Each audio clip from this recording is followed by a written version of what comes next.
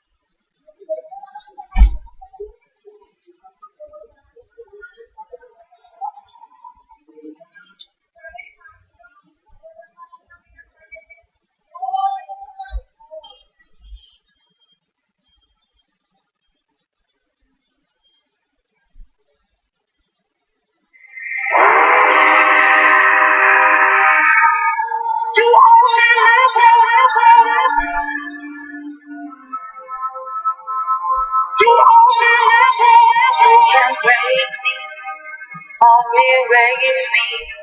I'm not alone, I've got all my friends.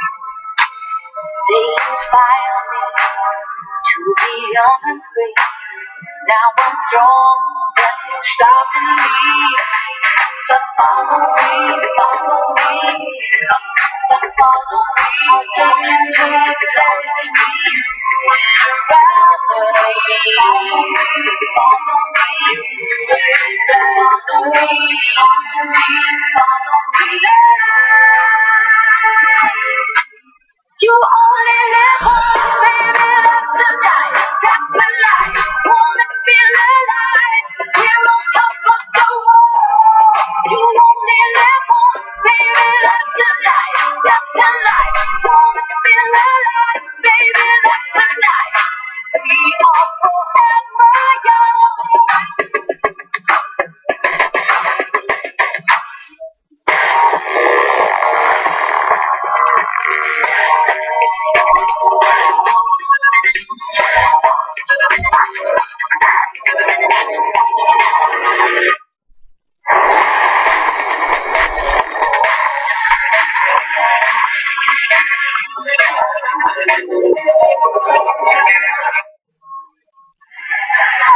Hello everybody, welcome again to the PokerStars and Monte Carlo Casino EPT Grand Final.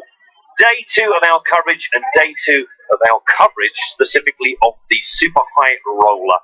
I'm Matt Brown, alongside me Joe Stapleton. Hello, my babies.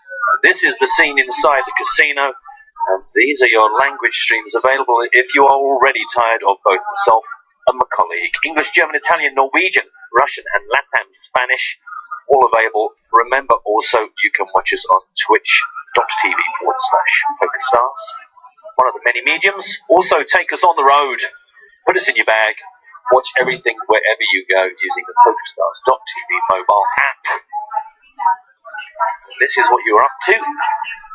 Yesterday was day 1 of the Super High Roller. Today we continue day 2. Tomorrow it'll be cards up coverage of that final table.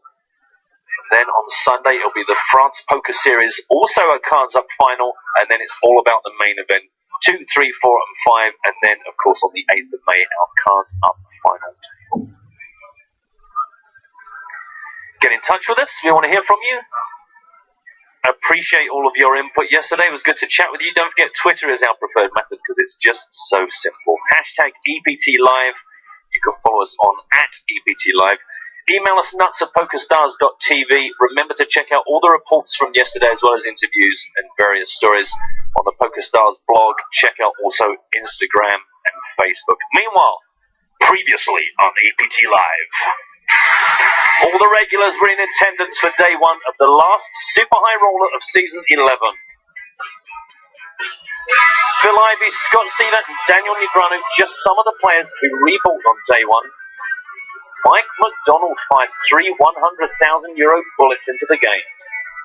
Ronaldo returned hoping to better his 5th place finish from 12 months ago. And some new faces to the Super High Roller field, including George Danza, Max Silva, Dario Sammartino, and Quan Zhu, who took an early chip lead. But it was Igor Kurganov who finished 3rd in this event last year, first to break through the million chip mark and end the day as chip leader. And right now, this is how our top 10 look. There is Igor over the million. In fact, bang on a million. I didn't realize that. Alay Shamian, 2nd with 930. Eric Seidel, the legend, 857. There is Quan Zhu, who was chip leader for a while. I mean, you could just keep going. There's not a weak player anywhere. Well, maybe Eric Seidel. Silly. Just kidding, Eric. I know he's least likely to be listening. Bill Gruesome apparently is in the danger zone. Danger zone! See, you've lost it. I was listening to the podcast and I feel for you, man. That full sentence. I can't hit it anymore. Just gone. And this is our feature table. Nikita Badziakowski, who was a live satellite winner, his debut here. Daniel Negreanu, George Danza, Pratish Badiga, Phil Ivey. Don't know who that is. Fabian Quas. That's not a bad table. And this is how they stack up in chips. So, George doing well on his debut. Let's go and take a look. Got some more information. Let's get a couple of hands through the screen before we bombard you with some more info. Like a delirious place where you just making moves. Clicking buttons. Semi meditative. Yeah, right? State. It's a euphoric state. You're like, if you're up a long time, you start laughing for no reason. It's just like funny. Everything's funny. Seen Daniel in that state more than once. He's not kidding. He finds everything funny. I wonder I don't know what I'm doing yet. what Ike Haxton sounds like when he is really laughing uncontrollably. Because he has got a laugh that brings down the ceiling. His laugh's fantastic. I don't know that it can, but I didn't have a 10 in my hand. It sustained itself very well. He's like, every time I play with Dylan and 10 comes, you always have a 10. No matter what.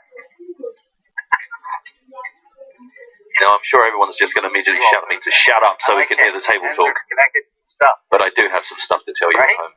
It's like it's stud. I'll give him a bit. I'll give him a bit of space. Huh?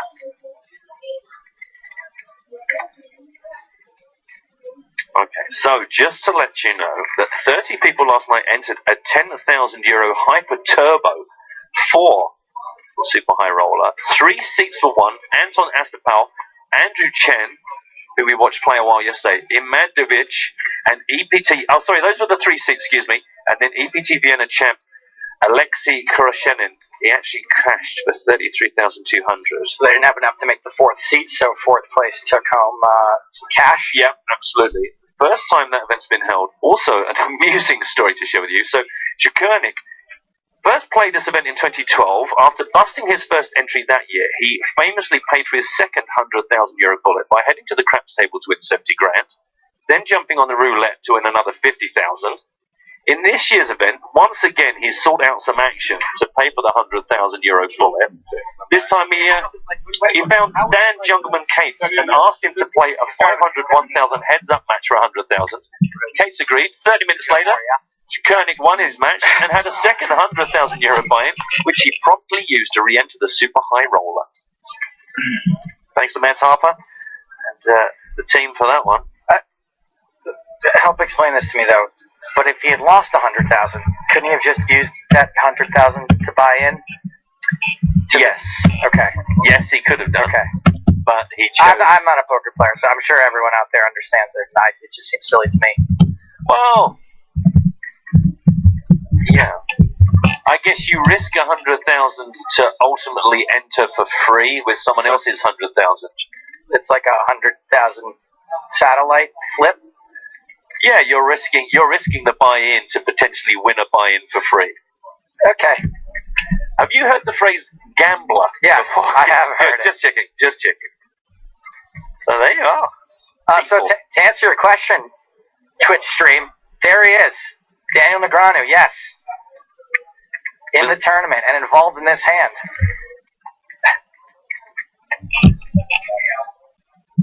And there's another 9 on the board. So we saw a pretty rare flop raise there. And it looks like Fabian may be trying to take away Daniel's small ball abilities. And it's weird because, Fabian did check raise the flop after raising pre-flop. And it looks like Daniel is undeterred. Oh. No, he is deterred. He's quite deterred. He is deterred. Double paired board. That's just mess. None of the flop draws come in, so if Fabian was semi-bluffing with his raise on the flop, he's not going to be too happy right now. I think he just had it on the flop, but now he hates how the rest of the balls run out. The Gessatron told me that. Oh. Gessatron's moving fast these days. It's had an update. Yeah. It's digital now. That spinning world thing with the ticker that goes tick, tick, tick, tick, tick, tick, tick, tick, tick, that's all been removed. It's all just a digital readout. Fabian's going to have to fold his jack queen.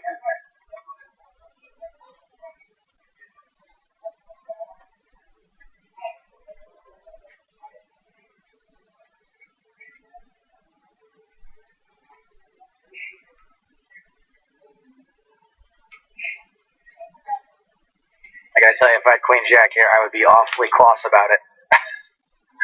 That is just tremendous. You always have a 10. pick one. Pick a card, pick a card. Does he have the 9 and the 10? No, Okay. I think there was some, yeah. Yeah, right? You like that one? There's a lot of different possibilities. We can't show you what that card was, but we can show you. Yeah, never mind the cards. They're not as important as a man's shoulder. Ronald Lowe. Welcome to the table. Well, how'd you get a water? The Macau Billionaire Poker Club. 10 waters. How do you get water? Grab one of them. Yes, Jack of Hearts. Thank you. That was the card.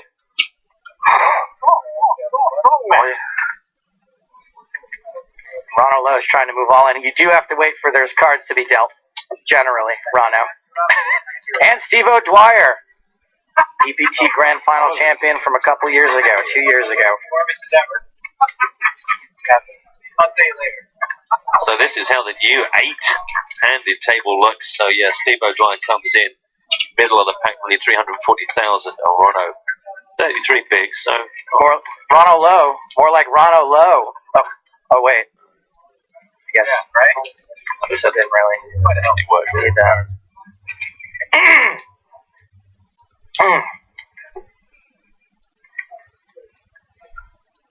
Georgie cracked out the jacket. Looking good. Still looks painful to me, the whole thing. He just looks like he hurts. It's like the Hulk is he's just constantly angry. He doesn't have to get angry. George is just constantly screaming inside. He's just at 9.5, always.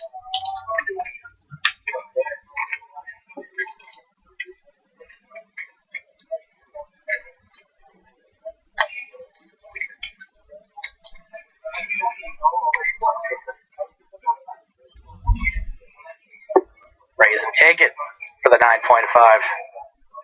Georgie Danzer. Check out some of the guys arriving this morning. The 3 bulleted Mike McDonald. Where do I go? Where shall I go?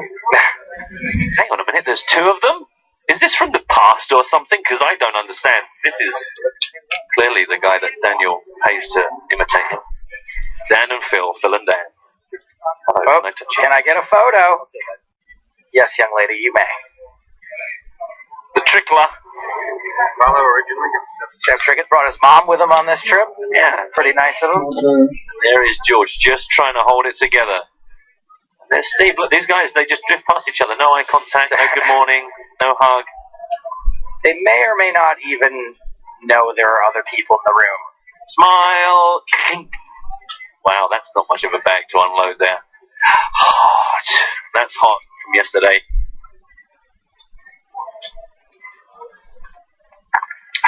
You know what, it's dreadful. I can't remember the guy's name. Leon?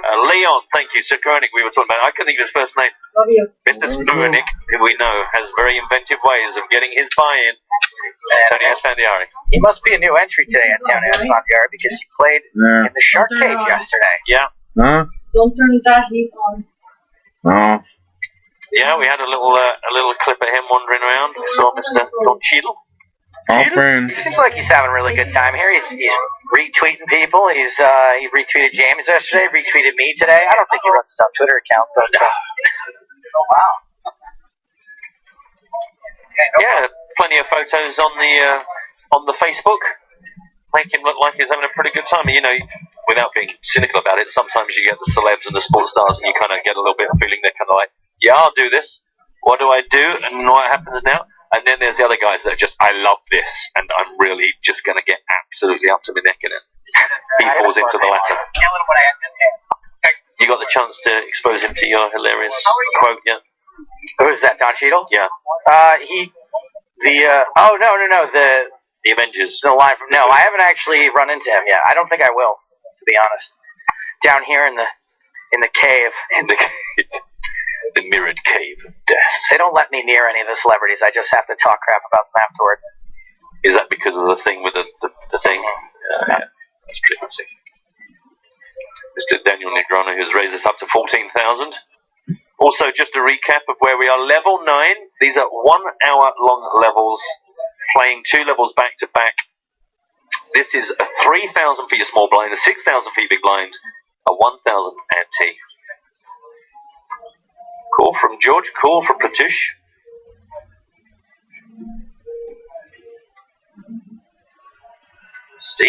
Steve O'Dwyer or Squeeze O'Dwyer? Nope, just Steve O'Dwyer.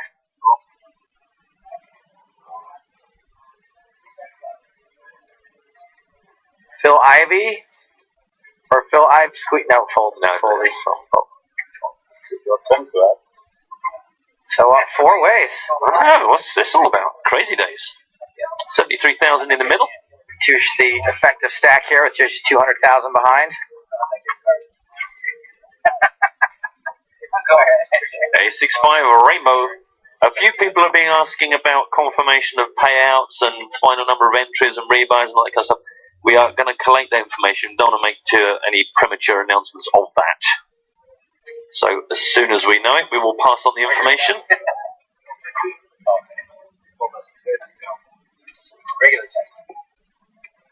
As of the start of the day physically, there had been 52 uniques with 12 re-entries, but of course as you could enter right up until the moment play started.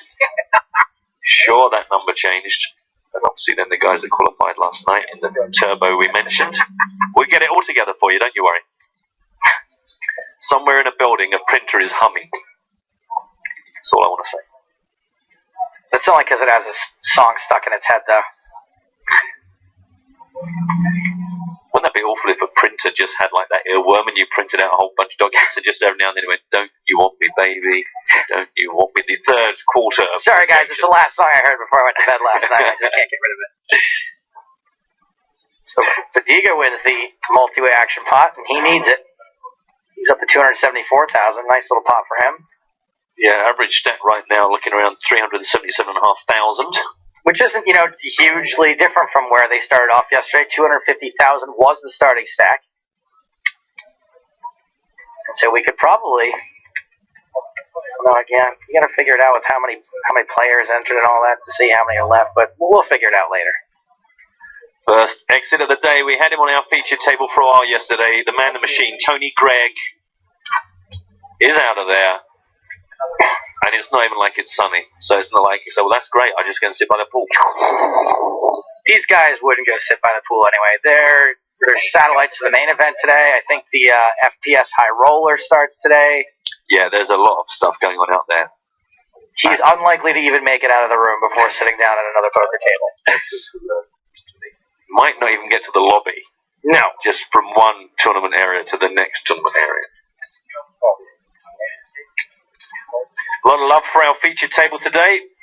Good afternoon, good morning, good evening, wherever you are. Stefan, thanks for tuning in. David Belkin's out there watching. Greg's with us. Ed's with us on and off. He says, I'm dipping in and out all day. Sounds good. A lot of love for Steve O'Dwyer.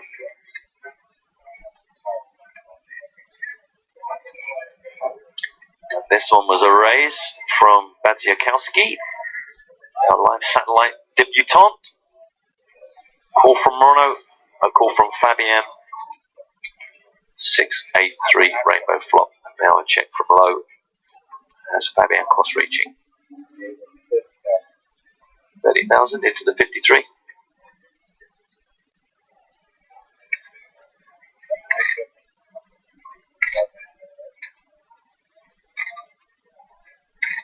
Belarus, before you ask. I wasn't going to ask, but I was going to get it wrong.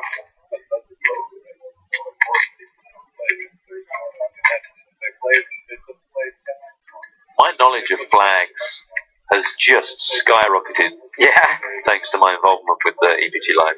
This is the most I've learned about flags since Where in the World is Carmen Sandiego. That's for sure. I don't think you guys had that I game. have no idea what that is. No idea. Trust me, it was a big deal.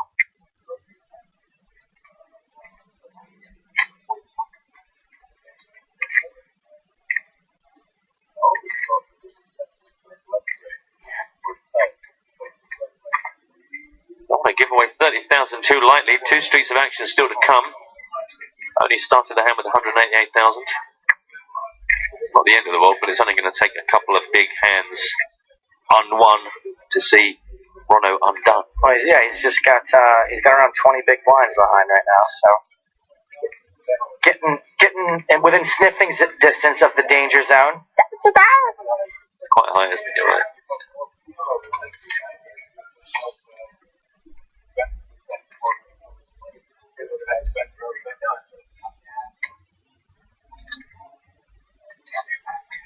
get a soundboard, and then we'll have to go back through the archives And get actually our get a heyday good one. when you were really you really delivered. Just get a sample of it. A third club down, a deuce. What the deuce?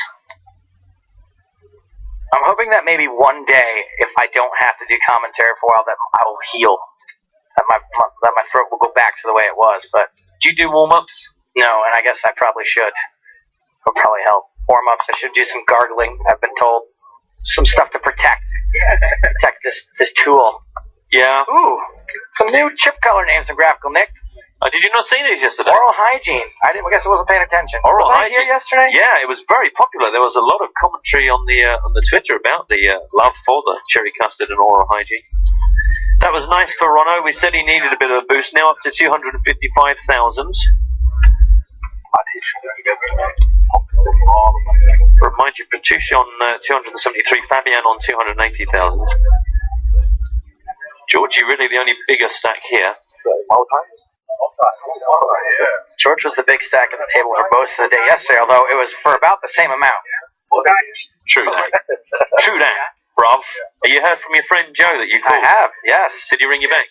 He did not ring me. Well, I specifically called Joe in such a way that he could not ring me back. I went to great lengths to make sure that he could. See, I think he did. Everybody both sides strong. Yes. He wrote back to say everyone loves a chop pot. That's kind of like, I think that could be the new lol or smiley face. You know when you just want to acknowledge someone? The thumbs up, that's what I Yeah, like a thumbs up, or it just goes, everyone loves chop pot. It's just like a generic greeting, comment, acknowledgement. Somebody wants to send me a happy birthday meme, and I just reply, everyone loves a chop pot. They know I've seen it. I have nothing to say to them. A couple of people on our Twitch channel talking about who's the chip leader. Does anybody know who's the chip leader? Igor Kurganov is. And don't forget, if you ever want to find out what's happening across the whole of the tournament, 46 players still in. Obviously, we only have a limited amount of space on the final table. Our feature table, excuse me. Is check out the PokerStars blog. Oh, the World Series. Oh, okay. When is it? They'll give you an update When is the World Series? as close as damn it for across all the players, as well as some nice little features and interviews and little stories behind the scenes.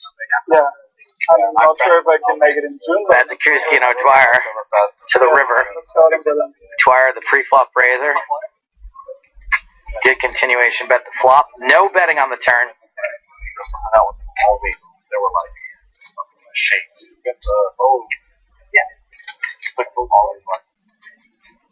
So when O'Dwyer checks the turn, Yeah. a couple reasons to do that. Most of the time it's going to be because he has a hand with showdown value. Doesn't think he can get 3 streets value out of it. Sometimes it'll be because he didn't like the turn card. When we first talked, like 2 or 3 years ago, I would have never taken you for a guy who enjoys that kind of stuff. Do you know somebody? Depends on my mood. Yeah. Somebody. As a Kurski, I'm really a moody party, to be honest. that's 38,000 to 71,000. I have 4 glasses of wine. Oh, no. You don't count that, okay? No, I don't. I went a month, not even 1 glass of wine. Recently. That's like not drinking. See if we can get a. Make your own definition, so whatever feels good to you. Feels like not drinking. Yeah, 1 glass of wine a month. Get into this conversation between Phil and Daniel. So the Champions League final we were talking about, right? Yeah, that's during the World Series, right? I don't care. I'll have no bets. You're done with the World Series? But we're not making a bet, no bets. right? I have no bets. We're not going to make that bet, are we, this year? We're not going to make that bet. So you're not going to play the 1K? If we get 3 to 1, Yeah, I mean, not 3 to 1. I mean, I'm going to miss what was it last year? Even 1? even money the last 2 years, yeah. So We need like 2 to 1 now. Because I'm going to miss a lot of events. Like I might not even show up. I might just stay in Macau. Yeah. Until, But there's going to be games. Until the 50K. There's a game too. Sick brag, bro. Last year we didn't. I came second a couple times, and he came and didn't do anything. He had 0 cashes, and then just won. He had like 0 cashes for the whole series. And he just knocked out. What tournament was it? 8 game? I partied too much. That's why. Yeah, and you were winning every day over there. That's right.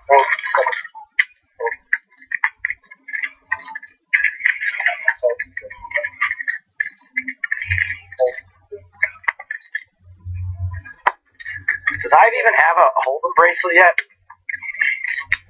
I remember for a really long time, all his bracelets were in non-Hold'em events. I don't know, is the honest answer to your question. He needs the buy-in to be worth 250K or more. Then he just wills himself to the final table. It's funny, I kind of had this conversation with Monty yesterday. There was a time when, like, you know, everyone was kind of judged by their bracelets. You knew how many bracelets everyone had. And then there just became such a ridiculous amount of them for so many strange tournaments that I kind of just realized that about 4 or 5 years ago I just stopped marking those people mentally. Sort of does devalue it a little bit when they give away 55 of them every year. It's harder to keep track, and therefore, you know, you just sort of, I don't know, to me it's like when someone puts a tweet up with a bunch of hashtags, and you just kind of are like, Yeah, it came of a conversation, you know, recognizing Eric Seidel having 8, and you know that those were like back when they were the bracelets. The weird thing is they were the bracelets then, but the fields were smaller and easier then too. So it's weird that we put so much more value on those ones.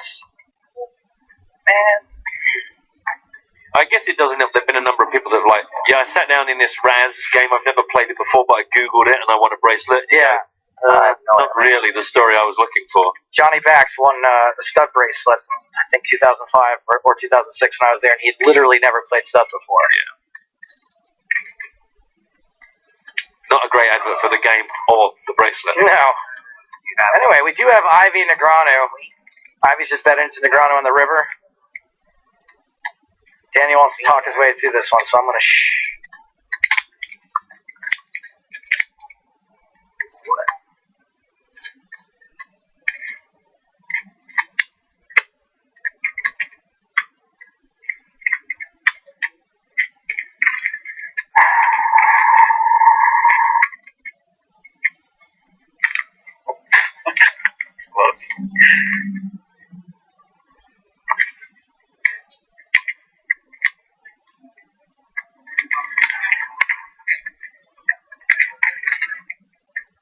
Tell us what you're thinking, Daniel.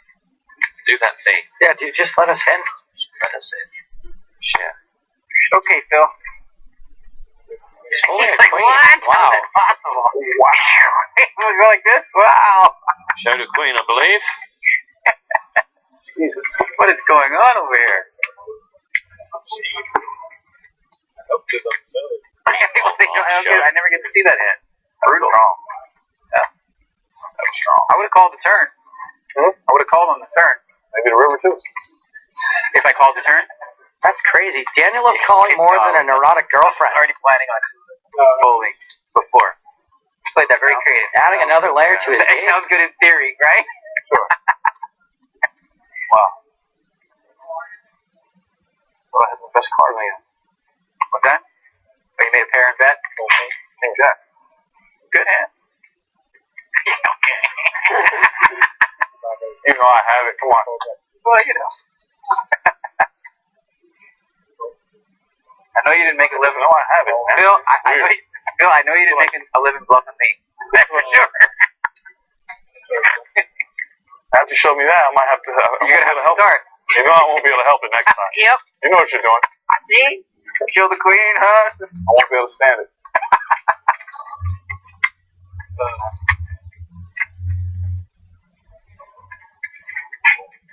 Yeah, you think? I learned that a long time ago not to try to bluff you. Smart. Once in a while it works, like right there. I don't know what fucking hand you were bluffing me with, but if you were. Weird one.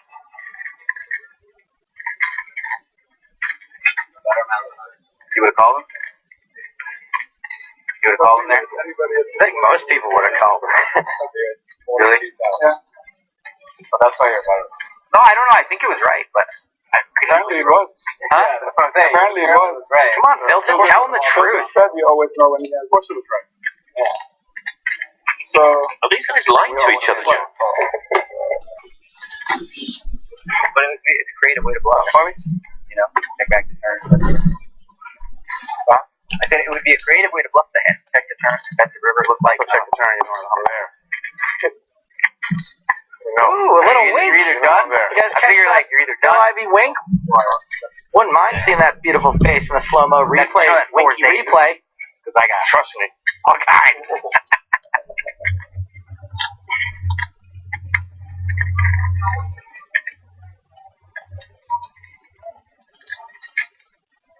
Now, the conversation between Daniel.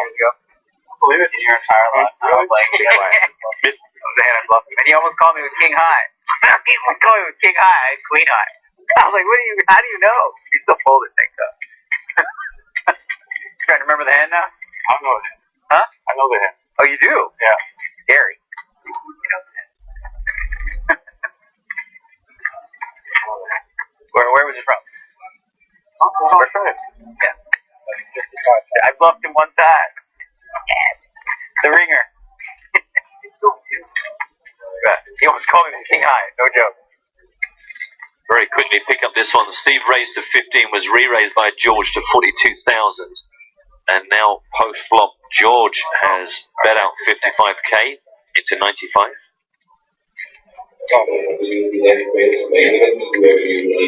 Steve O'Dwyer calls. Leaves himself with way under pot size bet left in 2 streets.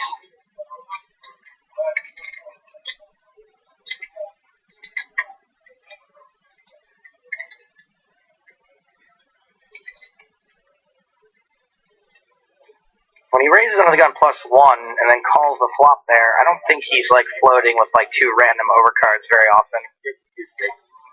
He's just by his chip stack.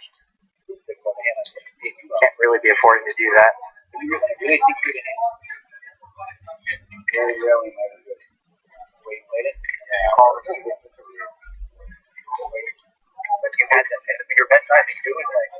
It's really interesting. Tanzer re-raised at 42,000 pre-flop, and Steve just called, and that's putting Steve all in. Yeah.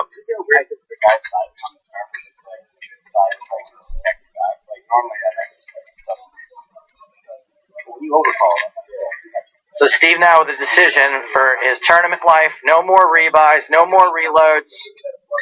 Overcards and hearts. I think overcards and hearts Steve is probably snap getting it in. Hey, don't look at me. It's not my idea. The guests are wrong. Yeah, that's okay. No, I'm just batting it around.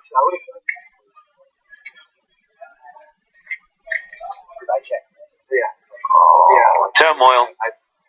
I never thought. Only 100,000. You know, there'll be another one along soon. It's only 100,000, and probably the 1.8 or 2 million first place is going to pay. Check the lobby. Probably another one starts in 15 minutes. There is a high roller here this week as well. Yeah. I guess is the only problem of starting with a super high roller is if you don't cash having invested, all the tournaments gradually get smaller and smaller. You're chasing your tail, thinking I'm going to have to now cash in the next 7 events. Yeah, I don't know how they do it. So I think Steve is obviously in a really tough spot here with a jack. He's in a tough spot with queens. That's why it's interesting that he just called the 3-bet for the flop with queens. You know, with a big hand.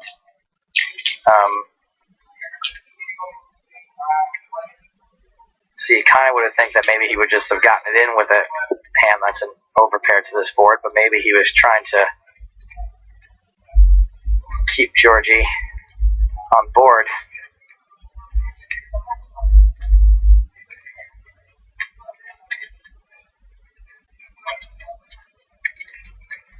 Three tugs on his magic nose does not deliver the answer. The answer is fold. Well, Steve down to 168,000 after that hand. Good stuff with George up to over 700,000. We're back into a commanding chip lead here on the feature table.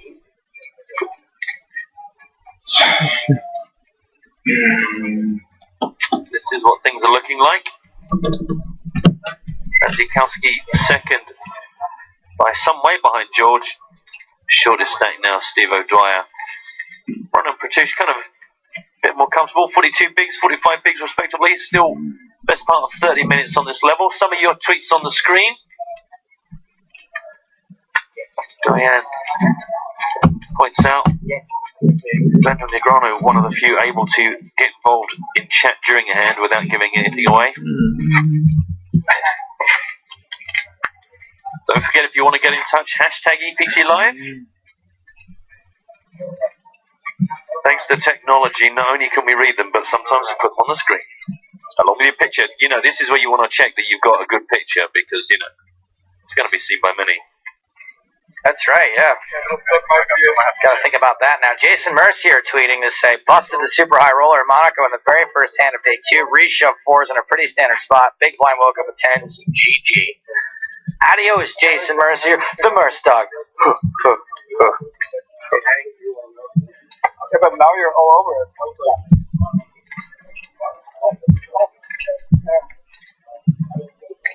Already use the voice messages. Niklas uses them all the time, and I didn't do that until like 2 months ago, but now I'm really getting into it because sometimes texting is so, I don't know, it can be misleading, or you don't get like the human aspect, like hearing the tone of the voice and stuff. Yeah, WhatsApp has the function. WhatsApp? Text note,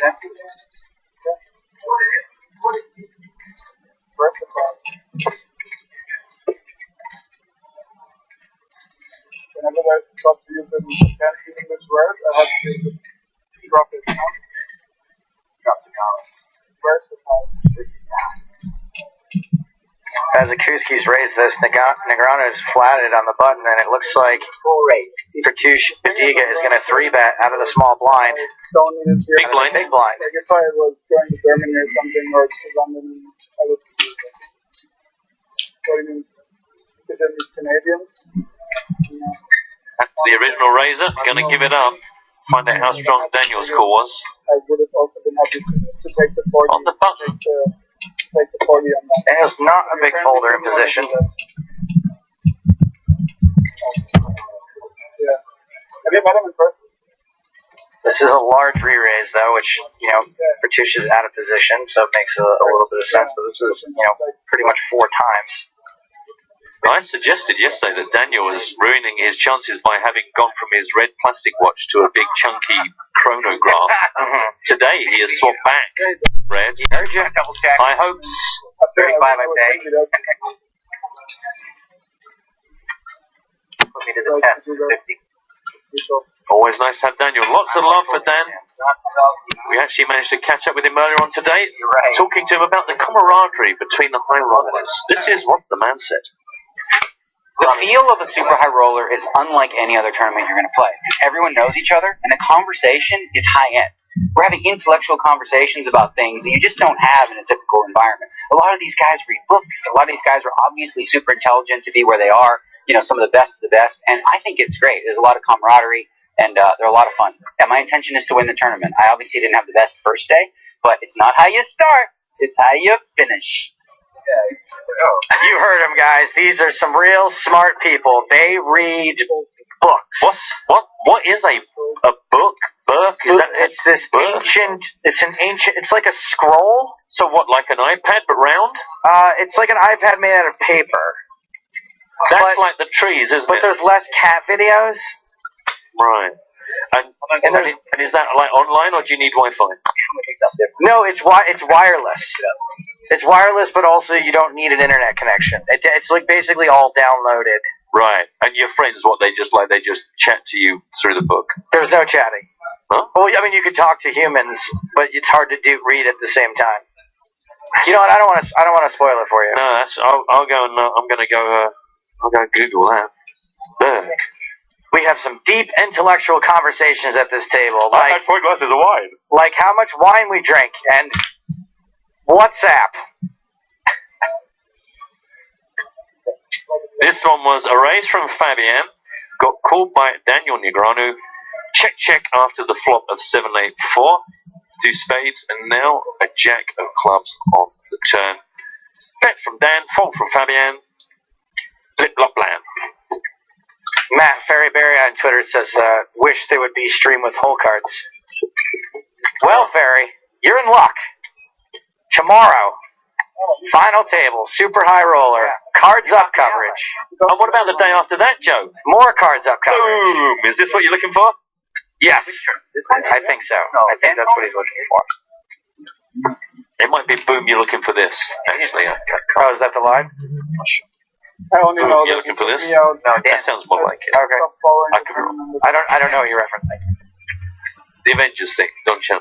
Oh. You're lying. Oh. Boom. Is this what you were looking for? Do you think that's it? Is that it? You probably remember better than me. Obviously, since I'd forgotten already. And you have to keep going to the toilet because of the 16-litre bucket That's of true. soda you bought. We did the competition yesterday, by the way. It took I saw a lot of guesses to get to the Chunky Monkey Iron Man combo. Did you eventually have to tell people it was Ben and Jerry's? Because that probably would have helped. No, I was never that specific. I kind of rolled it down and gave them some easy clues. Okay, now, Ronald Lowe has just limped in here under the gun. And I don't know if you remember, but he busted Daniel in this event last year when he limped with Ace King. And now everyone kind of knows that he likes to limp with really big hands. I'm pretty sure it was Ronald Lowe. It was one of the Cowboys. I'm almost positive it was Ronald Lowe.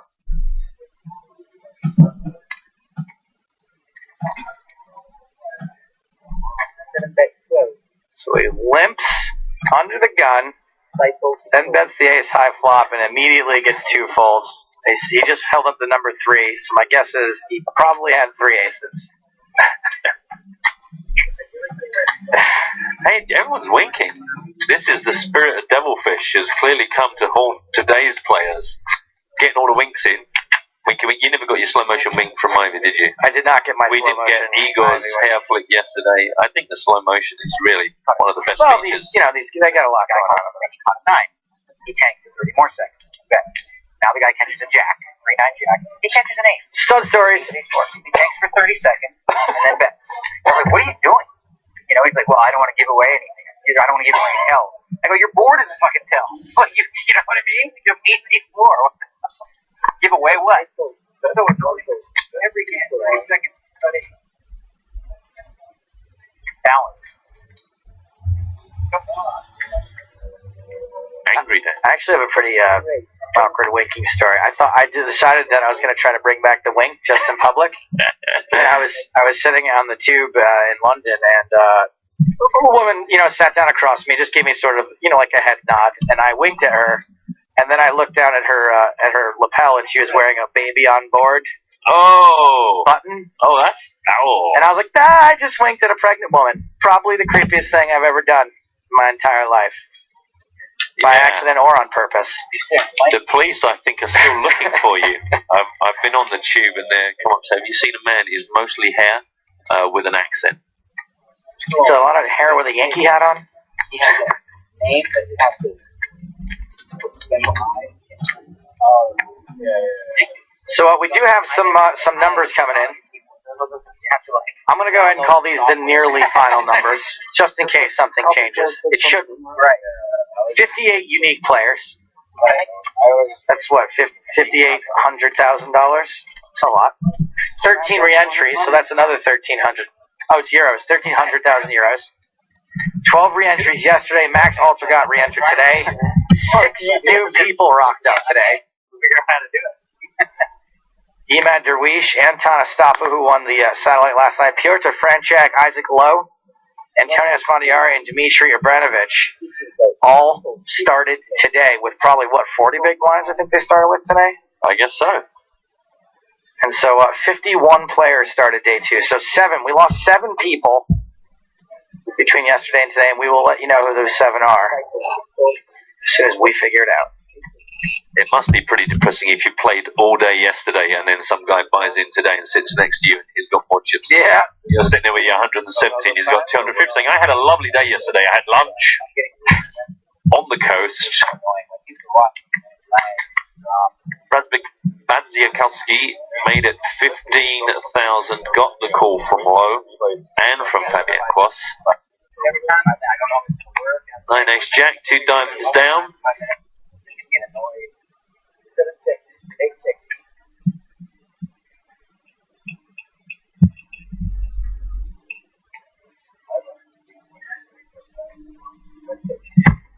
Check, check, check. Turn brings a second club, the 6. But these are good cards to that. A few times I was playing. One hand where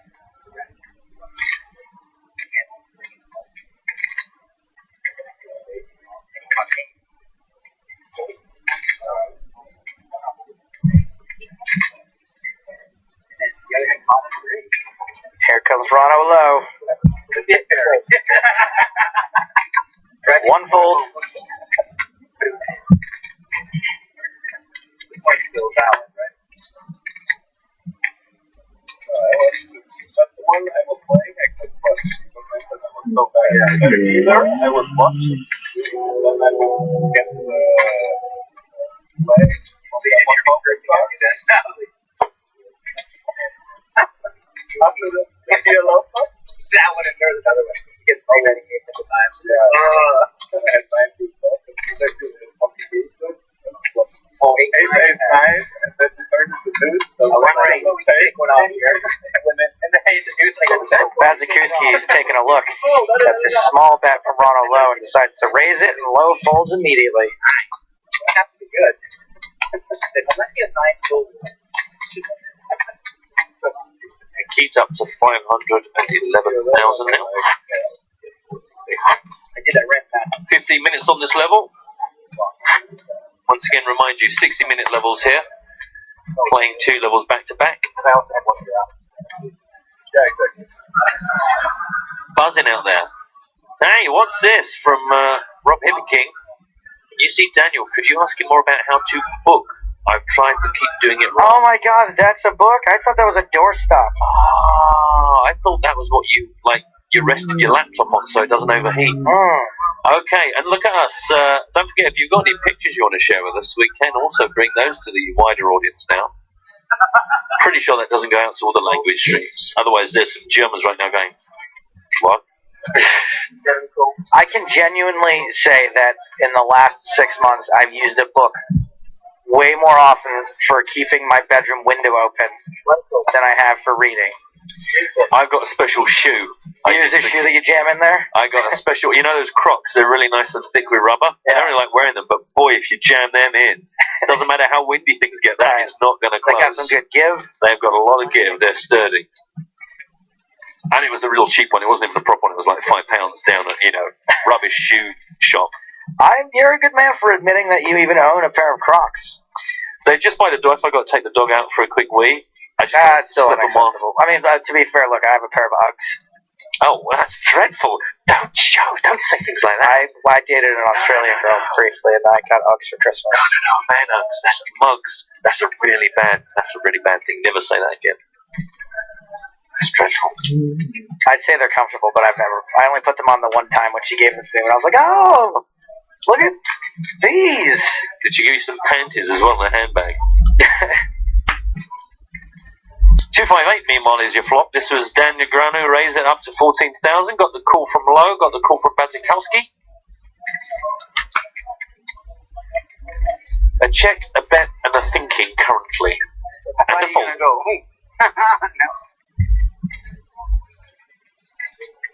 A couple folks on Twitter and Twitch asking, is there any way to watch the Cards Up coverage from the start at a later time tomorrow? Yes, tomorrow you can watch the replay, no problem. And I think the person on Twitch was asking, can you watch this broadcast later on with Cards Up coverage? No, you cannot.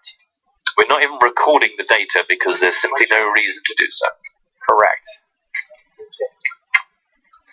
Adds another little level of security to proceedings. Keeps everyone happy.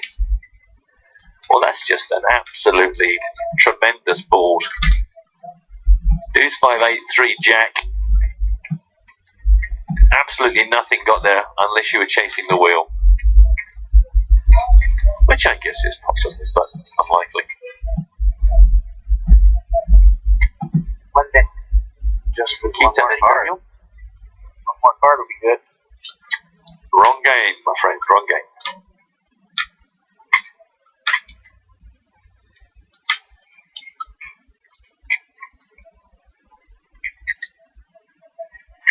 Talk it out, Dan. Come on, let us in.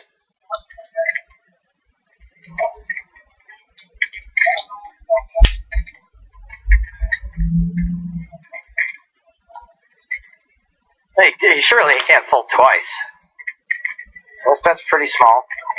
It seems like maybe he really wants a call from Daniel, actually. He might say good call and then still win. He might say that. That doesn't say a lot for your own hand when that's your expectation. A couple of sixes for Daniel. Oh, I don't know. My hand might be bluffing. Who's Daniel explaining that joke to? George Danzer? I guess maybe since it's humor and George is German. You think he's giving him no credit whatsoever? See, that's a joke, and here's why it's funny, George. And then they might say, you got it, King, I flush your tip. Okay, take it.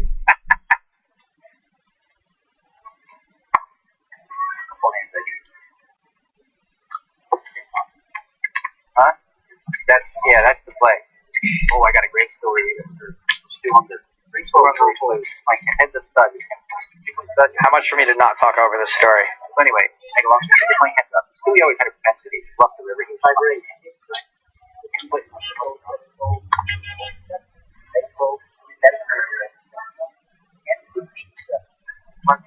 he figured if he raised, but he couldn't beat the sevens, hoping that he would muck a 10. And he took the sevens and won through the line. Genius. Remember Ken played? He explained to me that the logic of it. I was like, wow.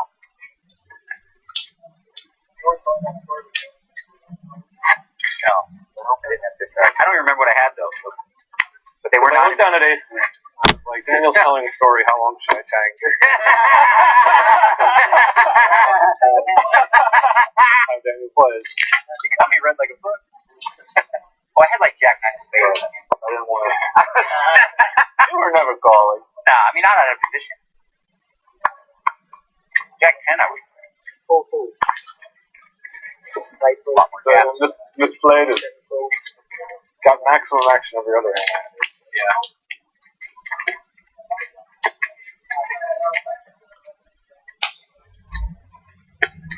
What are you doing over there, Big Red, huh? Big Red, do-do-do. What is Big Red?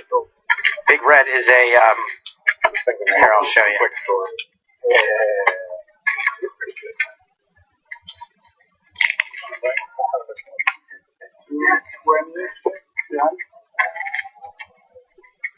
I like some of the other results for Big Red on Google. If you want to Google Big Red at home, you might. That's Kate Upton. When I make Kate Upton jokes, no one in Europe ever knows what I'm talking about. That's her.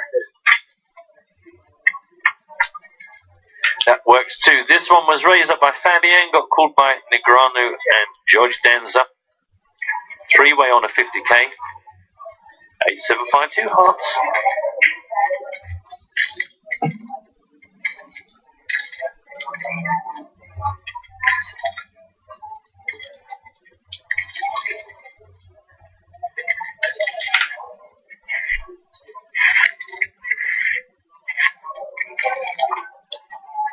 People now tweeting baby pictures in the hope that they get their kids up on the screen. That's probably not going to get through. I'm a real big not fan of people whose Pokestars avatars are their babies. That's weird. You know, when I take $15,000 of their kids' inheritance off them, looking into the eyes of their child that I've deprived, doesn't make me feel good. Is it their inheritance, or is it their college fund, or is it what they need to eat with? I think all three, Yeah. possibly.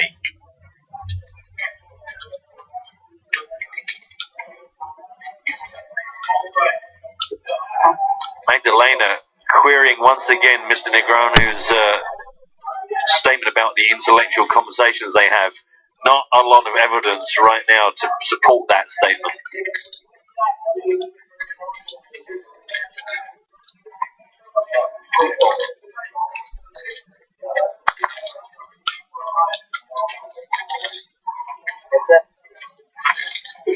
players now 102,000 in the middle. A 3 on the turn. Spade emerges.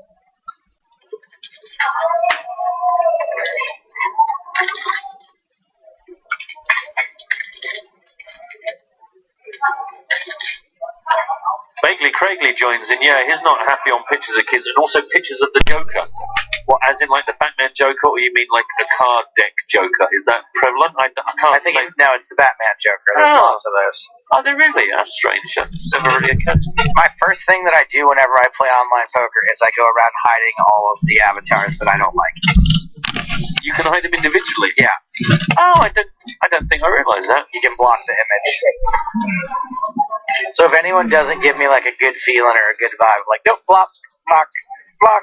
Do you know, I used to hide them, and then I realised that actually I'm much better imprinting. If I have a vibe about a player, having a picture there to lock onto, Yeah. that is better for me than just seeing a name, because some of the names are just like junk.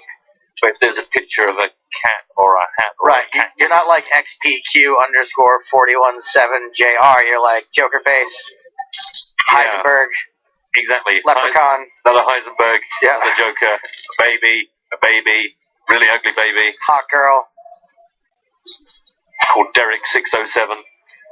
Woo! Okay, all you can eat, Fabian Kavos. Check from that turn, and now that the 7 of hearts, it is all things to all men, not only a third heart, but a second 7. Georgie is just going to take all of the play out of this by just bashing all in on Fabian Quas. Pressure. Under. It. You are and folding. Rearrange that sentence. Georgie feeling good. 743,000. We're gonna do like a day before the first event. That way it's there. I think I might be there in Vegas. How many? 25K together, right? Yeah, but you know, a lot of times some people they don't want to play that big, they split it. Yeah, no, sure. I would never play for 10, but for 5K, maybe I get 4 buddies and then we do it. Yeah, like a couple big. Maybe the guys want to play, but then probably this year they're gonna be expensive. Yeah. Well, the second year, like last year, I was thinking, oh, I'll get George Danzer late. No, they all knew. They all had. Because the year before you went for like nothing. Yeah, but I had a small schedule. Yeah. This year I had Oh, something actually worked out to look pretty cool, guys. Good work. That's not a lot. still made a couple of points. No, I know. One of those guys Don't with the want Stars guys mod. that are playing 20, 30 events. The one that said Fabian Quas has a beautiful beard is actually our member of staff. It doesn't matter how good the player is, Scary. right? So, yeah, one guy playing 30 events, but he's not very good. There's another guy who's played 12. Which one's better? Who's better? With 30 and 12 events. So. On 12? The 30. Ronald Lowe's raised this up. 33? One console thinks that George Danz would look great in a fedora, but would it like go on top of his hair, on top of his head? I don't know where you would wear it. 33,000. If he wore a fedora, he just looked bald. Okay. Such good cards. True. Big hand. It's good hand. I was trying to roll flush. Yeah. Oh, beat me.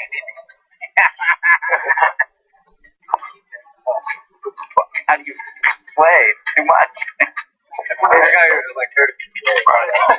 Yeah. Fight's coming up. Oh, good. What? Who raised? Re-raised? What? Oh, I get it. That's why there was a little Twitch avatar, because that was stuff from Twitch. That wasn't Twitter. Yeah. Oh, neat. Fun. Come on, Joe. Come on now. We've been going for nearly an hour. Come on. Come on, boy. Come back to Talk to me after exactly 1 hour. I got a competition, actually, I want to run. Maybe once we tick over to the next blind level. Sure. Why not? Give something away. We give away a couple of things. We'll give away 2 things for the top 2 prizes. Sure.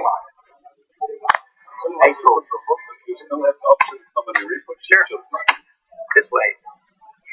I think we're going to do Twitter for this one. Nice. Because it's subjective. We're going to have to look at everything, decide which one we want to win. That's hard to do on Twitch. Agreed. It's got to be kind of cool. Cool. Right? That's okay. Adzikowski has raised this up. On the last few hands of level 9, one would imagine. Raise and take it, it's all good. Yeah, exactly. You're not playing that for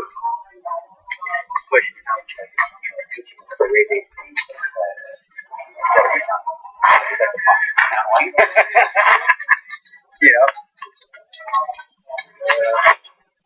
After the flop, you're beginner is always hard. No matter what strategy you use. You can push your pose, it's going to be bad on. Yeah.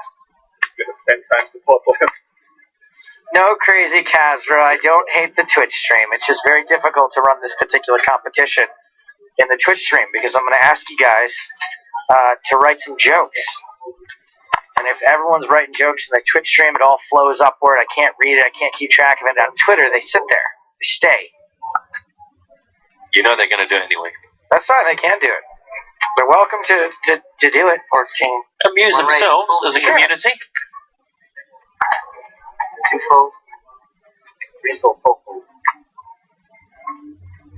Going to try this again. It worked last time. It only cost you 14,000 in chips to perhaps win 31.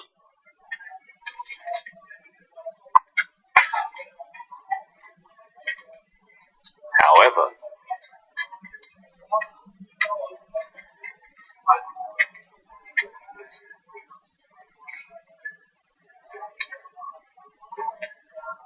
I grade 42. hello. Free Bizzle.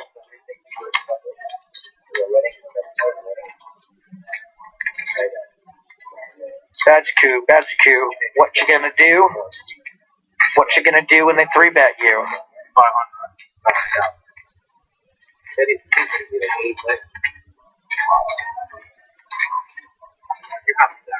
Unfold kind of looks good.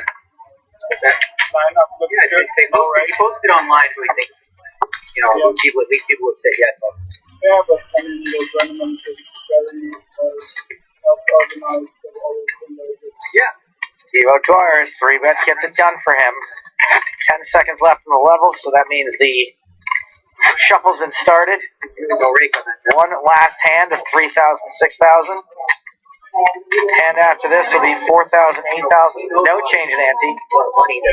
Alright, let's talk about this competition. yeah. So a lot of people on Twitch, a lot of people on Twitter, a lot of people watching this stream have watched Daniel on Twitch this past week. Very popular. Over 10,000 people watching at one point. And it's pretty famously, what everyone really remembers while he's playing 400, 800 is that Daniel, not wanting to miss a hand, took his computer into the bathroom a couple times with us. And we were all subjected to listening to Daniel Negreanu taking a leak. A really kind of feeble wee. Yeah. Might be so bold.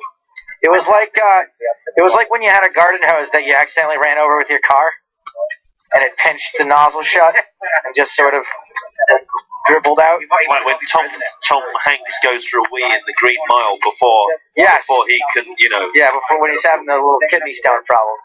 Yeah. A lot of effort for little output. Yeah, so anyway, this was basically a complete feast for people to make jokes. Streaming on the stream, putting the P in poker. I mean, it was just an absolute smorgasbord of jokes. And I want to hear you guys come up with some new jokes based on that topic.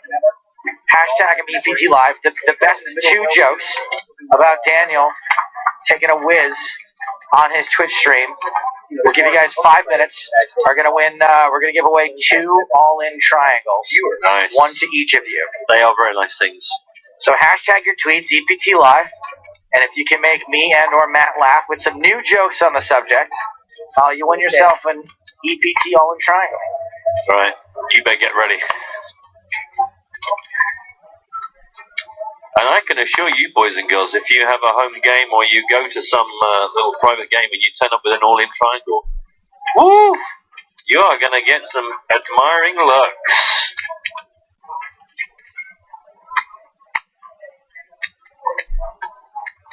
Meanwhile, we've gone from a check after that 7 on the turn to a bet of 53,000 from Rono Low and a fast fold from Patricia Badiga.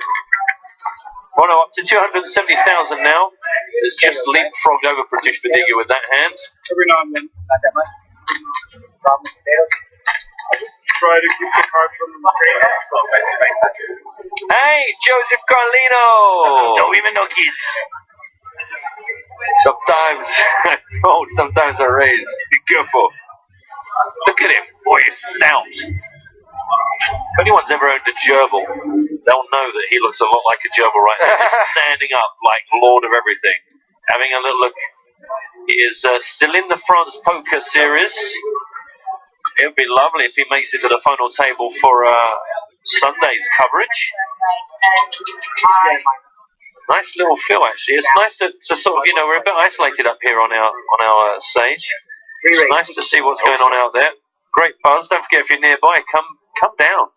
There's about nine security guys on the door, which I'm not entirely sure what they're doing.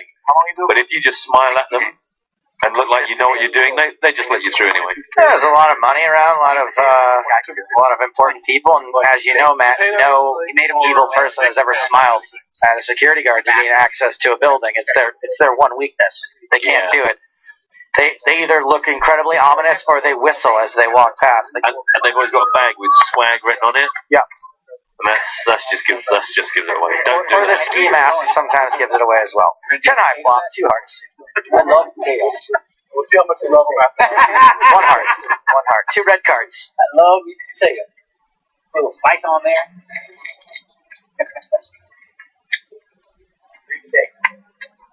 Obviously, it's not like a good diet. The point was, it was a better diet than when he was eating. Cut out all the processed food and all that stuff. That's where it's from. Huh? That's what stuff is really bad. Check. So we got some submissions coming in for the competition. Your best Daniel Negreanu urination jokes.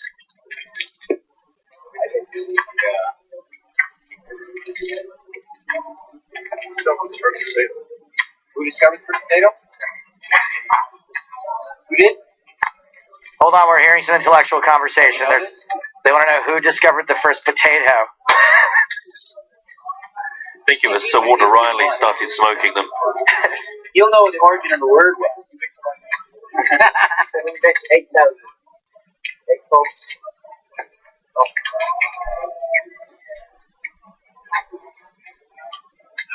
A little bet on the end from Mr. Ronno Lowe with the power pocket threes. Good. It's going to be good. It's going to be Sick value bet. wow. That is a pretty confident little value bet there. Gets called by George Dancer. That value bet was thinner than Lara Flynn Boyle. All right, here comes some questions, some submissions. I'm going to read all of them at first so we get the ball rolling. I'm not going to just make sure they're good. Okay, that's I'm going fine. to leave it up to you. I'm kind of deliberately not looking so that I can get the vibe for it.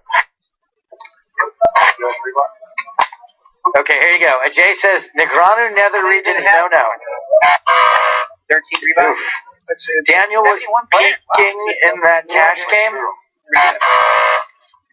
I'm not saying Monaco's expensive, but when Daniel goes to the toilet on stream, his net worth drops by 5%. Sorry, I'm giving up on some of these halfway through. I can't even. Yeah. Which one was mine? Daniel's been running great in the bathroom today. I guess you could say he's flushing. The best so far, though. Yeah, I did. Do you notice I hesitated because I thought, do you know what? That might be as good as it gets. Daniel, please don't splash the pot. Oof. Tough crowd. Negreanu going to the toilet on stream just shows how big his ego is. It's really starting to take the... Can I just say, as really no one made a joke that includes the word streaming? I mean, it writes itself. Just be thankful it was only a P and not deuces full. I don't really understand it, but I kind of We call it dropping a deuce. If you do the number 2 is dropping a deuce. Well, that's cleverer then. Okay, vaguely fragmented. You're on the board. Blind on blind here on the stream.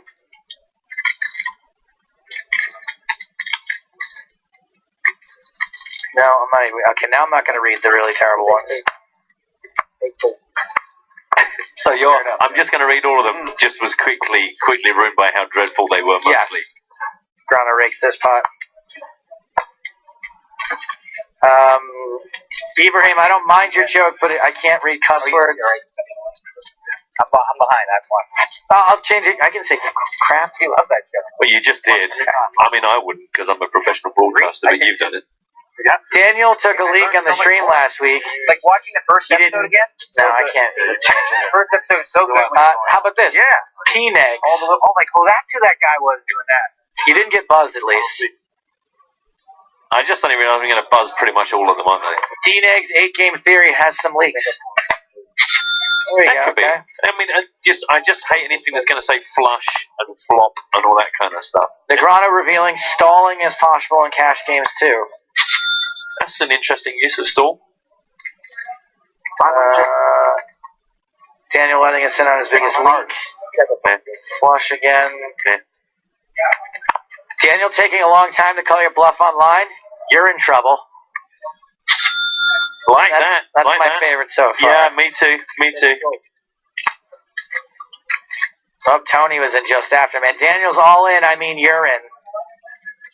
Well, that's No, that one. Okay.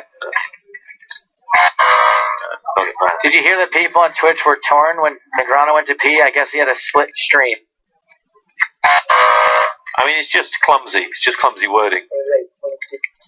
I'm gonna try to fix Ibrahim's. You think there's some good material there? He's just not. Yeah. He's just not crafted it. Daniel went pee on the stream last week, but he didn't give a crap. I may have messed that one up, but it's the best I could do. Instantly, it was a limp. The limp that Joe alerted us to from Rono low, and now Fabian has raised it to 26,000. Dan is out there, but Georgie, hold me closer. Georgie Danzer is thinking about something. Is he human or is he Danzer?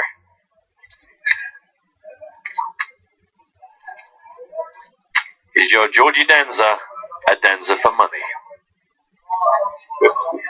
50. I will crush you. See how old Rono low. Rono no. He knows.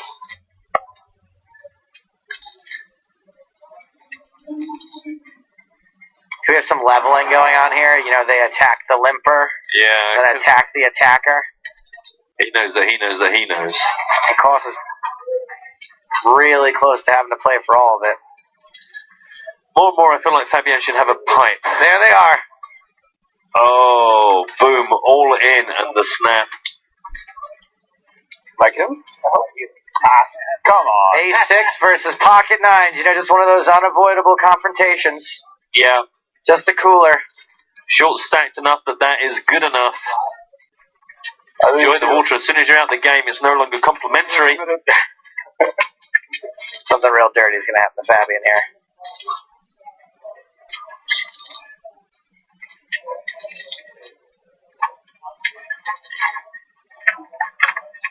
Well, it's just going to have to be an ace on the river for Georgie Danzer. No way, so nothing terrible happens to Fabian Koss. He doubles up. Safe as houses. Danzer gifts him 164,000. How much? 160? Hand it over. How about Saka's joke? Back to the jokes here. Yeah, sorry. I'm going to call time on this, by the way. Any jokes that haven't been submitted, you had your 5 minutes. When you're in it to win it. It's okay. It's okay. It's like a little motif. I don't mind that. Yeah, to be we're honest. going to, so far, Jack, we like Jack and Saka. Georgie incidentally drops a bit down, 546,000. Great use of Fabian. He's back up to third on our table, 345,000. Thank you. Daniel mistook the game Raz. No. That's a nice one. What a nice one. Huh? Still less than I started with today, so nope. I managed to grind my stack down quite a bit. Nope. Check folding, a lot of Oh, this one's not bad. folding, a lot of river. From Naveed. Nature calls. Daniel shows a bluff. Oh, that got a legit laugh, Naveed. Okay. Not bad. Not bad at all. This is pretty good. Oh, okay. This is Daniel, yeah, because it was kind of pathetic. Yeah. Daniel practices the one drop. Oh, okay, we got some good ones coming in now. Couple of genuine laughers there. Daniel always taking the leap at poker. Oh, we're back to that sound again, I'm afraid. I have like 240.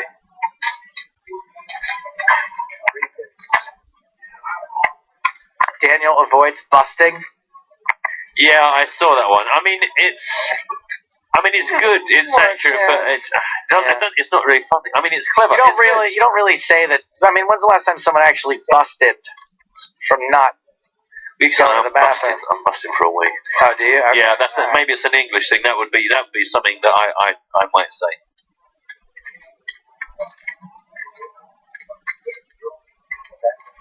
I mean, Hartigan is the right man to ask about things like that. Yeah, he is. He likes to be. Phil raised this up instantly. Fabian called it, as did Protush, and now we are on a Deuce Jack 4 double spade board.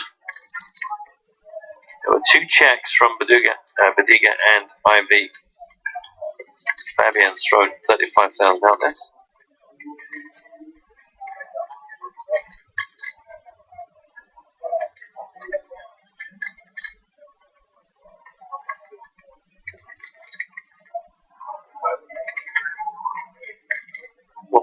We'll try to close this off after this hand. We do have some significant action here. Plus, now Ivy's in the hand, and that's a big deal. Yeah, I think people have missed lots of opportunities about broadband pipes and streams. You know, strength of the streams. You know, there's, especially considering there's lots of cleverer things you could have thought about, boys and girls. You've all gone down the poker route, but think about the medium. Twitch has not been mentioned once. Poker fans. They're kind of a one-track mind, these kids. I know where I was thinking. Touche Badiga raising, and Phil Ivey not folding immediately. After a bet and a raise, now he has folded. Just slightly less than immediately. And Fabian still behind. King of the Salty Seas. Big red. Definitely needs, yeah, either some Viking horns or like a kind of a big chunky Aaron knit sweater and a pipe. Maybe a captain's cap at George Angle. Anyone on Photoshop that's bored? Yeah, I would like to see him in a captain's cap with a pipe. Okay, let's do that. A really good one. Let's give away like just a deck of cards. Just a little tickler. Yeah, a deck of cards. And take your time over this. Do whatever you want. Give us a Fabian Cross Photoshop when you got to the end of the level. Yeah, you've got 44 minutes to impress us. We'll probably close it down with 5 minutes to go. So let's call it 40 minutes. And then as we get them, we'll throw them up on the screen. Yeah. So give us your Captain Fabian. Can we open it up to, does it have to be Captain Fabian or just any Fabian Photoshop? I mean, you can open it up. I mean, I particularly wanted to see him. Yeah, I think that's going to be your best bet. But if you got something genius. Yeah, impress us. We have the technology. Fabian is all in and a very fast call here. He may not be at the table much longer. It's the nut draw with some backdoor options versus top pair king kicker. Like you guys got it in pretty late.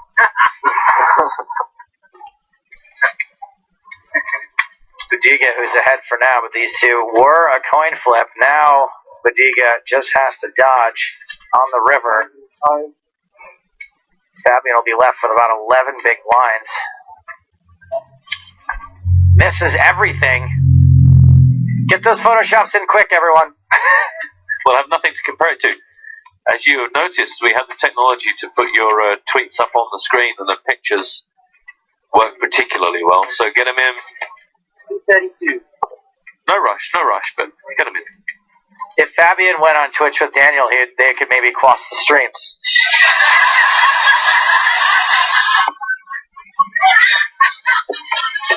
Now, Transpirer has made a joke that's played on some similar themes, but I think he's done it the best so far, so I'm just going to give him a little love.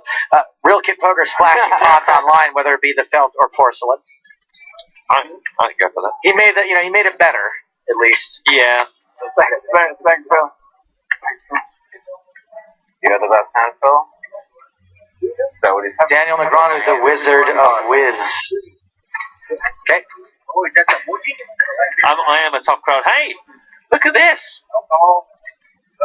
Yeah, where's that guideline sheet that says about not sharing anything about the production or pictures? Thanks for that. They write the sheet, so. Oh, okay, that's all right. That's what it looks like. 3 men and a laptop. When we make the final fit.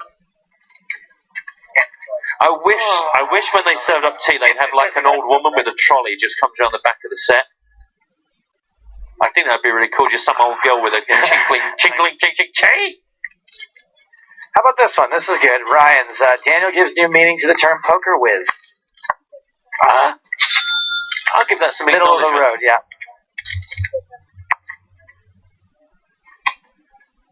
When Daniel uses Leak Finder on Poker Tracker, it says second door to your left.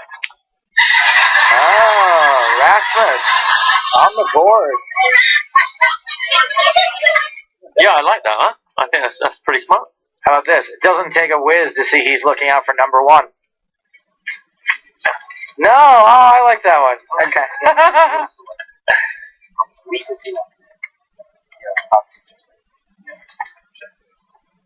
A lot of people are taking other jokes and trying to make them work for this. Yeah. Like,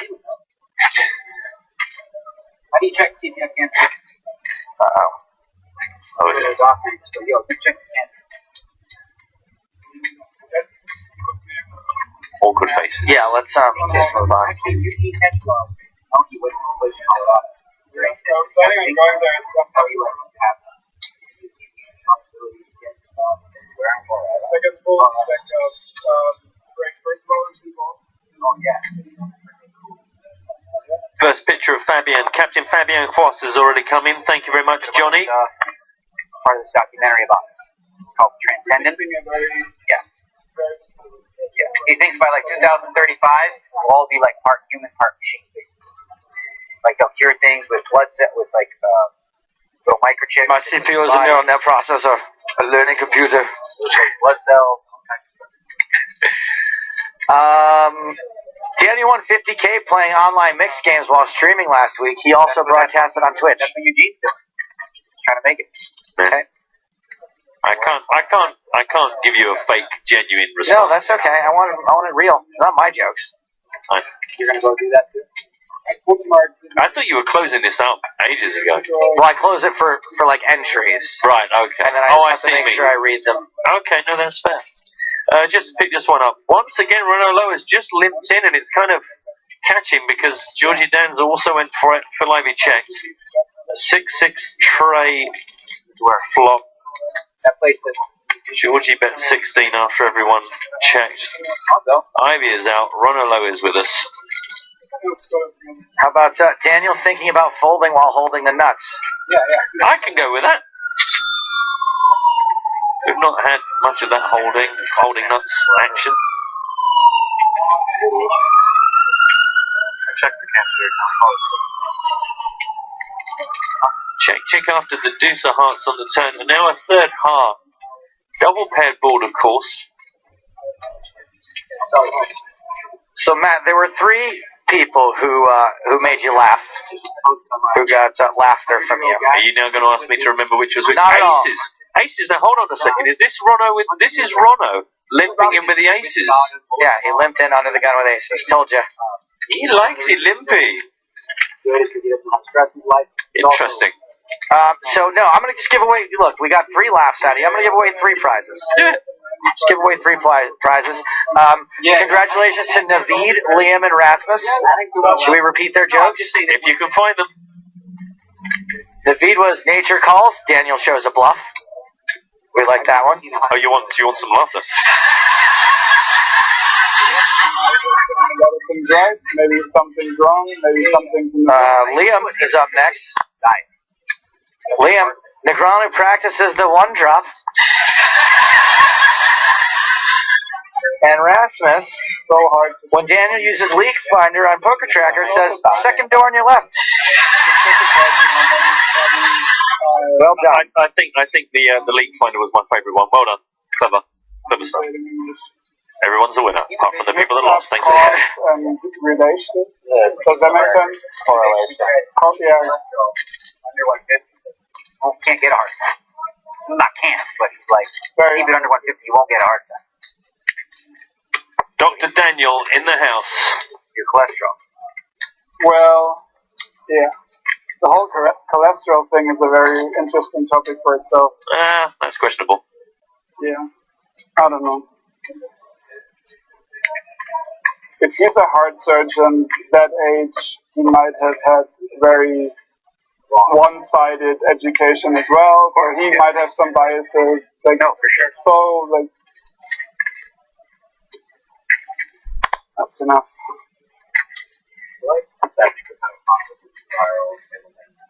Yeah. Like always about But it's such a great thing that you did. I would have assumed by now we had it all figured out. Yeah. Well, don't. We don't. We were closer. Yeah. One of my friends is clicking. You think we're close to figuring it all out? No, closer. Yeah. But it's not. Every couple of years you read a study that says Yeah, one of my friends will say a lot of money to be made in making sure people don't figure it out. Yeah. Yeah. Exactly. And in giving the people the belief that we might figure it out soon as well. I know what I should be just fine. What? It's a good first. I know what I should eat, but how I feel. Yeah, that's. How I feel once I eat something. Yeah. Yeah. Yeah, but you have to. Well, you did the food allergy test too, right? Because I was doing something. Did you do it with blood or you did it with the blood? Yeah, you never tried the other way. Chocolate. I like the most. I was popcorn. I was corn. I was almost all By the way, I'm not being lazy. I'm just waiting to see if this conversation goes anywhere. I am still here. It's just like another religion, you know? People just have their own religion. This is the way. This is the way to go. No. I actually thought it was interesting was the guy who wrote the book, Eat Right for Your Blood Type. Talks about different blood types requiring different types of diets. I have the most rare form, AB positive. Which type of blood do you prefer eating? According to what they say, like seafood is good. I prefer diet blood. Oh, really? Or blood zero. There's so much aspartame in that, but the blood That's true. counteracts with it. I like O. All the O's, really. Positive, negative. Really? Yeah. I don't mind positive, but negative. It always leaves me feeling I don't know It's like- something lacking. I think it's an acquired taste. What, like, even organic chicken you buy in the supermarket, it's like organic chicken in the supermarket, it's just so much above taste-wise. Yeah. Yeah.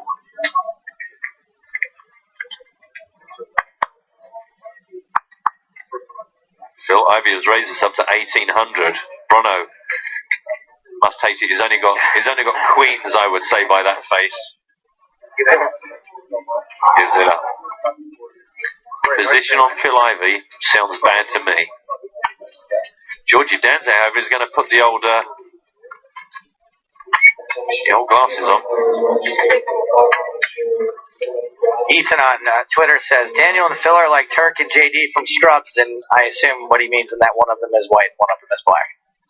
I don't even get the reference because I've never watched it, but I'm sure you. They're like Riggs and Murtaugh. Oh, okay.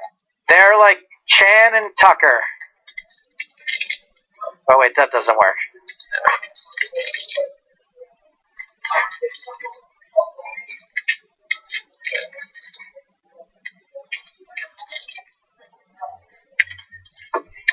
So now we have 3 hearts out there. We have some Broadway hands. We've got double paired board with, not double paired, a paired board with the jacks. No one fancies fighting. And in fact, I think George there said he was playing the board. Maybe he was just set mining with some small pocket pair. No, he can't have been doing that because he'd have 2 pair. I don't know what I'm talking about. No. You're watching EPT Live. You're watching. I didn't Let's say it's 5-6. What's he got that he ends up playing the board? Yeah, I guess it must be. Let us take a wander away from our fidget table, though it is star-studded, because there are more superstars still out in the game, further afield, watching the stream. There's George. There's George Duns on another screen. Who's out there? Dan Coleman? Yeah, maybe so. Sam Trickett? Mr. Trickles, Sam with the trick. He's having a nice time. Look at him. Do you think that he would like me in real life? Because I kind of want to be his friend real bad. He's a very nice man to be friends Yeah. with. Mr. Ike Axton, he's a lovely man. Scott Seaver, I have no opinion of. Bill Gruesome kind of scares me a little bit. It's like an assassin when he's not playing. He's hilarious. Mr. Max of the Autogot. Rulebook 3 book today, of course, we know, is in for a couple of bullets. The effervescent Ollie Shemio taking fashion to a new low, brackets high. Now that is Dan Coleman. Dan Coleman connected at the elbow to Mr. Mike McDonald. Separated at birth. Yeah. Except not separated, connected. Looking good, but again, a bit like a kind of a film assassin, Mr. Bias Frankenmeyer. Miss Liv Marie, if I'm not mistaken. Oh, hello. That's not your boyfriend. Don't let him touch you like that. He looked like he was going to go for it, but he didn't. Hot. Bless him, hot. Shows His the name is age. Hot? That's awesome. His name is Hot. Got a bit of stink yesterday. Dmitry Ivanovich hiding under all of that. You know, I just realized Hoth from Star Wars is just hot with an H on the end. That's kind of ironic. Yeah, It's not hot there at all. it was cold. Really cold. It was cold. Why do they call it Hoth? They should have called it cold. Oh Has man, anyone ever done that one before? I've never heard that. That's yours. Take it. Yes! Look at your face. You're delighted. I'm very happy with You that. found because you could run off into a whole bunch of other things. I mean, that just leads. That's the door. That is to just comedy gold. Oh man, oh, Will Ross Jones. That is a strong entry there. More outer tables? I believe we have more outer tables. I think they just had a delivery of tables and they've been delivered to the outer. Oh no, Fabian Quass all in.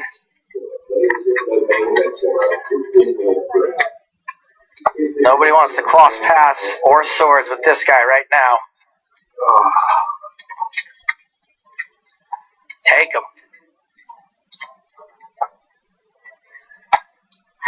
Don't forget, just a reminder, we're having a Captain Quass competition. So fun. It's like you're already there. Loving Will Ross Jones. Start. We're going to try and bring some of these up onto our screen so you can enjoy them at home if you're not on Twitter. And while I know that's not actually factually true, it feels that way. So that matters, right? 30 minutes left at level 10. Mind you where we're at, 4,000, 8,000, 1,000 anti. After this level, there is a 20-minute break and then another 2 levels back to back. That's the way it's going to run all day long. 2 levels break, 2 levels break, 2 levels break. Trying to get down to our final table for tomorrow's Cards Up action. That'll be kicking off at 1:30 Central European Time tomorrow because of the delay. No more. Set a reminder now.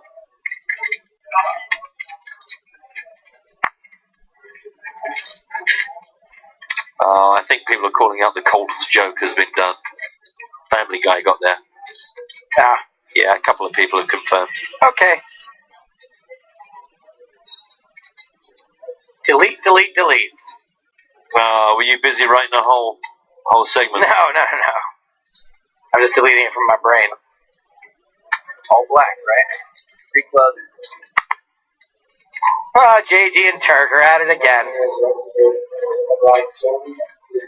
All black, that's a rugby team. All black. I watched the game. Them against Australia, in Australia, when the World Series was there. That's the game I've seen. Did you watch that game?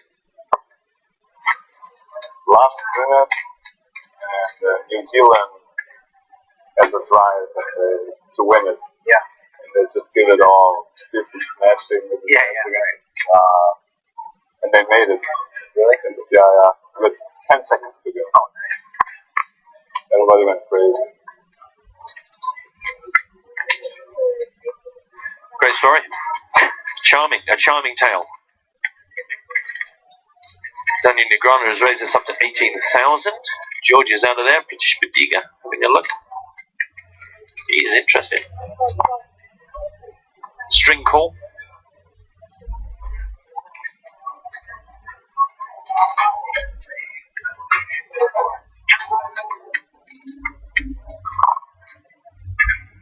Somebody just snore. I thought that was you. No. That might have been me. Oh. Oh. I was about to call the flop out, but somebody had already won. 2. Queen 7 deuce, 2 hearts.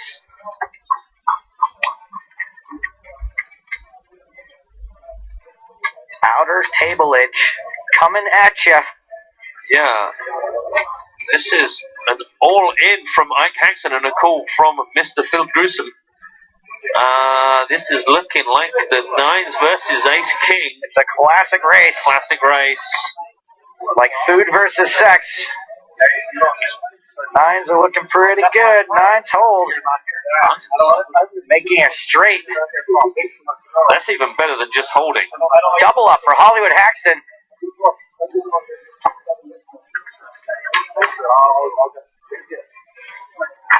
Uh-oh. May not be a full double up is the bad news for Ike. The good news for Ike is that Phil Gruesome may be out of here. I will. Snakes alive. You could be right. Phil. She put a chair in a moustache. Or is it all gone? It's all gone. But he gets to keep the mustache. Well, I was going to say that's consolation, but I'm not so sure. Me, I would rate. Jerry's got a video game joke for you, Matt. Oh, yeah. Negrano and Ivy are like Sonic and Tails. Every now and then one of them check Knuckles back. Kind of a crowbar. I think there was something you could actually there got was, there with. Again, it's just people, I think you're rushing. Yeah, you're rushing. You've got a good idea, and you've just got to take a while, like, write it, wait for a minute, read it again slowly, read it out loud. That's another good tip. I do the same thing. Sometimes I'll put a little tweak joke out there that I'm like, oh, that's not how I meant it to be. That doesn't actually make sense. George Zanzer opened this pot pretty early. He's been 3-bet by Pratush Badiga. He is in the pot, but out of position. It's all out. 109,000 in the middle. Deuce, 4-5, rainbow. Great Badugi hand forming here. That's what I keep wondering. Why my brain keeps saying Baduga for Badiga, and it's because of Badugi. My mouth just follows it through. Not that far off.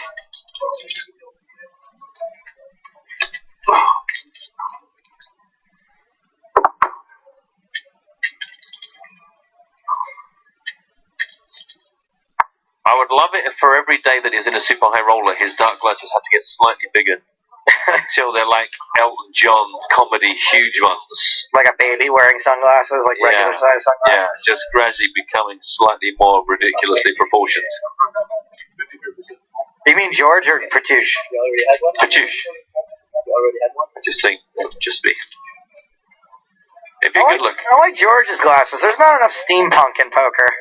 No. His cell phone's like a rotary phone with like a crank and a battery on it. Little pistons moving through the back window. The thing is, but if you haven't got the kind of the groovy head to go with it, you just look like a bit of a wally. Or even with it. Questionably so. He does a lot of welding off the table. Well, that's the thing. You never know when you're going to suddenly need to weld. Even just some light soldering, you've still got to have the eye protection. Protect your eyes. It was a check, a bet from Pratush, post flop of 60,000 that got called. Again, another check here. What are you check calling with on the flop that you don't continue check calling with after that turn? I guess is the question for Pratush. Pratush was the aggressor, so maybe he has a value hand and he's happy for Dancer to keep calling. Yeah, maybe he's just trying to calculate exactly how greedy he can be.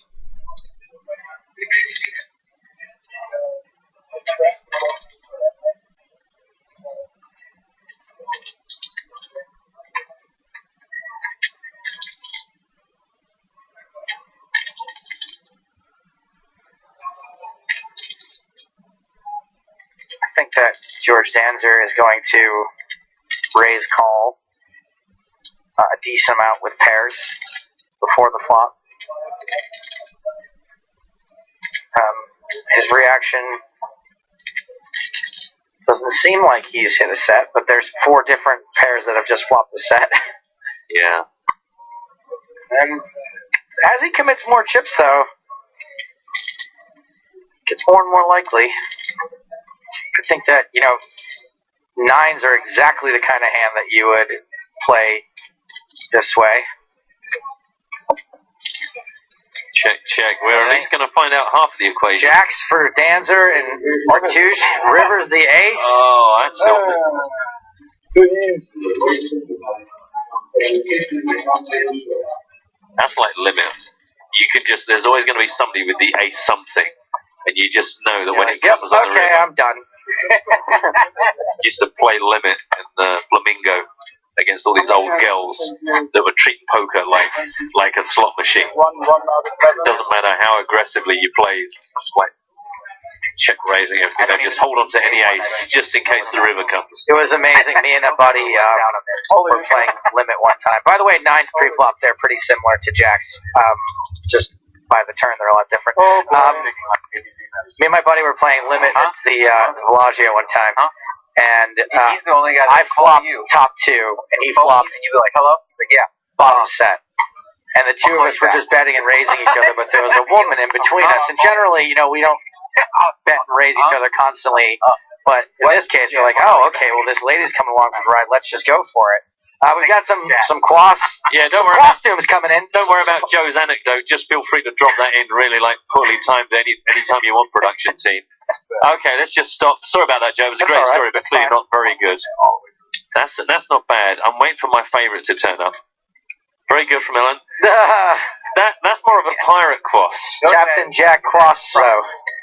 Isn't that pirate? That's my favourite. I love this from Will Ross Jones. I just think that is just absolutely fantastic. That's what I was thinking. That's really what I was thinking. I like Will's the best also, but he didn't keep the original beard. Which seems a waste. Right. Yeah, I hadn't thought about that. So you might have just scuppered Will's chances. Anyway, sorry, you were halfway through a really good story. Fabian Quas, all in. Oh, man. It's like the gods don't want you to be funny. The thing is, the story's not that good now. It was a perfectly fine 30-second story or 1-minute story, but it's not like a 7-minute later story. Oh,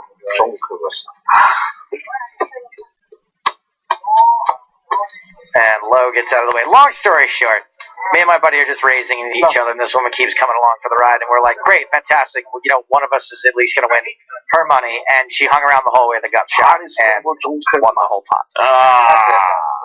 There we go, Rob. Old women are not a good thing to have involved in limit poker is the lesson.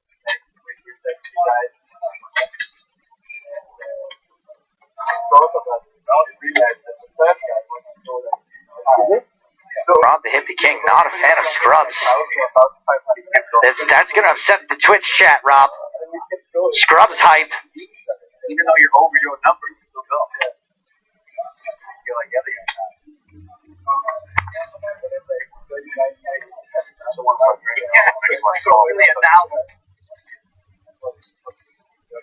Kita's got an idea for a side event. The Big Buddhist Badoogie Badiga Bounty Brawl. Yeah, waha waha. Good lord.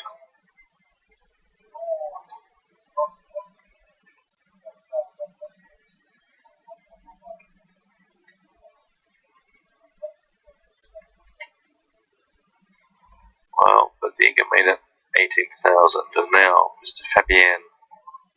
Quiz Cross will get ya.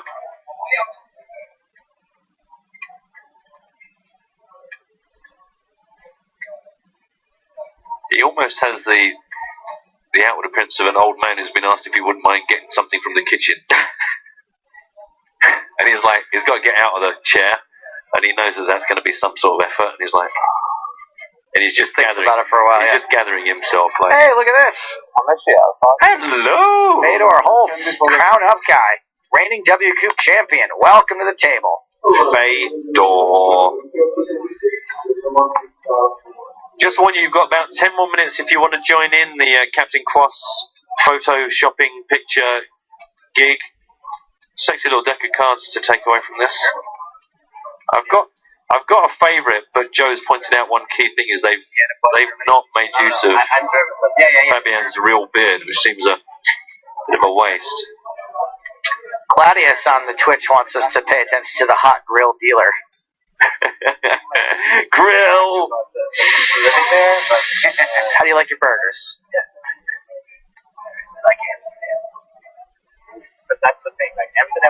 So 394 Rainbow Flop. Bediga makes it 18,000, and Fabian goes, no, thank you.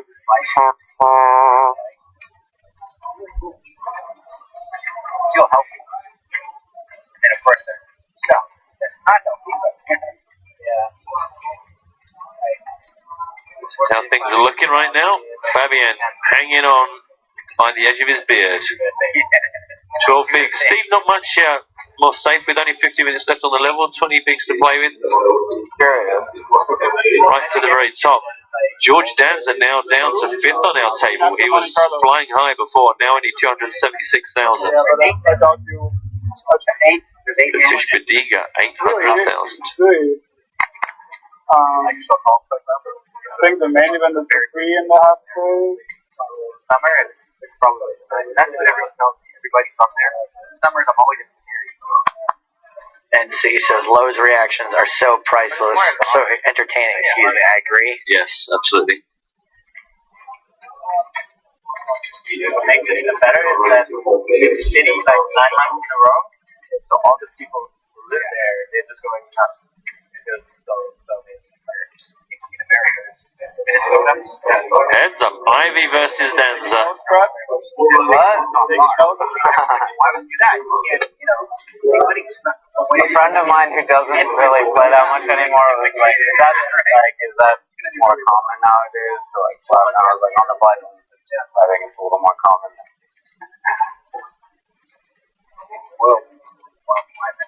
You cannot take a photo of Fabian Quash and put him over Captain Caveman when there's a guy who played the tournament named Brian Caberman.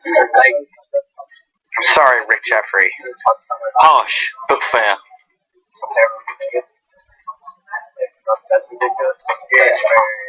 Just want to remind everyone out there to play on PokerStars. Good shout. Yeah. Good shout. It feels like we haven't really sold much into this broadcast. So if you guys are looking for a great place to play online poker for money, play on PokerStars. Oh. We're getting there. Oh. We're getting there. Friedrich. That's a very strong entry. It's really nice already. There's actually a lot of truth, in America, Seattle and Vancouver, they're right next to each other. It rains a lot there, and it's gray. They both are the #1 city for suicide. Really? In the country. Yeah. Wow. That might just be too many hipsters. No. Hipsters wrecked. Hipsters wrecked, and the people kill themselves. Take them out of it. By the way, thanks for letting me use your sound machine during the jokes. It was kind of like your dad goes, go on then, take the car, hands you the keys. You're like, wow. When he lets you just hold the wheel for a second. Yeah, in the passenger seat. I kind of don't want to not make the most of this opportunity, but I don't want to kind of crash. You did fine. You're welcome. Fabian has thrown it all in again, but not going to get anything other than the blinds and answers. Not that that is to be sniffed at. Did you see that movie? That's funny, actually. Yeah, what? But yeah, that grill's very pretty. Funny, though. Yeah. Quite a funny character. We've got an update of some of the latest entries. We've seen that one. You know that one. That's classic. It's classic, simple. Good cutout action, though. Beats me. Coming from the name. Oh, apologies. I apologize on behalf of everything. Very shortly, some new pictures will be coming up. That was just a refresher. Yeah. Oh, Will Ross Jones has come back. He has revamped his picture, making use of the beard. See? It's not too bad. Here's some more. Here's a kind of a Captain Jack one. It says another one, similar. Very good stuff. Oh, I love this one. Frizzy. I love this one from Frizzy. That's my favourite. I think that might be in the winning spot right now. Which one's better? What? Once again, Fabian Orlin, he does not want to get into level 11 with the dribs and drabs. He wants to surge into level 11. There goes George Hands. They're over the top. I don't know. Right, well, an apologetic, decent ace, I think, for George here. Damn it. Is it going to be a split pot? No, Oh, deuce. It is a classic race. How about a monogas race, like having a mansion versus having a yacht? One of these two hands has a slight mathematical advantage.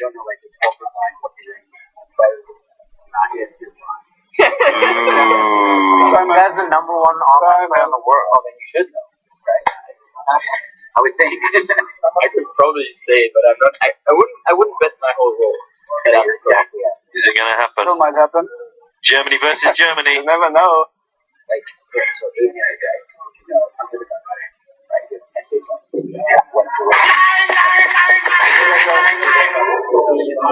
No dice, no deuce. You almost missed my buster. Lichten.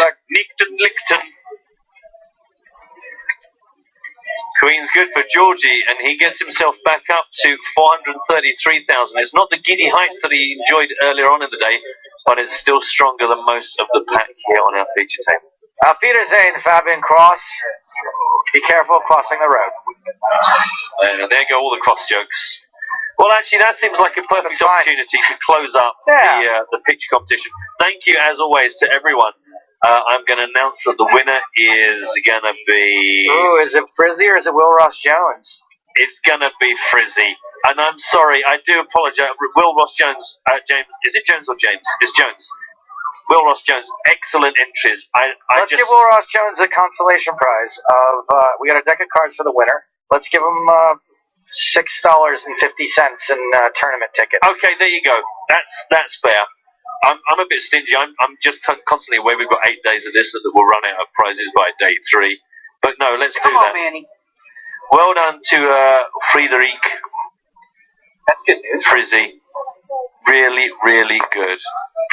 Great entry from Todd Anderson. Actually, very, very good. He wouldn't have won, so you've not missed out anything. But that is beautiful. Thanks, everybody. Thanks for playing.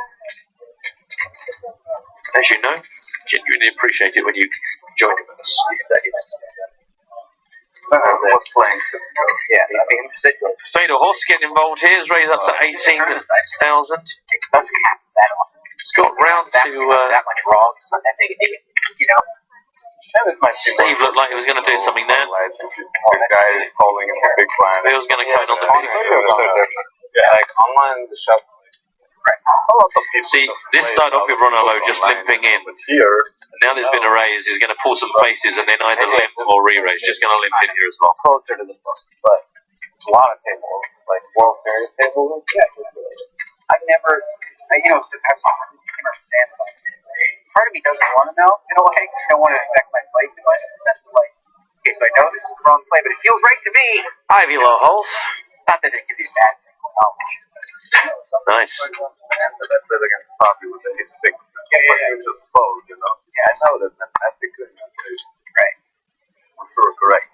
But still, if I get a read like that, I rather I had something like that. I had a, like for example, I thought that you wouldn't raise I there. know in the book it's right. You never be wrong. Yeah. Because I didn't have on this. I didn't have on the situation. It's gonna happen every time. It's like just put it in. Fedor Holtz is going to keep firing here.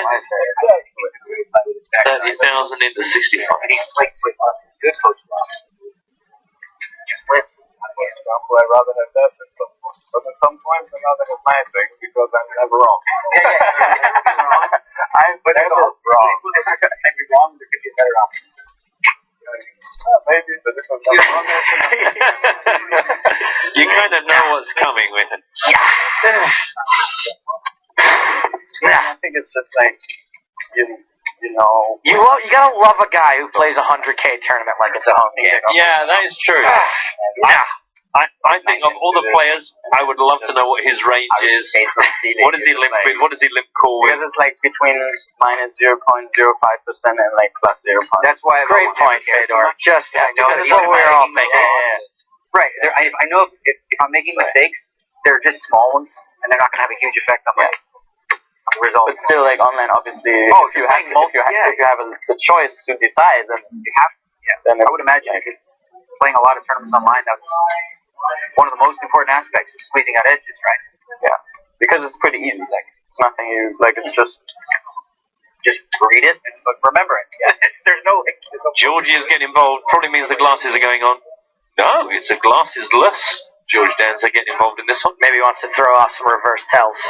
Nice. I feel incorporated. How tight have I been playing? Are they going to think that I'm, just changes like little percentages? Relatively quiet Steve O'Dwyer is going to get involved in this. Yeah, right. Based on what's there. Hello. But I think, like, for example, this Sunday night, Yeah, go on. very what? Really good. Swing low, sweet chariot. Yeah, most of the time. Here we go, 65,000 in the middle. 4, 5, 6, 2 spades. Ah, nice flop for the BB. Yeah. Flop. But something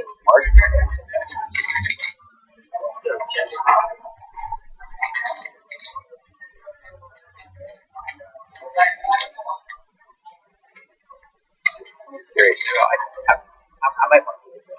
How can you ever know what a check from Ron Low means?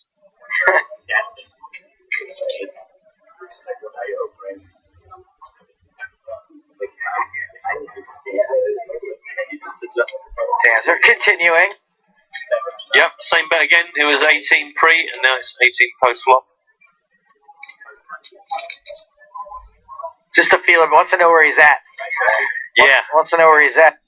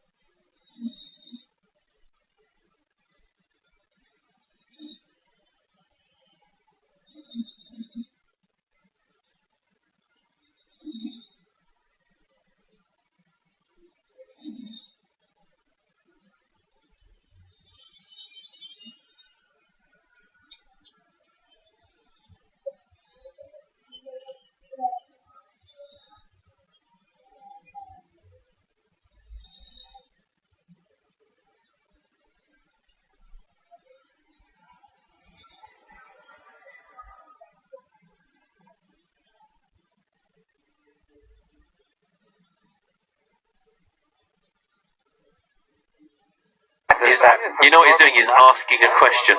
And there's Steve O'Dwyer is all in. He answers that question. The price is wrong, Rich.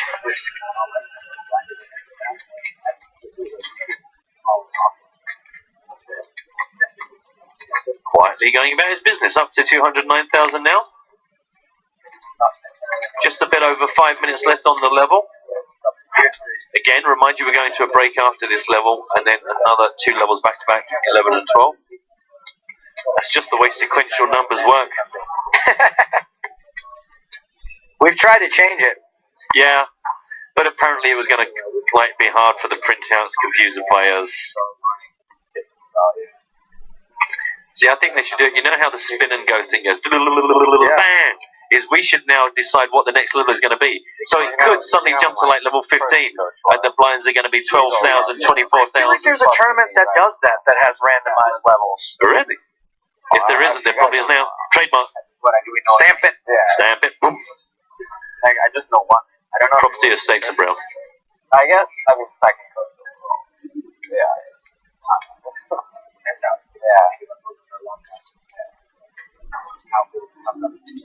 When someone tweets, that reference made me happy, I mean, I have no idea because we we talk about something in the Twitch chat, so we get the players are talking about. Who knows? Glad you're enjoying something. Just don't know what it is. Round to Fedor now. Do you want to defend your big blind against the cut-off razor? Who folds their big blind? Jerks, that's who. Yeah. Oh, they defended 9. Yeah, they're like. Yeah, exactly. Like, you defend like Jack 9 off, people like, oh, out of position, calling him Jack 9 off. Everybody to play 8-4 off. They take together. Yes, think Fedor is Jack 9 off. That would be awesome. That'd be spooky. Yeah, no.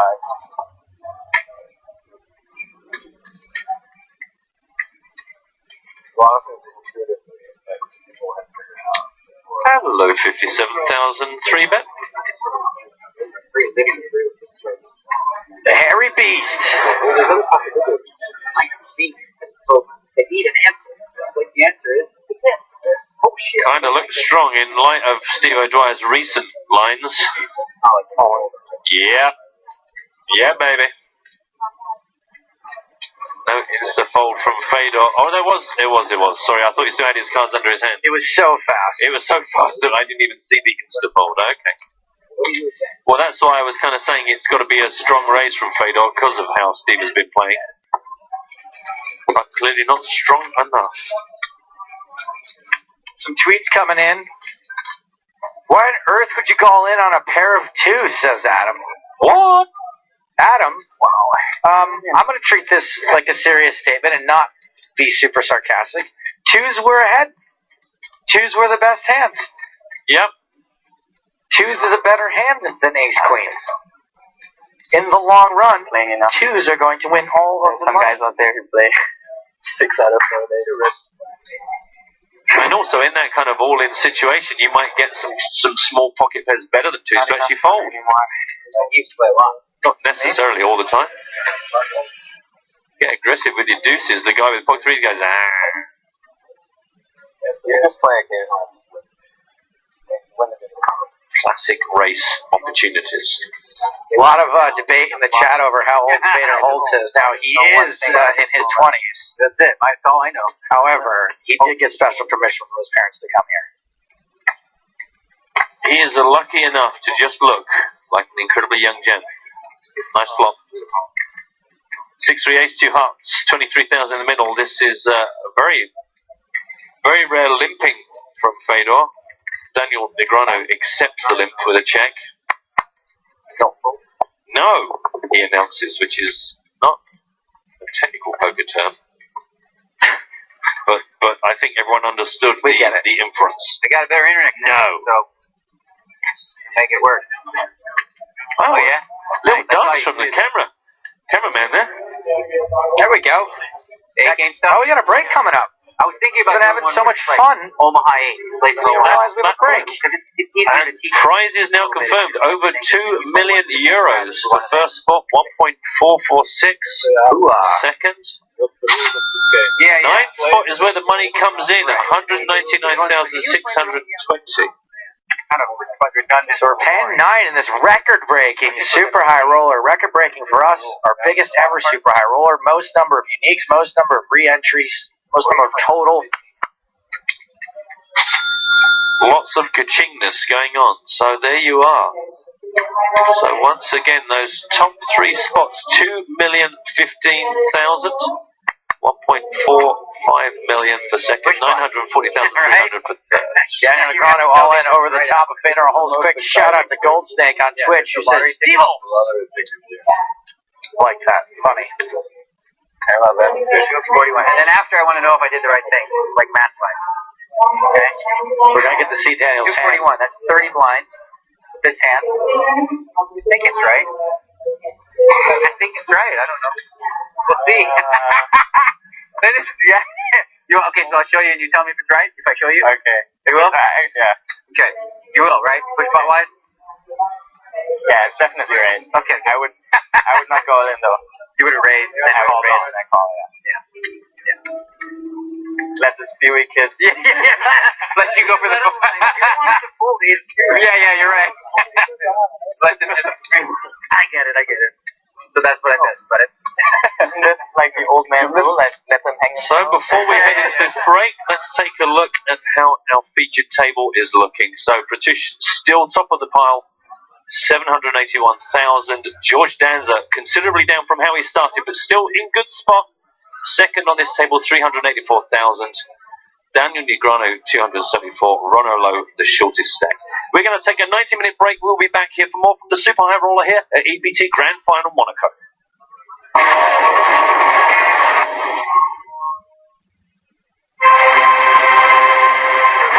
Over 8 weeks, we'll make 5 millionaires. What will your $1 million moment feel like? Poker Stars makes a millionaire. We are poker.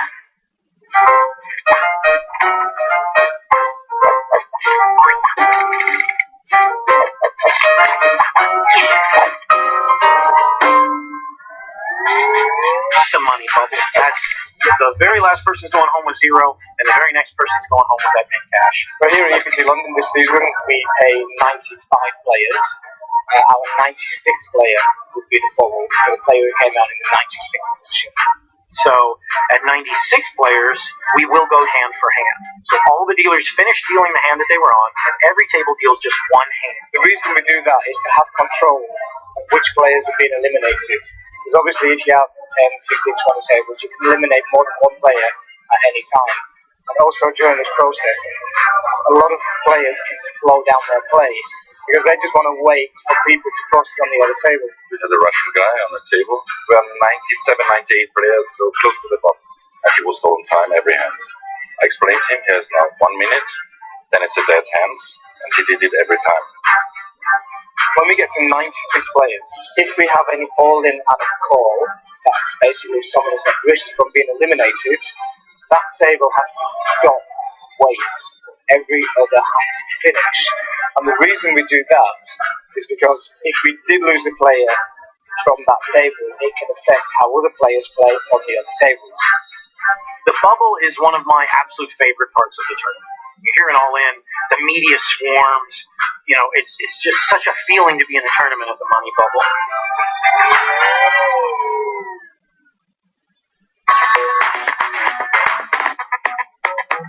He's going right there.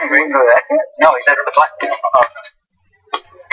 Morning, bro. Yeah, fine. Are you doing the scarf thing because you're in Europe? No, I tried it one other time. It went alright. I'm only traveling carry-on for 16 months, so I got to be selective. I don't have a lot of space. Wow. You're carry-on for 16 months? Yeah. Okay, got that. He also just won 6 figures for getting a tattoo of a rainbow on his back. I bet he's fun at parties. Bill Perkins has got pocket 3s. He raises from under the gun +1 to 30,000. Action folded around to the blinds. He's Jack for Daniel Negreanu. Hello. Hello, sir. Gotcha. Okay, you got me. I got him. Trick Here. Got one of those tricky hands. I'm gonna get you. I'm coming to get you. We got a friend. We got a friend. What are you gonna do? Something stupid? We got an interloper. Come on. Interloper. Martin Finger's not the interloper. He's the lion. Just call him cool. Here I hate when they do that raised stuff. It's annoying when they do that. Okay, good. Did you just confuse interloper with antelope? Is one the opposite of the other? 554 on the flop. Fingers hand still best. Bill Perkins continues for 55,000. And seems pretty pleased with himself. Negreanu just has ace high, but calls. Wow. Bum, bum, bum, bum. Make sure it's still there.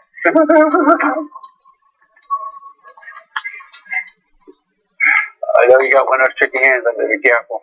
I don't expect Martin to be folding here a lot.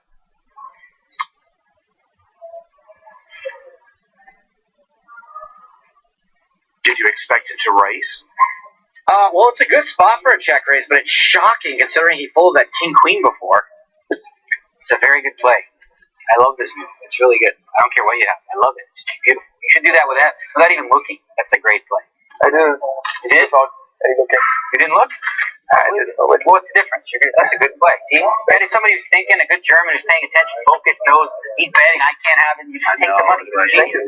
I love it. That's a lesson. They should use that as one of the pro explains hands, and that's a good one, what he did there. It doesn't matter what you have. It's about the situation.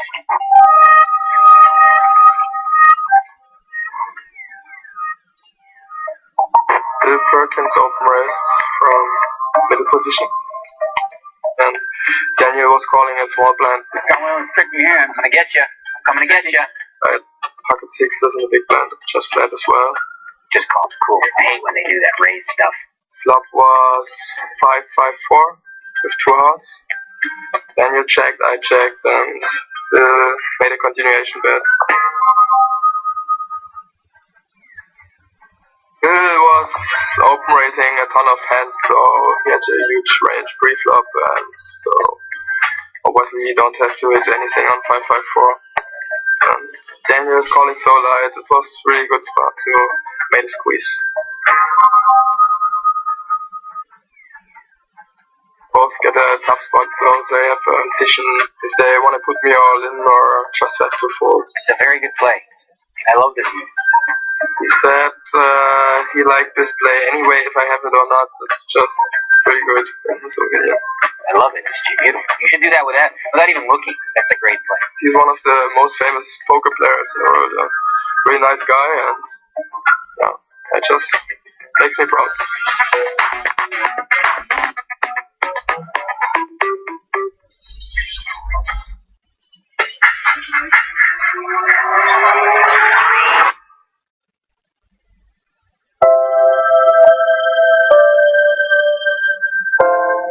The river card is an 8, and that will do it.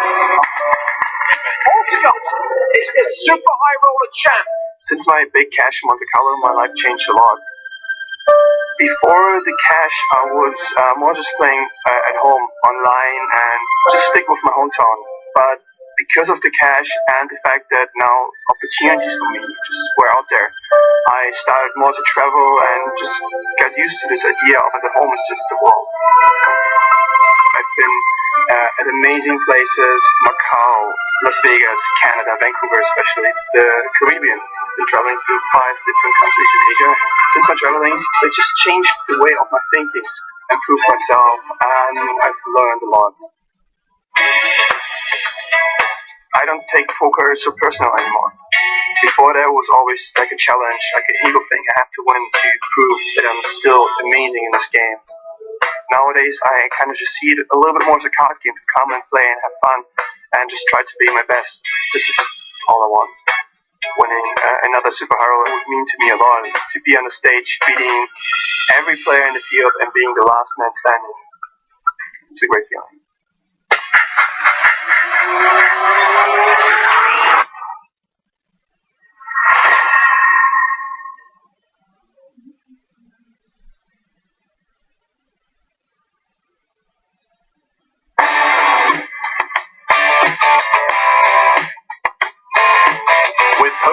7, it's easy for new players to get started. If you're brand new to the game, click on Learn How to Play Poker, and we'll take you to a website to help get you started. You'll find all the basics, including hand rankings and some videos to help you get comfortable before you sit down at one of our tables. The Quick Seat Lobby option allows you to spend less time trying to find a game and more time playing. Click to choose between real money and play money, and then select the game you want to play. The Featured Guide option will highlight important information around the software. To find out more about a particular feature, just hover your mouse over it. And when you're done, just click to close the feature guide. You can activate this guide in any lobby.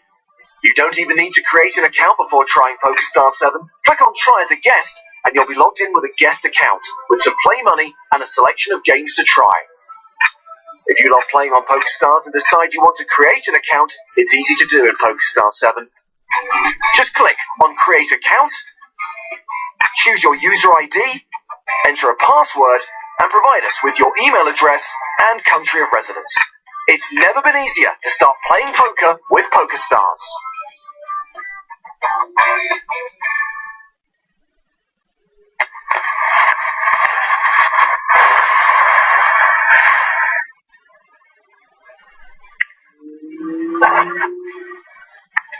Where we have storm surge starting to flood the ground floor of the hotel.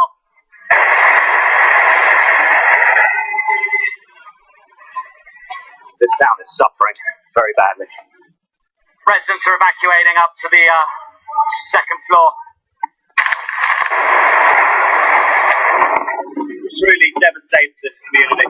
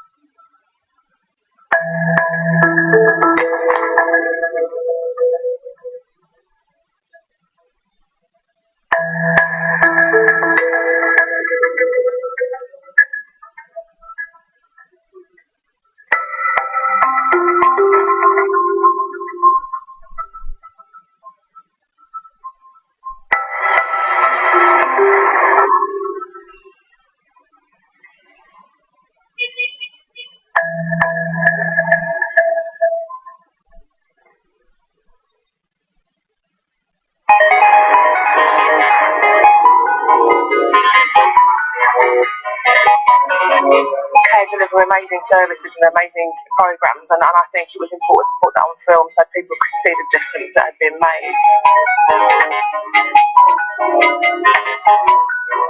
So we've been out to visit Tacloban, which was the worst affected area of the Philippines. I've been to speak to some people there, some people that have been in receipt of funding from CARE and some support, and been able to see what a difference our money has made. In the last year, a lot of work's happened to put people back into a much safer position than they were a year ago, and that's mainly been around shelter and what we describe as livelihoods, which is essentially helping people get their jobs back and get themselves back off the ground and working again and putting money in their pockets.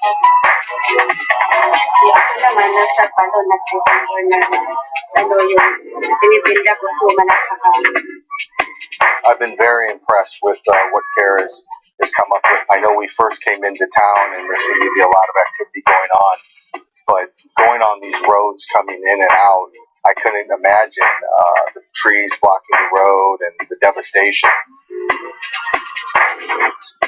So the fact that a lot of these villagers that we're talking to really are appreciative says a lot to CARE of the thoughtfulness that they've come out to these remote villages and gone through the local agencies to go ahead and make a big impact.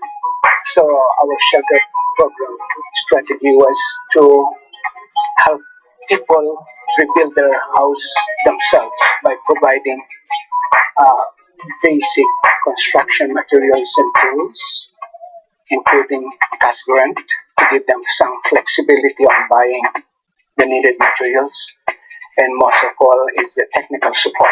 Because as you can see, the construction of shelter is done by the community themselves. Just like a big one. What happened last year is not dissimilar from other disasters we've seen in this region, where actually it's the poorest people in society who are most affected. It's because people here in Tacloban are living very near the water's edge, which is where the tidal surge happened. It's because people are living on a very kind of small income and who are dependent on a kind of more daily accrual of money to support their household needs. So yes, it's typically in the kind of more rural parts of countries like the Philippines where people are more vulnerable.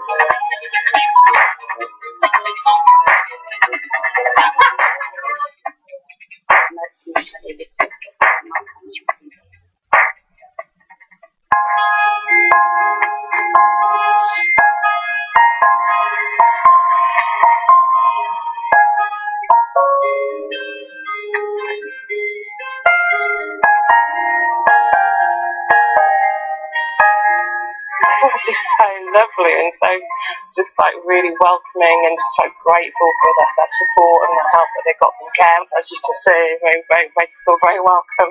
I think it's kind of not taken me by surprise, but just to see what difference it's made to these people and how grateful they are for our support. That's very impressive, the coordination, very impressed that people coming out, receiving us, and really showing their appreciation and love. So this is not only to the company, but also to local players around the world that really stepped up for this area that was devastated.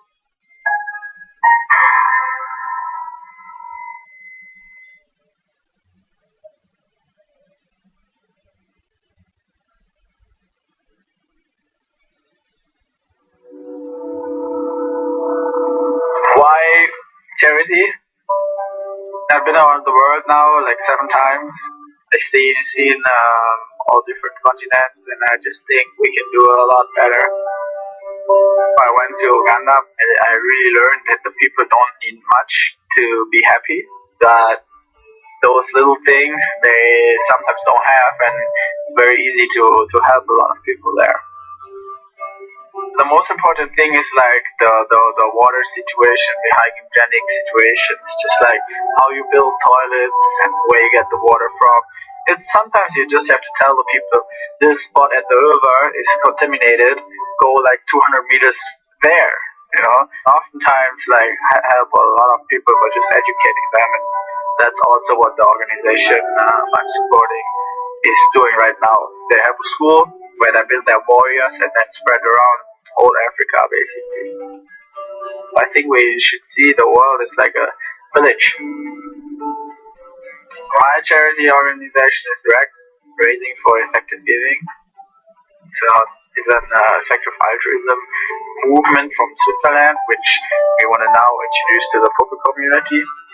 Poker players are like the perfect start for me, and because we will find a lot of people who give something back, not only money, ideas and work and everything. Some people just do not recognize yet how happy you get if you give a little part to charity. It's not only giving to others, it's for yourself.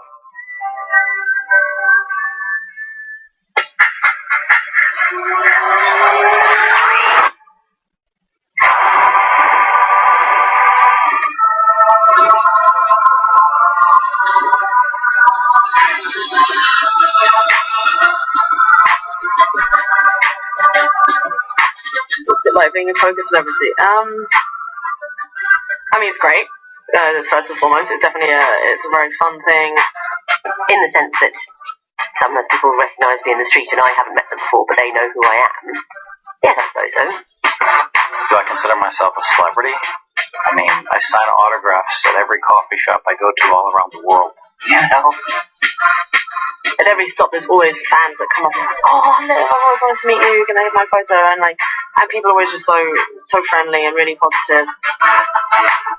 Sometimes when I'm walking around the streets, I'll get stopped and stuff like that, so it's a reminder, of what's been created in my life. But it doesn't define me. It's just an aspect of our culture. I think people recognize me because I'm tall. So they see somebody tall, they see somebody dressed in black. and then they're like, I know that guy. He's been on television all the time. That's Phil something or another. I don't think being recognised has changed me at all, and it probably should do. I think probably if you become a bit famous and people know who you are, probably it's incumbent on you to dress nicely when you leave the house and put makeup on. And I completely forget that. I look out with my pyjamas on, swearing at people, and then somebody just taps you on the shoulder, turn round, all grumpy with your hair everywhere, and say, "What a big fan of yours." And then you feel very silly. It's very cool. So I don't know. Am I a celebrity in poker? Yeah. I know who I am, and I know who I am to the people that I'm close to, my friends and family, and I think they'll tell you that I'm the same goofball.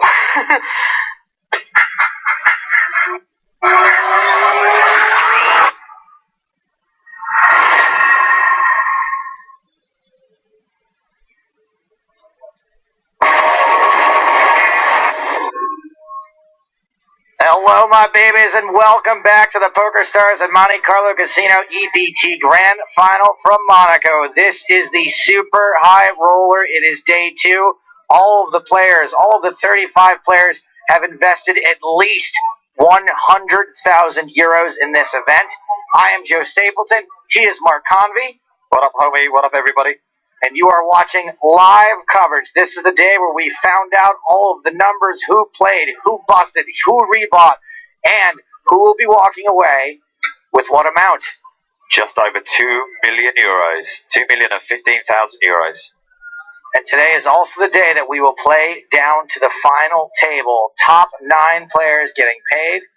Not sure where we'll cut things off for the night. Probably around 8 would be my guess. Not 8 p.m., but 8 players. I don't think we're going to get much beyond that tonight. I think it's going to take us a long time to get down to those 8 players with 35 left. Average stack, 507,000. That's just over 2 starting stacks, which we've lost about half the field. But don't forget, there were 13 re-entries in this event. 58 unique players, 13 re-entries, and there are no more parachutes, Dr. Jones. This is it. When you're out, you're out. The great thing about getting up to 71 entries is that we're going to pay 9 places rather than 8. So we don't have that situation where we had at the PCA at the beginning of 2014, where we had a few players with less than 5 big blinds, and it went on and on and on, the bubble. Weird and that was bubble, yeah, it was exciting to watch, and it was great fun. But what the knock-on effect of that was that the next day when the final players came back, when the money jumps were biggest, they were a lot further on in the structure, so it was a bit more of a crapshoot. It was a little shuffier. So if we play 9 places, we have 2 tables of 5 when we get out to 10. So we have twice as much chance of bursting the bubble a bit earlier on in the structure, which will allow 4 play at the final table. So it's good news all round. Action underway here. Blinds out 5 and 10,000. 1K ante. That remains unchanged. Ronald Lowe open to 36,000. Gets jammed on by Pratush Badiga. And Pratush rakes this first pot. It's a good side stack to put pressure on. Ronald Lowe down to 20 big blinds now. All I needed to do was bet a little bit larger, and I won 1 table, and it would have been me that lost the loss to you. I don't think we can expect to see Pratush Badiga playing a lot of pots. Being clear chip leader at this table is really in a great position to apply pressure. There's Mr. Ronald Lowe, who wears his heart on his face. So stupid, like right now you just have what, it's like 11 left. Love that guy. Plays a 100K tournament like it's a home game. Yeah, for me to do that. He's having a good time. And that's what we like to see. People having fun. Yeah, we like to see people winning millions of dollars and or euros, but we like to see them having fun too. You know, during the break, Mark, we showed a little bit of PokerStars charity work. Oh, okay. Yeah. In another country, but there's more current charity work happening on PokerStars. There, as you guys probably know, there's a massive earthquake in the mall last week, and PokerStars is matching donations. And there's a couple ways you guys can donate. I think this is a brilliant way to do it, just because anything you contribute means that it's going to double, which is fantastic. And you know, because PokerStars is behind it, that the money is going to go to the people who need it. It's going to go to the right place. So there's a couple different ways you can donate. The easiest is that there are tournaments in the client. If you just search earthquake, You can register for any of those tournaments. The tournaments don't run. Okay, so it's just a buy-in and then the tournaments Just don't a run. buy-in, and then that's it. You've done some good in the world. And PokerStars will match those donations. And also, if you go to the VIP store, you can donate $20 increments using FPPs. Okay, So if you want to donate 1,200 FPPs, you can do it that way. And that is in the, like I said, in the VIP store, or you can register for a tournament. Or we can watch Daniel Negreanu shove lettuce into his face. Yeah, do go for people to support 6,000 for already, several thousand this week. So any help will be much appreciated. And let's see, I'm gonna register for one of these tournaments right now, just to kick things off. Oh, actually, no, you can have Let's go. I'm gonna register for a $100 tournament just to kick things off. Well done. Well, your friend Luke Lichtenstein, he's going all out on this. He's agreeing to match, yeah.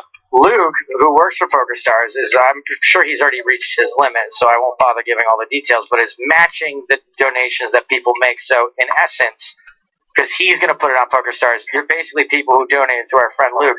Their donation is getting quadrupled. Exactly, because they, donate, send a screenshot to him, he matches their donation, and then PokerStars matches both donations. So, in effect, 4 times what you donate. And let's be honest, every time I put money on PokerStars, I'm donating anyway. So I might as well be giving it to people who truly need it this time instead of Fedor Holtz. Good on you, Stapes. Where do you or all Shemian. They found Loving Hut? It's like 15 minutes here, they deliver. Fedor Holtz raises from early position. Steve O'Dwyer, the only caller from small blind. King, Queen, 6, couple of hearts. 2 years ago, I went there.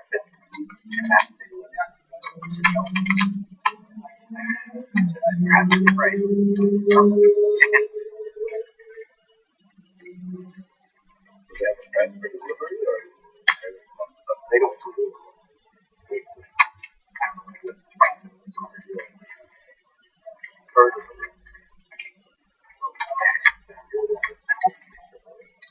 26k is a continuation bet.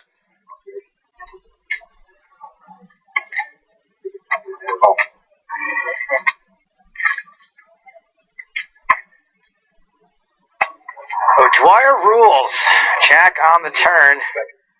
2 flush draws out there. I didn't know the Euro was so blue. I actually realized that I'm actually not stuck nearly as much as I thought I was. It was 5-10 bucks. First of all, it was $1.40. I wanted to own that. And the World Series. Checkity check. 4 spades, completed the board. And another 30% of the top.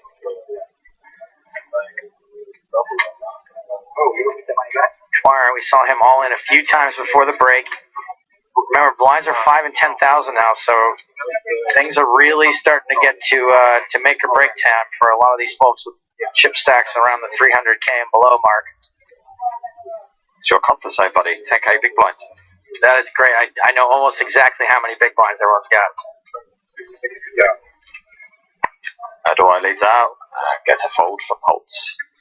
Speaking of Daniel eating that salad, I've always thought to myself that if aliens were watching us from afar and they chose to watch someone eat a salad, they would probably just assume there's no intelligent life here, because it's impossible to look cool while eating a salad. You're always just stuffing things in your mouth, using your fingers. It takes you like 4 or 5 times to get everything you want. Stab it all. Yeah, it wouldn't be good for us. I mean, look at that. If you were an alien life form and you look down on this, you would think that's a cow. Like, that is not intelligent life right there. You're shoveling. What about spaghetti? How do they do spaghetti? Oh, that's a good question. Spaghetti's at least got some flair. Before 11:30. They usually will deliver it around 2, 3. But they got mine earlier today. Is that yours? They look at that and then they watch Karate Kid, see Mr. Miyagi with the chopsticks, and it's like the other end of the spectrum. No, maybe not. That's promenade. Vegan cam.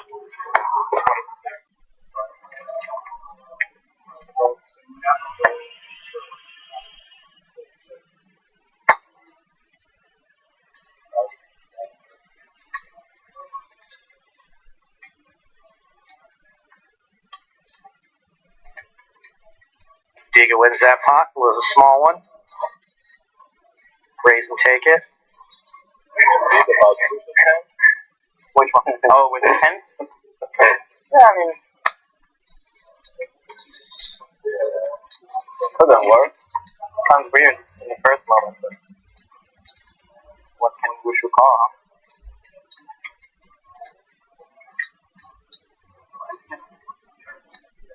it's not food. The start of the hand is a little thing, but yeah, the push on the flop is not too bad. I mean, obviously that's good for a bet shoving, but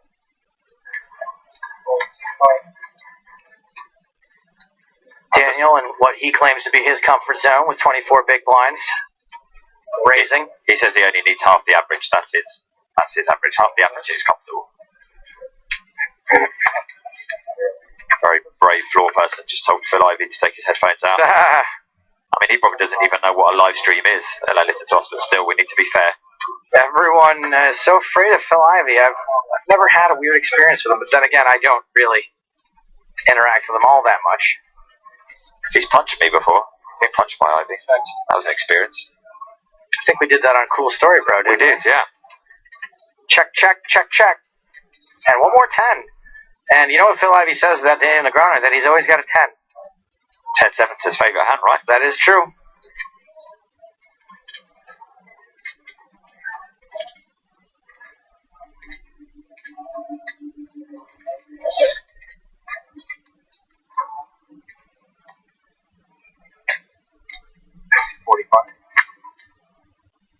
You heard it. 45k. what? I'm supposed to look at you. You're not supposed to look at me. He's got it backwards. Fedor got Daniel to fold once before. 45.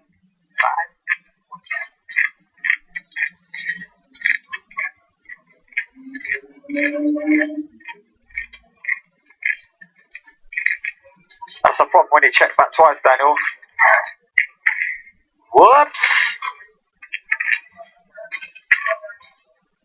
Because we don't think you got a jack. Ace high, maybe something between 7s and 9s.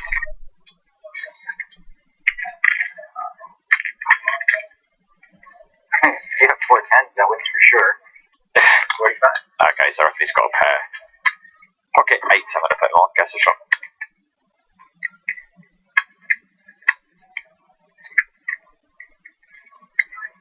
I mean, you would expect that jacks and 10s would both be in the range that Fedor would defend his big blind with, but so would a lot of other hands. Yeah.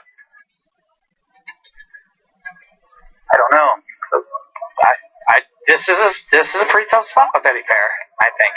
It is, but then also his thinking is, well, you know, I haven't checked back twice, so what more invitation does he need to try and steal this pot away from me on the river?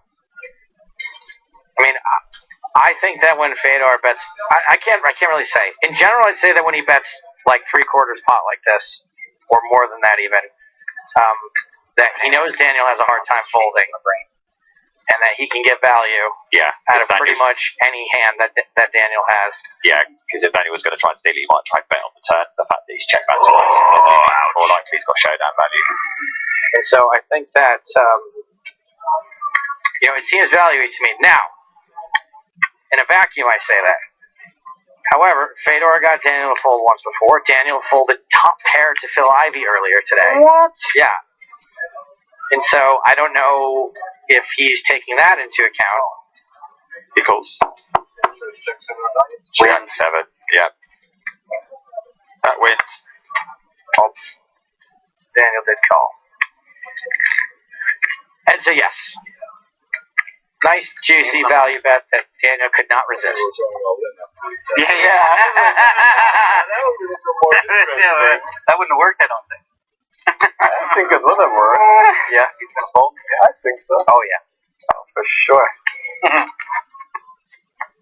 Maybe not, but for sure. Yeah. He would have thought about it for a long time, too. That would be actually the best speech ever to go in. Yeah, it was not bad. Like 2 minutes thinking about a car. Oh, just something. I'm on it. Yeah.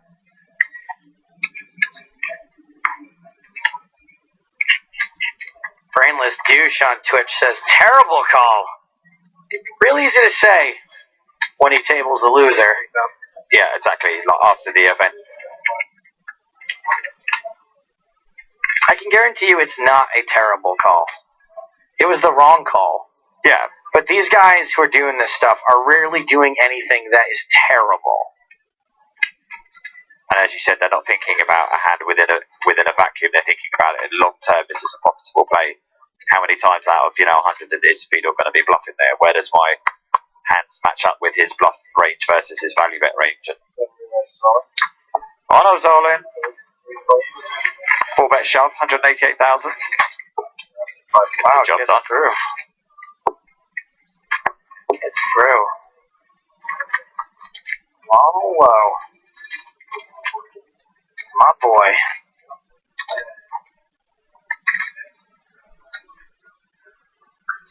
Oh, forgot about this, guys. Challenge saves voting still open for at least one more day. It is the challenge-versary of sorts. First time this production crew did a challenge saves. It was back here in Monaco a year ago. 3 choices. Once again, vote on Facebook.com/European Poker Tour. Click on EPT Live tab to make your suggestion. Choice 1, Wax Poetic.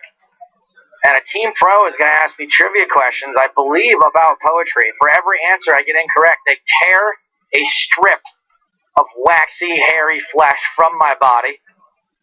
If I end up with any hair left on my back at all, I am deemed the winner. Choice number 2/B, Treasure Hunter.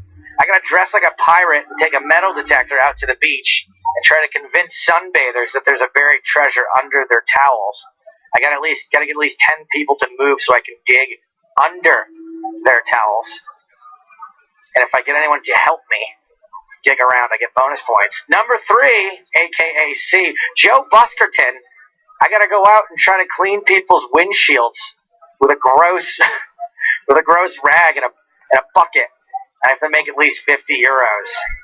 And I'm apparently going to be wearing the pirate costume to make myself look like a homeless person.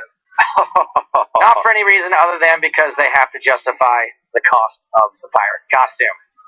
I assume that when I get my back waxed, I'll be wearing the hat and the parrot. Yes. So go ahead and go vote Facebook.com/European Poker Tour. Click EPT Live. I'm going to do it right now and see where all the standings are. I want to know. I want Joe Buskerton to win. You want Joe Buskerton? Yeah. I think people might actually believe it on you on the beach that there will be, buried treasure. People just throwing away gold coins and stuff, loose change here at Monaco. The Count of Monte Carlo buried his treasure out there. Alright, so here we go. As this hand goes to the river, and I don't think we've seen a lot of aggression, just about on the turn.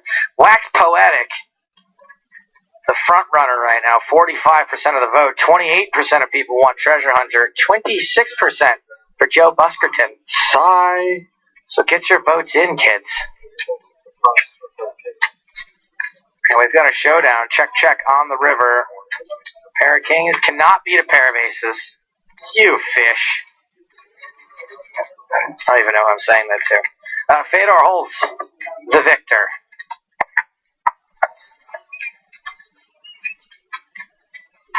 It's a bent in low stack.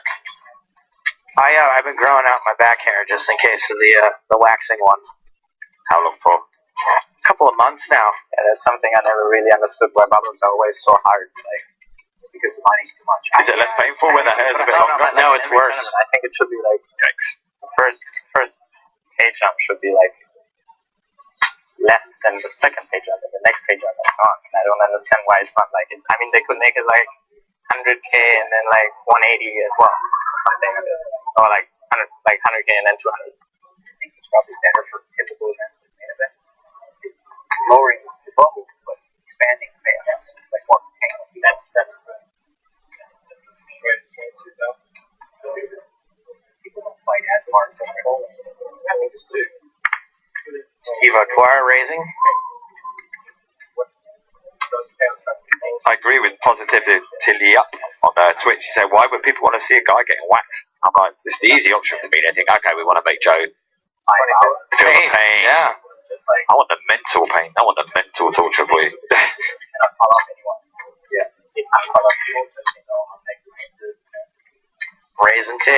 Dwyer. So would you base yourself at some traffic lights or something like that if you were going to do the bus? Yeah, I think we're going to somewhere where traffic has to slow down. Because otherwise, yeah, you're going to die. See how fast cars drive around this place. Yeah, maybe the hairpin turn. In front of the Fairmont Hotel, just walk out in the middle. There's a couple of stop signs in town, actually. There's Yeah. one, we'll get near one of those. I mean, a lot of big hands against people that could play. Makes it pretty easy. Yeah. I think 2 of them were actually pretty bad calls.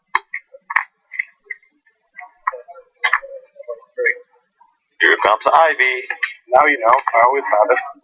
Would be true. Not sure about that. 2.3x, is it? Plus? Yeah. Like to see him 2.3 exit at 8:16. Thinks he's so fancy pants. Just like Dwight to get through in a big blind. Oh, 25. I thought it was 20. Oh, 23 still. I give away too much information. It was 20. So this isn't the only table in action right now. Still 33 players in this tournament, and this is just 7 of them. Lots of stuff happening on the outer tables. Here's some of it. This is Dan Coleman all in against Mike McDonald. Domination Nation, but Coleman flopped a 7. And that is going to mean... Nope, it was... Flopped the 7. Mike McDonald hit his queen. That's the deal. The 7 didn't help. Needed another one. We lose Dan Coleman. So when I said we started off the level with 35 players, and now we're down to 33, that is one of them.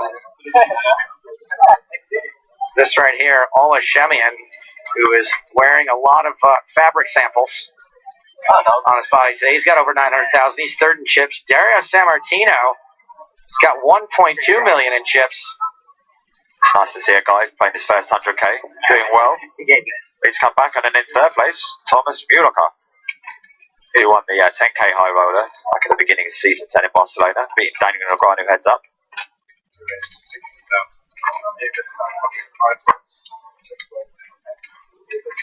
Highly regarded player.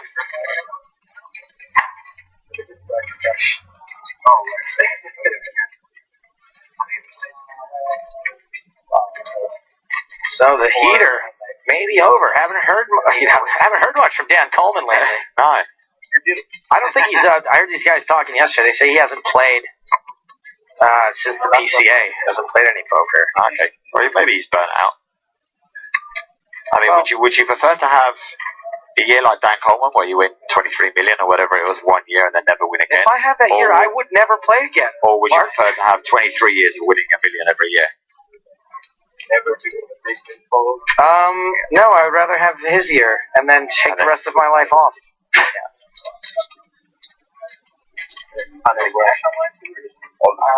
Like 30 cash. All in and a call. George Danzer at risk. Big pot, this one. Ace Clinker versus Ace Clinker. Very likely to end in a chop. But they both have unique aces. Ace suits, obviously, that we can have a flush. Clubs. Oh boy, wow. That's big trouble. Clubs are covered. Danzer's clubs are covered. Danzer cannot win this hand outright. But he can hope to chop it. He needs a non-club on the river, otherwise he is out of here. No club. That would be a horrible way to get busted from 100k being counted out of it. Mark Harvey, that was a chop pot. You know what they say? Everyone loves a chop pot. I remember the guy who was number 2 in chips, Mark. Who is that? The Italian kid? Dario Sammartino. Dario Sammartino. Now you need a backdoor. Flop is bad. Do you know why I'm bringing him up? Why? Because that's him, right?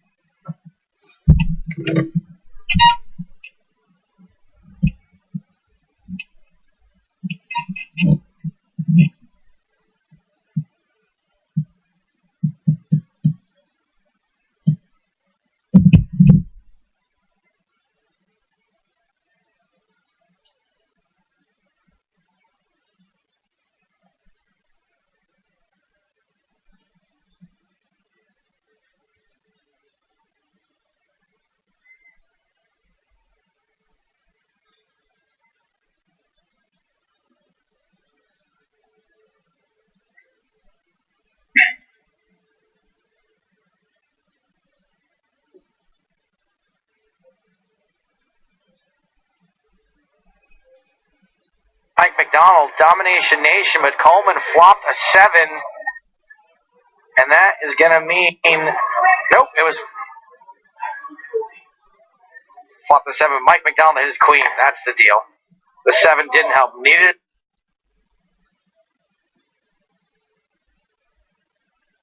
another one. We lose Dan Coleman.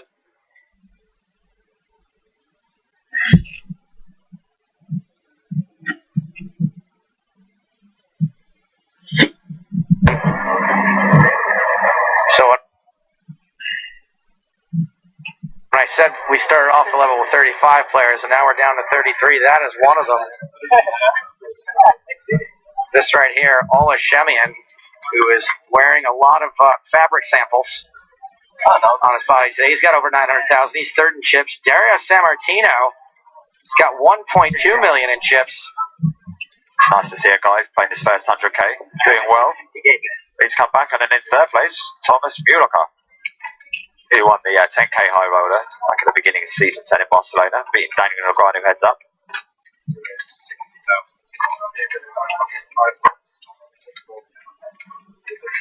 Highly regarded player.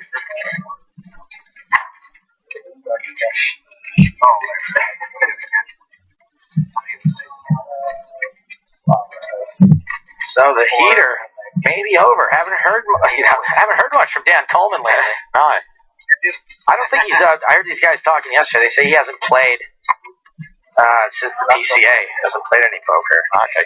Well, maybe he's burnt out. I mean, would you prefer to have a year like Dan Coleman, where you win 23 million or whatever it was 1 year and then never win again? If I had that year, I would never play again. Or would you prefer to have 23 years of winning $1 million every year? Never do a big fold. No, I would rather have his year and then take the rest of my life off.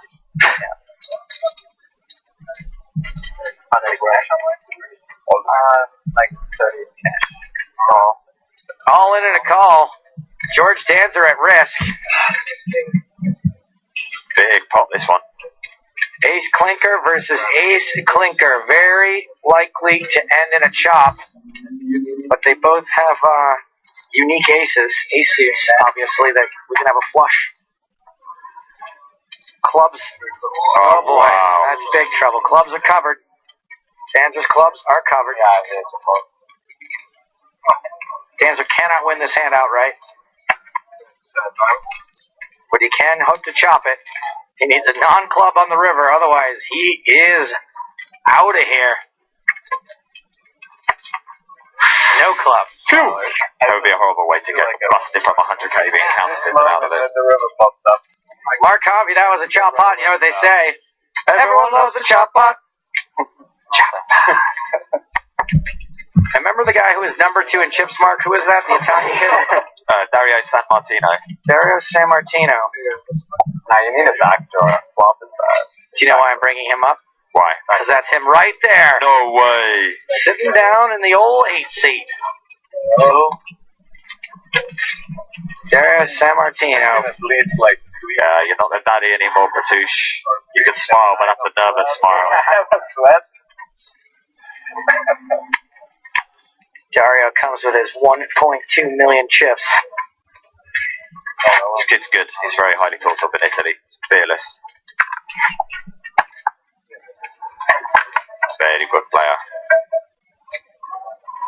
Now see, Yoni the dealer's gone back to his normal bush of hair. He grew Did you see him in fast. Malta? Yeah. He was like completely slicked over.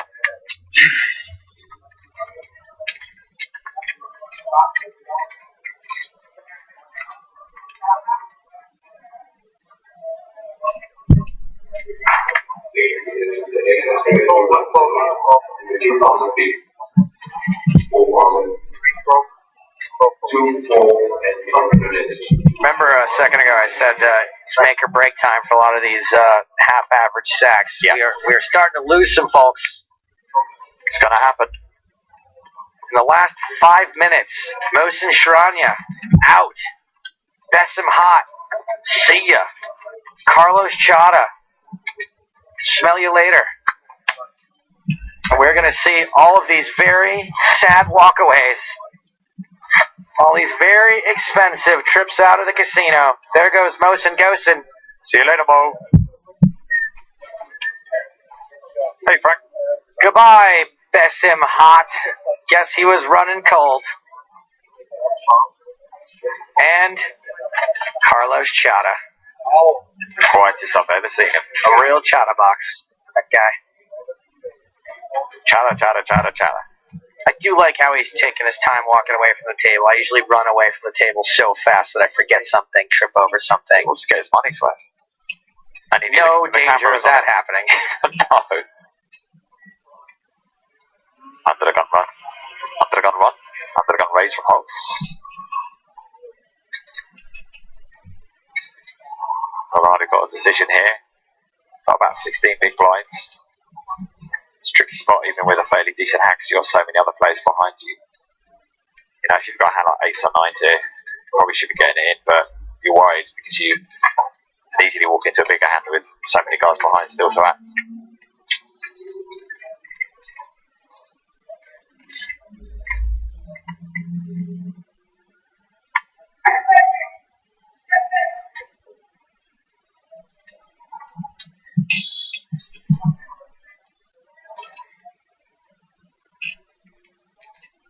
Yeah, Dario, welcome to the table.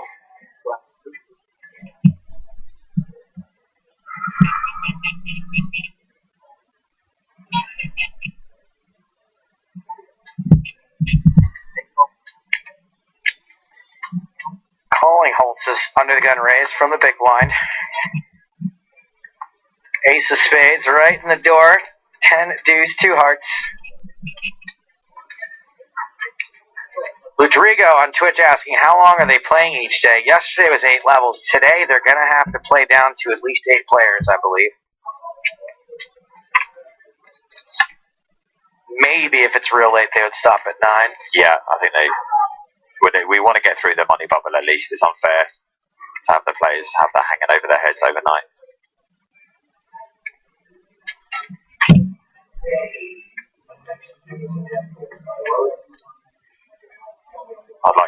Likely we'd like to play less than 10 levels or less really.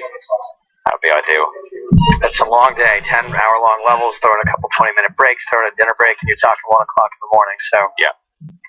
So fingers crossed we get it wrapped up by then. But if, as you said, if we've still got 10 players, then I think we could even play beyond that. But we'll worry about that later on. Right now, let's worry about this. Just check on the flop. Delay continuation bet on the King of Diamonds turn from Holtz, 26k. Zezima on Twitch says, the Italians hit something here. His face was smiley. Good read. Maybe he's just a smiley dude.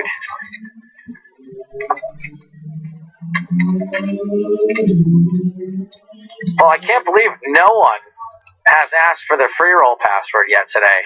That's got to be a remarkable. That is absolutely a first. I mean, maybe I just missed it. Certainly no one on Twitter has. Had a good day. Another free roll today, and this is the last event of Season 11's EPT Live League. Play the free roll. We've got prizes for this event. We're giving away all kinds of tournament tickets and the overall leaderboard, Estrellas main event package, and we'll be figuring out who wins that on the final day of this event. We will have a free roll on the final day, but the last free roll that counts towards the leaderboard will be on the penultimate day of the main event. And then the very next day, we're going to figure out who exactly has won the Estrellas package for Barcelona in August. Not yet. There is a free roll today. I believe it starts at 6:15 local time. And we'll get you the password for that very shortly. Stay tuned. Either this level or the next. 6:15 local time. The kickoff for that. Registration's just open. Have you walked around town much at all, Steve, since you've been here? A little bit, actually. Just because I got this question from Ed Kilworth. He's asking, is the Grand Prix circuit in the process of being built in Monaco yet? Yeah. You've probably seen it, right? I haven't really been out that much this time. But yeah, normally they're building the grandstand. Yeah, every year when we're here, they start putting up the guardrails, the fences. I think we're a little further out from it than we usually are. I think we're usually here. We're normally like 2 or 3 weeks before. So. Yeah, and I think now we're like full on 3 weeks now. And I think sometimes when we get here, I think we're generally closer to it. So there's less grandstand now than there has been in the past. But yeah, you can see it.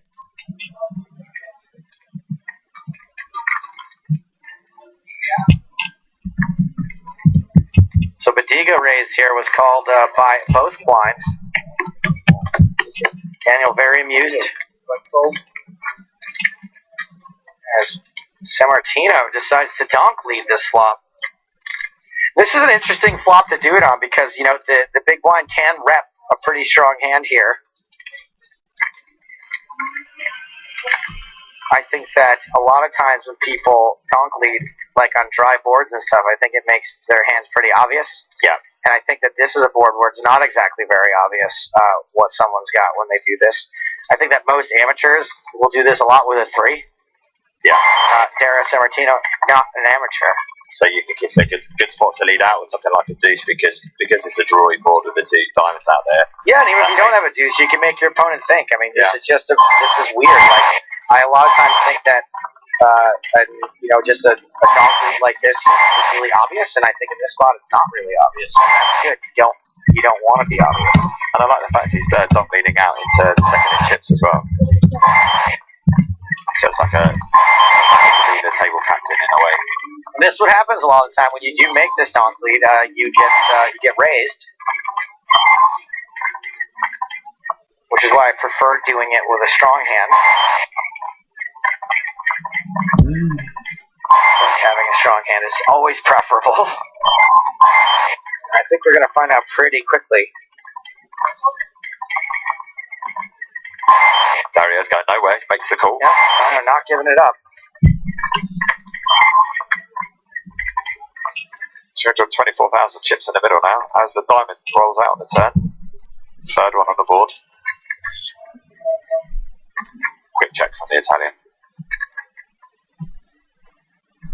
And it would be pretty weird for him to lead there with 2 diamonds. Less weird for Pertouche to raise with 2 diamonds, but I think in that case also that, Pertouche is probably just calling, I think, once he gets let into it and he's got diamonds. Unless he really loves his hand. I guess it would be 2 overs, obviously, in diamonds, but still. I think you don't really want to run the risk of making the pot super huge. Yeah, the fact he's got position as well. It means you can, keep a control on things and play you through the hand.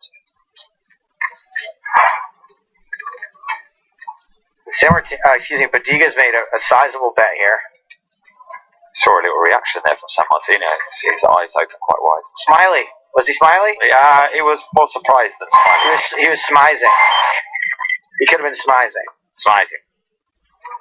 Surprise smile. No, smizing is when you smile with your eyes.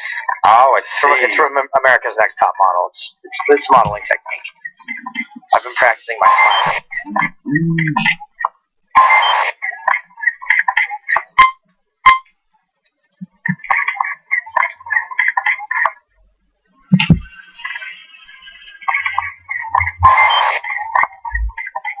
He is not smizing now.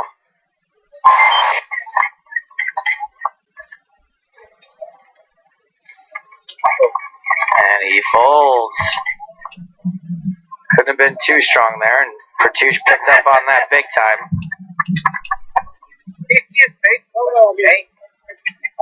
And Pertouche wins a nice pot there.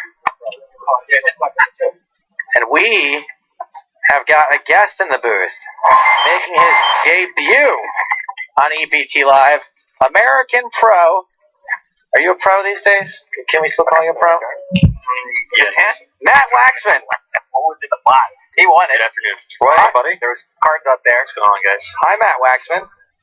Thanks for having me. You're welcome. Thanks for being on the show. Make sure you hold that microphone right up to your face like we are. Check. No, Keep you going gotta, further. you gotta touch it. Place it under your nose, yeah. Don't worry. There you go. That's how you do it. It's sanitized. Now we can hear you.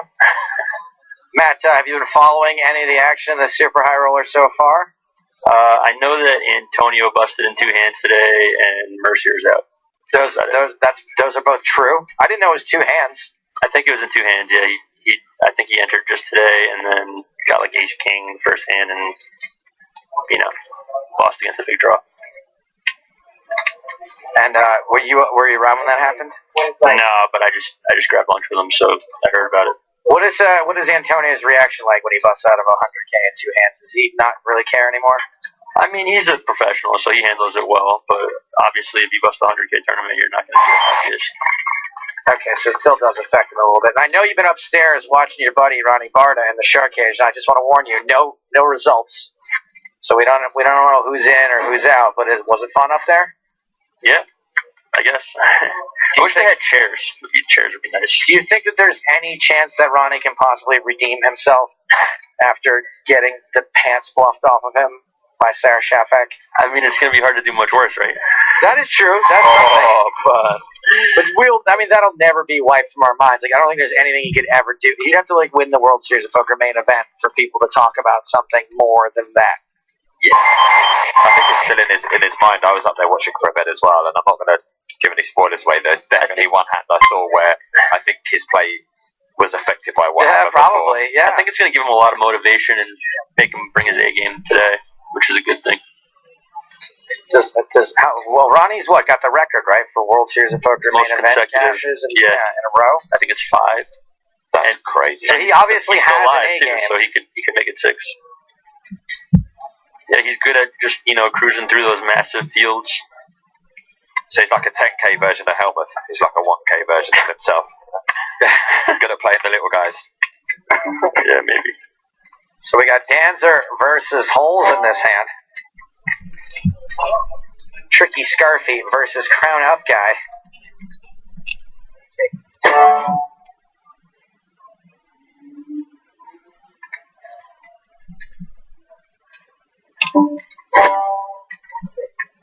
There's check on the flop. And we see another king on the turn as a flush draw develops as well.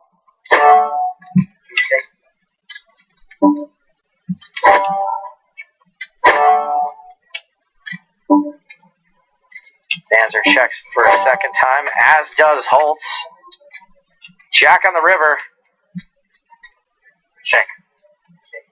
And they check it down. Wow, look at that.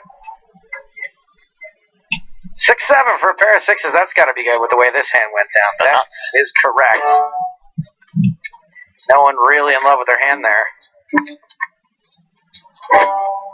That's a 30 players now in the main event. All right. Sorry, in the Super High Roller. The main event Super High Roller. It's the main event right now. Daniel figuring out how many big blinds he's got left. He is getting kind of short. 140,000. Yes. Against me. Daniel telling Fedor that he had 8-9 of diamonds there, and he should have. And Fedor saying he should have moved in. Daniel's been asking Fedor or Holtz for shove fold advice while he's short stacked. Fedor thinks he probably should have moved in on that last hand. Well, that's Daniel's always been quite honest about maybe one of the weaknesses of his games. He's very much like he used to play deep stacks and stuff. And he said if he does have a weakness, it's maybe like the 20 to 30 big blinds sort of stack size. He doesn't always know what to do in certain spots. You all know with that hand? This hand's easy. Jeez, God. He just told me the other one. You're giving me all this info now. Do you think that's where a lot of the online kids have an advantage over some of the slightly older school pros that having to play these sort of medium sort of size stacks, not necessarily really short stacks, that have an edge because they play so many of those sort of stacks online. Yeah, I mean, a lot of the online guys are a bit more mechanical because they just played so many hands. But for like a professional in a multi-table tournament, like coming up on the money and such, or not even coming on the money, but just running deep, it's definitely a very awkward stack sizing to play 20 to 30. So, you know, it's a common problem, I would say. I was a great speaker there. I guess a lot of your play's going to be affected by having big stacks to your left. You know, he's got Patricia, but he's got close to $1 billion two to his left. So maybe is there sort of certain spots that you think that you might normally take that you wouldn't because of the danger of the big stacks behind you? Oh yeah, absolutely. I mean, well, it's all relative. Like the players, the stacks. Some players with a big stack might be more likely to call off with a worse hand. Other players with a big stack might be playing tighter. Other players might just be calling late regardless. You know? So you just got to account for all of it and try to make the best decision possible. Maybe he has the same hand like me. Oh, with your speech, you mean? It's a German one. You know Katja Data? Yeah. She made a coaching video once. Yeah. Her English is like, I heard about this actually. A coaching video from Katja Data. This is one video where I look. Race 24. I can't even explain it. It's like she's in a, I think in a WSOP mania, and then she opens the button. And the big blind calls. Ivy's like, this story better be good. 1076 rainbow. She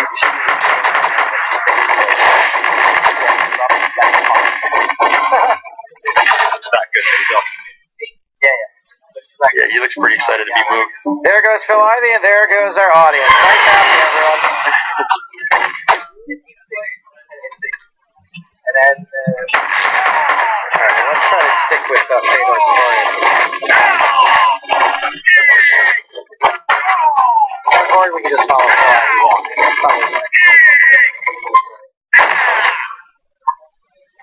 Yeah, let's just make Ivy table the new feature table. Donnie Stern, Tobias Rankemeyer, Eric Seidel, Igor Kurganov. Two more. What about the other two? Come on, who are they? Did you get the Byron Kamerman? Come on, look at those wrists. What's that? Look at those wrists. The bracelet? It's a rich guy. Again, they're all freaking rich, man. It is. Oh man, who is that? Oh my god, I was messing with that guy on the street the other day when I was shooting some sketches on the TV show. I was going around with a fake gold bar trying to get people to like give me change for it, and then I asked him if him and his girlfriend wanted to get weird with me. I didn't realize that was him. I said yes, and then he found me later and he grabbed me and he was like, "Come down." Okay. This spot's getting interesting. The ground is open 23,000. Shoved up by a wire. Rano's still in the pot. We got Hobson still talking about that strategy video when he was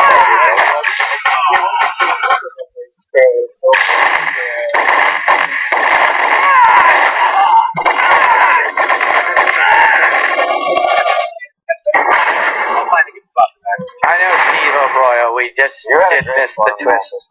Oh my god. In Fedor's story, but we got a consolation prize for you. It's the free roll password. Starts at 19:15 Central European time. That's 1 hour earlier than that in the UK. And then the guy checks up on the other turn. I mean, it all happens at the same time, but you know, it's 17:15. Did you call that happened? So you could have used it? Yeah. Password coming up after the next hand. Stay tuned, everybody. Okay. Next hand. Roger. Oh, yeah. Well, maybe it's the same hand like me. All right. But you were in too much pain. Yeah. That's probably that's important.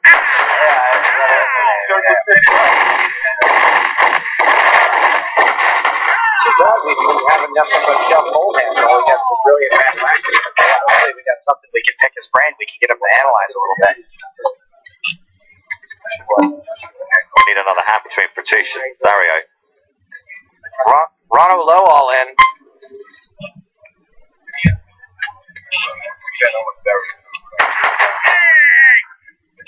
On my way. Shove gets through. They all count right now.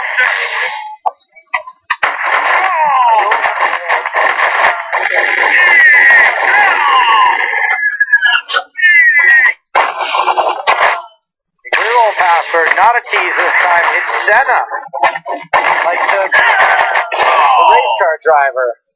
Right? He drives vroom vroom. Vroom, vroom, that's it, yeah. Is he, Senna's not alive anymore? No, well, his What a sad nephew is. story. He's also a racing driver, but yeah, no. So there is a Senna. He was a legend around the Monte Carlo track. I think he won it at least 3 times, maybe more, maybe 5 times. So if you want to play the free roll, go to your PokerStars client, go to tournaments, make sure your filters are off, type in EPT Live, register with the password Senna. And if you have a problem using the search function, because I've been through this, guys, type in EPT Live, and if the tournament doesn't come up, turn your filters off and back on again, or on and back off again. Sometimes you gotta do that. You just gotta turn it off and on again. It's a classic fix. It's great advice, because I've had problems with a client. Searching, so that, yeah, listen, clear the filter, search again. And as long as you're there, register. It'll also come up, right? If you do the search for the EPT Live, register for the $1 bounty bonanza also happening. That's on May 7th, so that's almost a week away. That's next Thursday, and it's just a $1.10 tournament where there's $500 added to the prize pool, $600 added to the prize pool, plus the bounties are $600 total. So a total of $700 added. Wow, and there's bounties on me and James Hardigan, so all you gotta do is bust one of us, and I gotta tell you, it's not that hard to do. When every single person plays every single pot with you because they want $50 in a $1 tournament, someone's gonna get the bounty eventually. Yeah. It's really frustrating. I almost don't even want to do it anymore. It's not fun. Just don't race. It's not fun. Just limp 100. It doesn't matter. It's not fun when there's a 7-way showdown every hand that you're in. Wow. Tough life you live, State. Actually, it sucks. You just gotta wait for a big hand and shove all in. Get all the worst. Yeah, that happens. But when there's 4 or 5 people in the hand with you, it's really hard to have the best hand at the end. What movie was Dangerous Sunglasses from? I feel like it's like a Terry Gilliam. It's like you expect like an old man in a basement shoveling coal into a steamship, or like a Genet movie, Delicatessen or something. All right, so we do have some action here. Let's recap it. Razor Dan, made it 23,000. Called by Fedor Holes. Danzer continued the flop with Fedor call. Check on the turn, and now there's check on the river, so we did not get penalized.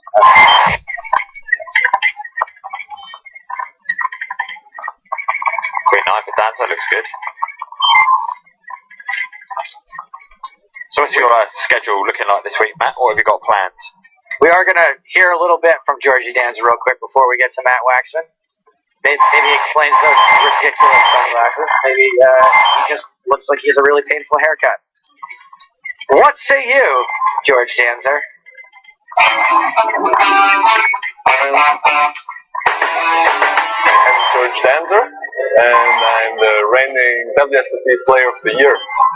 I always had the dream of playing one of those Super High Roller events because it's the best players playing against each other, but No Limit Hold'em is not my strongest game.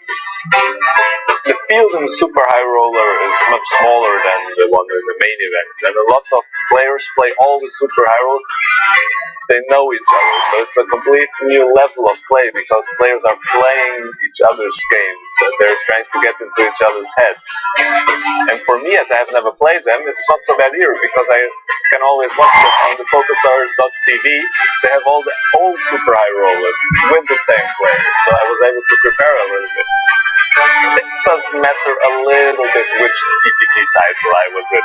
If I can choose one, it's probably going to be the main event. But close second, no, maybe not. Maybe it's a Super Hero. I don't even know.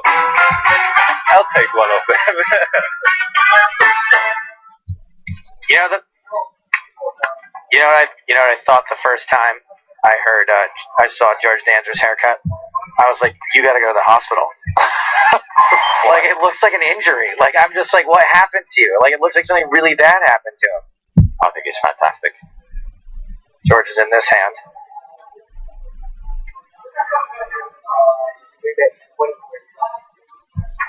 He raised another gun. Now he's continuing into Toronto low. You ever play against any of these Macau boys, Matt Waxman? I have not, but I had a You're hunch dying this guy to, might right? be from Macau. That MVP on his patch there means Macau Billionaire Poker. It's an exclusive club. Danzer wins that one with a C-bet. So go ahead, Mark. You were teeing up Mr. Yeah, sorry, Waxman before here. Danza rudely interrupted us. I just want to know, you come all the way from the States. You're obviously here to play some poker. What's on your schedule? Yeah, I'm just here to play the main event tomorrow and probably a bullet or two in the 25K high roller. But other than that, I don't really have anything planned. I might jump around in a couple of side events, but I'm not really planning on anything. I'm just kind of enjoying Monaco. No pressure on you. It's nice. What does that mean? Well, how have you been enjoying Monaco? Talk to us. Oh, well, there's not really that much to do, but, like, I don't know, it's just a nice area to walk around, and if the weather was good, like, the beach isn't bad, and decent restaurants. Everything's very expensive, though. Yep. Yeah, the 25K is a great tournament to play, though. I think it's probably the best 25K on the circuit. This one? Yeah, I think so. What do you think? 25K? I'm in there. You are playing it? Yeah. Excellent. A couple of bullets, maybe. Hopefully just one. Yeah. But it's where I think it's the 25K that attracts the most businessmen. And they're like, it's good. It's less professional. It's slightly more diluted. I've heard very good things about it in the past, so I'm definitely excited for that. And I've never played it. The rule. Yeah, too late. How is that too late? We lost Matt Waxman somehow. Hold on a second. Something happened with his mic right there. 2 hours to decide. We have a couple of those. You can have one of them. We're gonna get somebody from audio on that. And another playing stay. Fight is coming up. It's like We talk smack about him now and stuff because he can't defend himself. Yeah, He's got no accent. well, you said that it was the 25K is going to have the most businessmen. I think Matt is probably more considered on the businessman side of things than professional poker player. Well, I said he side was of things. one of the best 25Ks on the circuit once I heard that he was actually in the field. Before that, I'm like, Read the description. So a couple of people chiming in to let us know that today is the anniversary of Senna's death. And Jamie, that was Rodrigo. Jamie says 6 wins here in Monaco for him. Today is 6 wins. Wow. Anniversary back in 1994. very cheap hotel. Usually like 50. They're charging 400. I remember the day well. During the fight. No place to stay. Yeah, there's one hotel. I think there's a hotel there that's going out of business on Monday, but they're sold out for Saturday. And it's like charging like 2K a night. Why not? Steve O'Dwyer, we have an all-in and a call. Ace King for O'Dwyer. So it's going to be Ouch. Kings for San Martino. Like it's going to be sold out with entourages, with people just wanting to be there. Like literally, People coming there just to like party. you have regular people that are already coming to Vegas, and then you add all these people. O'Dwyer, 30% dog. 10 can't be a terrible card for him, but diamonds don't help. Matt Waxman, what say you? 9 on the turn. Down to just 3 outs for Steve O'Dwyer. Not one of them. So we lose the Hairy Beast, and right around 27th place, there is going to be a redraw at 24, at which point we're going to take a break, but we're a couple of players away from that. Let's see if we got Waxman back in the mix. Not exactly, no. We're see, there might have to turn you back up over there, though. Maybe we just lost our guest input. It's awkward, right? Saying something and then not being heard. Yeah, it's bad. Poor guy over here. You're the first guest we've had all week is the problem, so. More exits. Commie's going to handle the exits, and Matt Waxman, I'm going to let him back on my microphone. Yeah, so that's 27 players. One of those who departed recently is Dan Smith. Making his way with his freshly shaved head. Sam Greenwood, who did very well in the high rollers of PCA. And so in Monaco. And there's a couple more for you as well. Sam Trickett, kind of a high roller specialist, got a formidable record. And Jason Kuhn,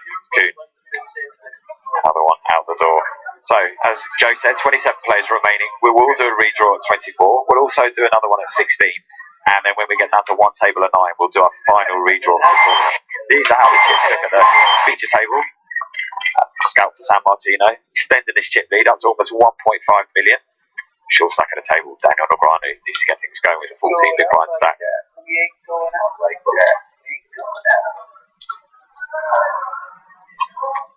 So if you were in San Martino's position now, Matt, would you just try and just keep the pressure firmly on your opponents? Well, it's situational. It would definitely depend on how the rest of the table is responding. But if they were a bit on the passive side, then yeah, absolutely, I'd just keep applying pressure. But if they were showing a willingness to fight back and maybe just come over the top of me, you'd have to play a much tighter range. Pick and choose your spots a bit more carefully. Yeah, I mean, it's everyone always asks like questions like that, but the answer is it just always there's no real right way to always be playing. Right. Because if you did always play that particular way in that scenario, then you're always open to be exploited. Of course, yeah. We've got a 3-bet here by Holt, San Martino, who we were just talking about. Open from the hijack, 24,000. WQ main event champion Holtz. 3 bets at 61k. Everyone else gets out of the way. Action back on San Martino. We got a nice little stare down going here. Just trying to look at the dealer. I mean, there comes like a certain point when you're both just staring at each other and you're like, alright, this is kind of awkward. I'm going to just stop staring. Just look at the middle of the board for a while. Have you played much with Mike McDonald? If you had to... Yeah, I played with Mike a bit. Do you like take him on in the staring, or just don't look at him, let him do what he needs to do? I mean, if it's on me, like, I mean, I'll keep glancing over, but he's just like intense. He's focused. Like he's just constantly staring. I think I can pick up more information if I just do like a quick glance sometimes, and like you're not expecting it. But with him, it's just like it's always on. Always on.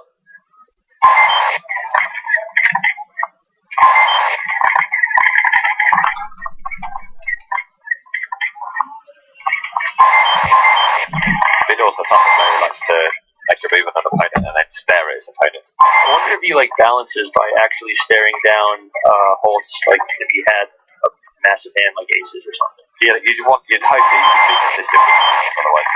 I mean, I'd hope he wouldn't, because that would just be a tremendous waste of time. I mean, at the same time, they are playing for 100k, so can't blame them. No.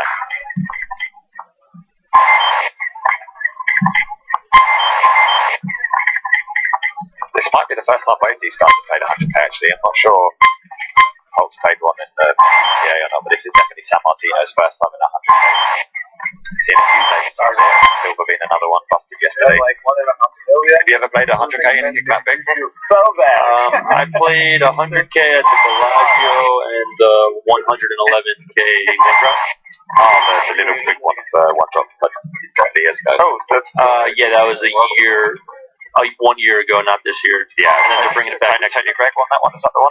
Yeah. Are they bringing that back next year? They sort of rotate. Or yeah, this year, sorry. Yeah, they just alternate like 111 and then the million. Yeah. Stars in the same.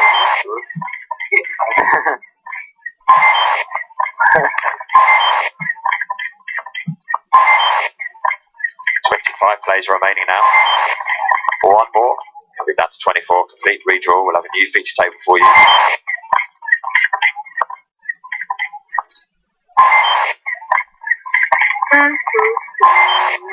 Wanna take all of me. It's serenaded, especially for you. Your nails? You can't hear me, can you? Your nails are cute.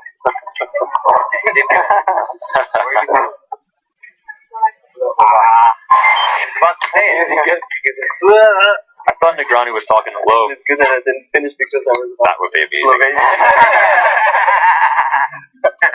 And it does make sense as well because he's got a fine pair of nails. Do you have a pair of nails? Do you have a set of nails? What do you call a collective of nails? Nails.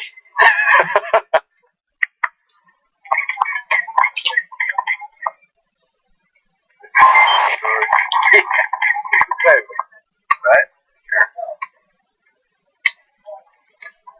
So word on the tournament floor is that Darnie Stern, it's a player who went out in 26th place. We ain't going out like that. We ain't going out like that. We ain't going out. Negreanu's got his chat on like he's got a 17 big blind stack rather than a 14 big blind stack. I'm on my own. But I said, I needed that. I ain't going out like that. Even if it's right, I'm not doing it. Got a phrase from Danzo? 2.3x in it, called by Vinegar on the button. Huh? You could not know. Yeah, that's right. I don't want to know. Well, I like knowing. Not so much, yeah. Is the internet a little rough today? Yeah, it is. I'm loading the video for like 30 minutes. That's why the internet's a little bit rough, though. No streaming. Oh, yeah, 400 left.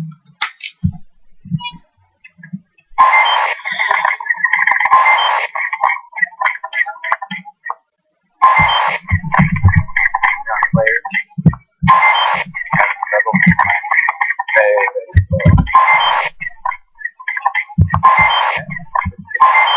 We're gonna squeeze.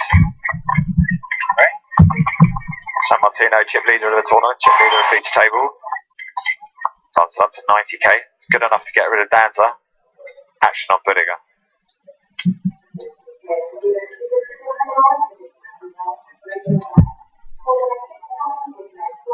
We've seen these two tangle before, but not this time. Squeeze gets through even more chips on San Martino. Puts him above 1.5 million now. Place the floor person. Kate the Foreman. Alright, how much is that? 900?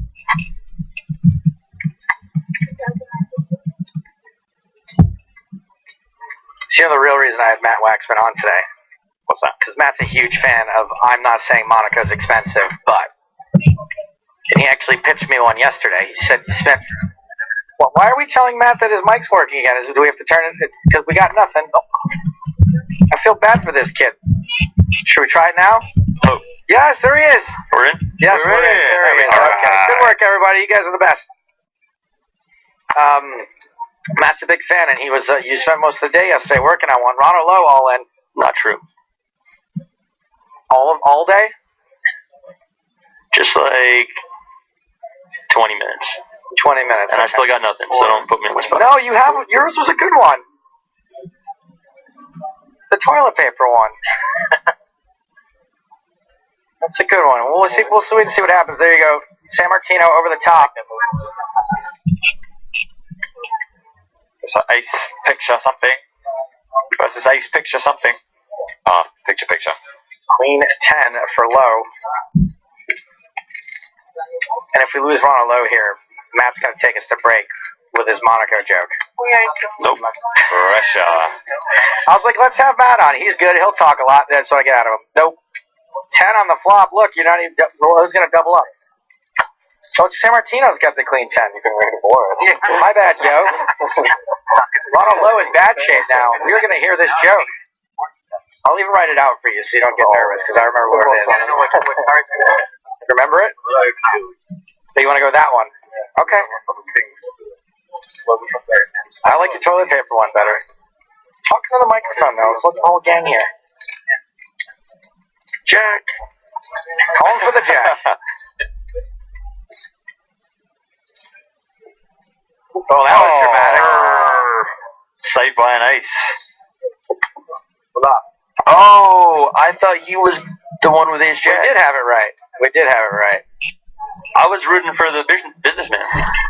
The businessman. Well, we have the graphics were flipped around. I actually had it right the first time when I said it was Ronald Lowe with the queen 10 and Dario with the ace jack.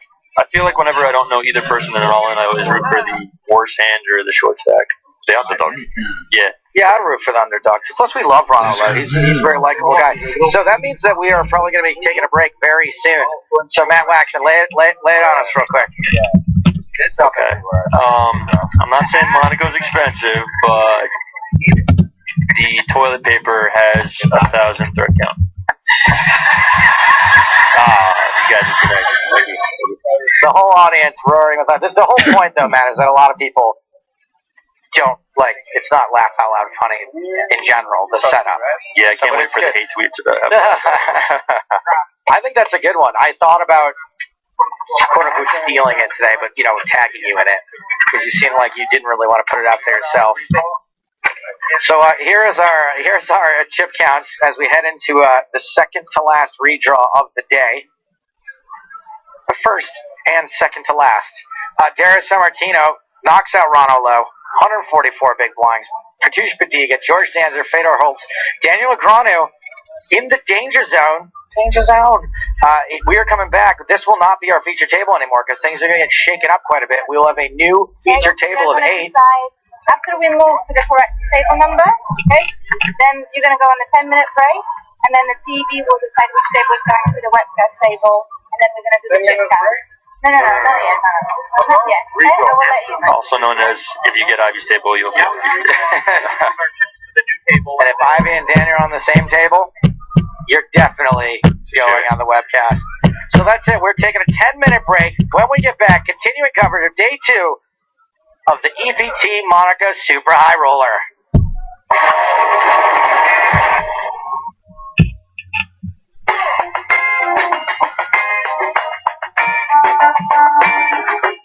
Welcome to my humble abode. It just got renovated about a year ago by my 2 friends, Naomi and Jessica. And I told them to go a little like Austin Powers meets Pee Wee Herman. They did a pretty good job. So this right here is the kitchen, little funky, futuristic. Over here is the dinner table that we never actually had dinner at. But I love the lamp. It's really cool. It's called the Ghost lamp. And then over here we've got the functioning bar with the wine cellar. This is a little poker table. And Game of Thrones, which is obviously a big hit, they sent me this. This is a box of House Negreanu. Open it up. And it's the soundtrack from the show. And it's like the DVD set. There's even a scroll that comes out of here. It's pretty cool. I don't know. I show people this and they go absolutely bad for it.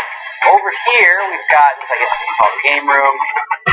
This has 8,000 games on it from before the year 2000, right? And you see that cap right here? Because there's a keg of beer in it. How ridiculous is that? Over here, we've got the trophy area. 6 World Series bracelets I have over there. A bunch of the trophies from my earlier days. We'll display here. When Barack was running against Hillary, he did a celebrity event, and he knew who I was. It was pretty cool. That was him saying, like, look, it's the poker guy. Of course, we got some family pictures up. This was me when I was 18 years old. Right over here was my father at 18 years old. So the good news is I know what I'm going to look like when I'm older. I'm going to be dead sexy. And then up in here, I used to be a pool player before I played poker, so you have to have a pool table. The other side of this is an 88-inch screen that flips all the way around. So if you look at the pool, you can watch this on this side, and there's actually like speakers outside too, or all over the house, anywhere the TV is playing. I don't know how she pulled it off, but my assistant Patty was able to create a garden in Las Vegas where we got bell peppers, arugula. That's actually fresh kale right there. And then you got like a fireplace that's on 2 sides, in and out. Then of course you gotta have a pool. It's Las Vegas. Because I'm a golf freak, I had this designed by the Jack Nicklaus Company. There you go. That's how you do it. Shows you where the landing area is, and then voila, you're right next to the hole.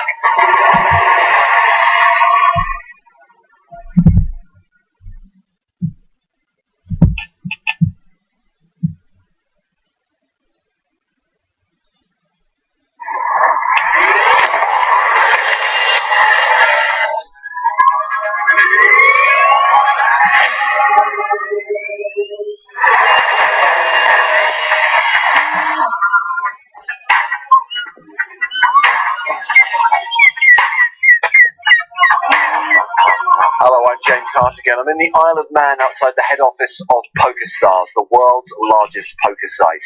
Now, every year, the support team at PokerStars receives thousands of emails asking questions about how the site operates. Well, we've decided to create a short series of videos answering some of the most frequently asked questions. Basically, I'm going to put your queries to the people who work here. We thought we'd start by taking an overview of PokerStars and finding out exactly what kind of company it is. I'm going to talk to Eric Holreiser, Head of Corporate Communications.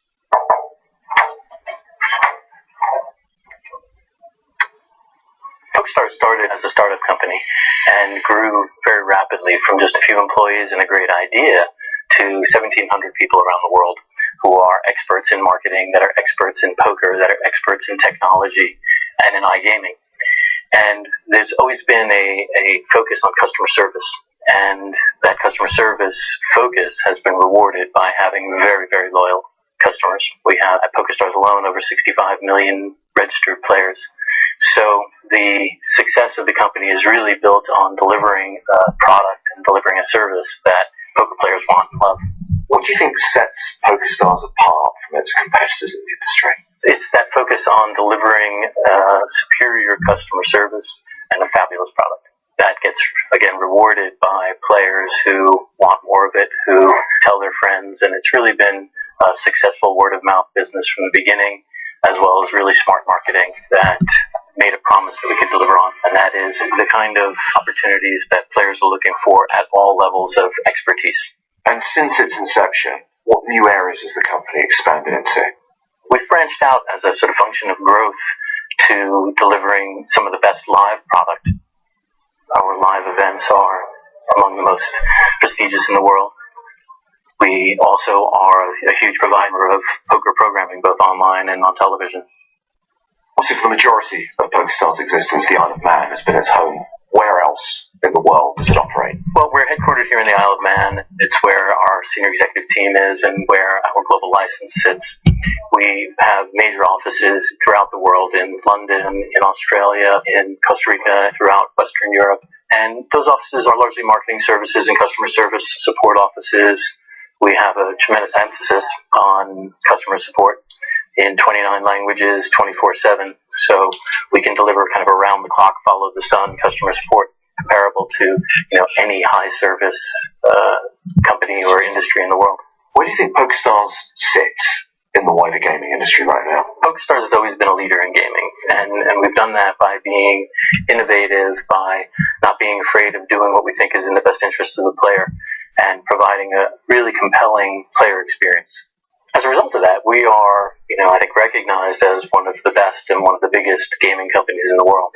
And it's a reputation that we take very seriously, and something that we want to continue to strive to improve upon and to lead the pack in so many ways, in ways that we've done already in terms of player fund protection and game integrity and security, and making sure that players can have confidence playing on our sites. And we'll continue to do that as we grow and as we expand into different games. If you had to look into your crystal ball and try and predict the future, where do you see the future for PokerStars? Oh, it's like seeing the whole cards. I don't think I can do that, but I can tell you that we'll be at the forefront of the industry. We'll be pushing ourselves further. We'll be pushing the industry further, and looking to enhance the experience, working with players, working with local governments as we see the move toward increased regulation, and making sure that the playing experience, not just on our sites but throughout the industry, is one that players can have confidence in, and that we know is protecting the vulnerable. Eric, thank you very much for your time. You're welcome. Well, I hope that gave you an insight into the world of PokerStars. Thank you for watching. Well, if you have a question for me to put to the people at PokerStars, please send it over. Do you want to know how PokerStars online festivals are scheduled? Maybe you want to know who designs the chips at live events? Or how VIP Club live nights are put together? Email me at inside@pokerstars.com and I'll do my best to get you an answer.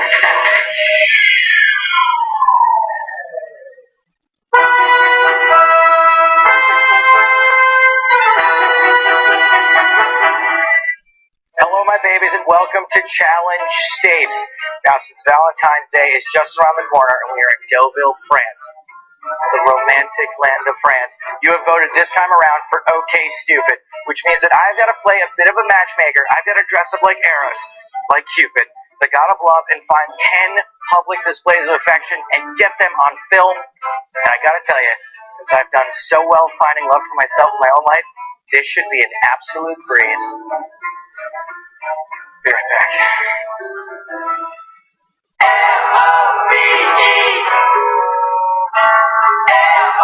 We're trying to get people to kiss on camera. Will you guys give me just a kiss? Don't run away. Wait, you two. Don't run. Put the weapon down. Okay? Here you go. We're looking for people to Bisou on camera. Yeah, alright, we're off to a good start. That might be it. 2 minute peak right there. Oh, God! Oh, hold on. Wait, guys. Wait. Everyone, wait. You wait. Charlie, wait. No, we're just trying to do a kiss on camera for Valentine's Day. In the poker world, there's a severe shortage of females. And there's even more so right now. No, bisou. A word bisou. Ça va, bisou? Do a kiss on camera? Bisou? No? The thing is, this is just kind of like filming my real life. Actually, it's not that different. I'm going to call in some reinforcements, though. I'm doing another challenge stage, and I'm trying to get people to kiss on camera, so we're really, really short of girls. I don't care what Dad says. He's never going to see it. Could you guys give us a kiss for the camera for Valentine's Day? Oh, here we go. Oh, go for it, please. That's right. Okay, go ahead. We can if you want. Yes! Oh, hello! I think that counts. Whoa, that's got to be something huge. Yes, fantastic. Ooh, my heart's racing from that one. Oh, hi. Hey, would you be... Oh, hello. Hi. I'll give you a photo, but we have to have a kiss. No, that's okay. It's okay. Oh, did you guys get all that? This is what he was like. He put up a little bit of a fight, but can I get a kiss between you two? Kiss. Okay.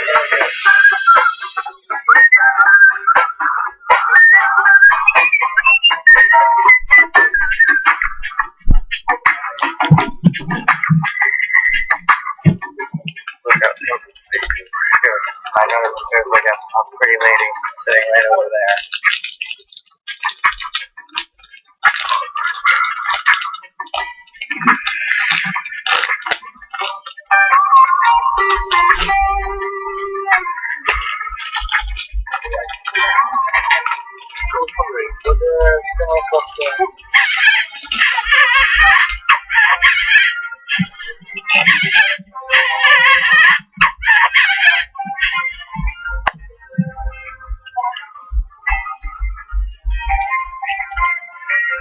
Christina.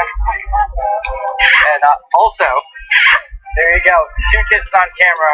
This is a pretty good, I think I like his chance here. Josh, unfortunately, the rest is up to you. Well, we're kind of scraping the bottom of the barrel here, so one last resort. Eyes are up here, James. Look, I'm going to be honest, guys. It's been rough going out there. There are very few women around in general. Have you tried the Russians? He's too ugly. Fantastic. Nope, some misfire. Let's try again. Hey, I got it right in the sensitive area. Who's going to come over here and kiss Justina? Get out of your chair right now. I'm not leaving this room. Bobbin, Chris, Dermot, Gavin. I know you're surprised I know your name, but I asked before I came in the room. Simon, you. Simon says, go give Justina a kiss, or this broadcast is ruined.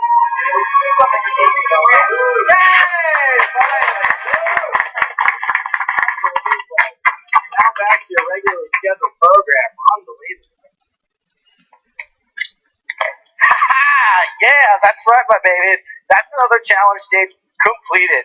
We definitely had 10 public displays of affection, and Josh is probably going to have the best night of his life. Of course, I'm still alone, but you guys love me, right? That's what I have before. You love me, don't you?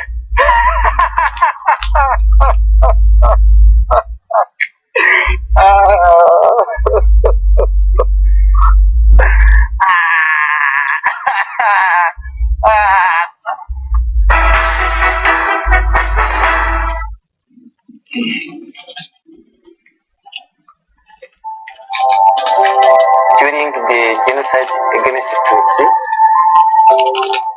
my father, my sister, my brother were killed. Before right play came, I was not happy. I was feeling alone.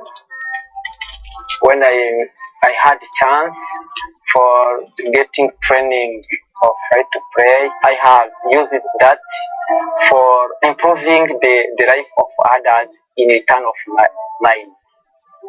So right to play teaches peace by using game. We use those games to teach children to have team spirit, to make a unity. Right to play has helped the people to forgive each other.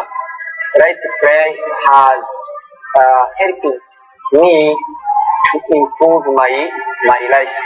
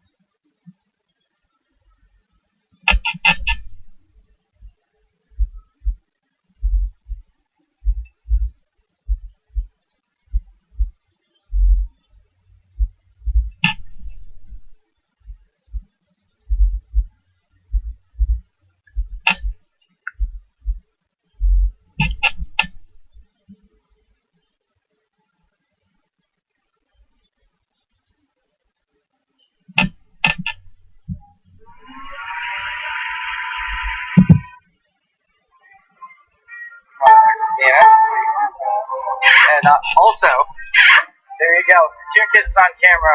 This is a pretty good ending. I like his chances here. Josh, unfortunately, the rest is up to you.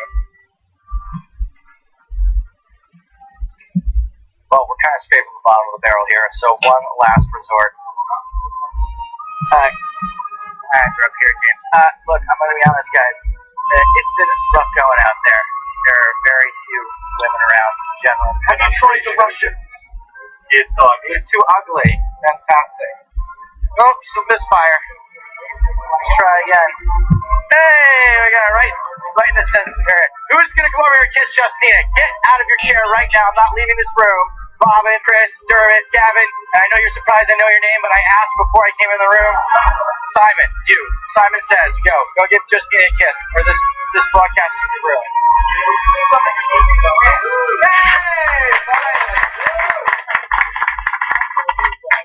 Now back to your regularly scheduled program. Unbelievable.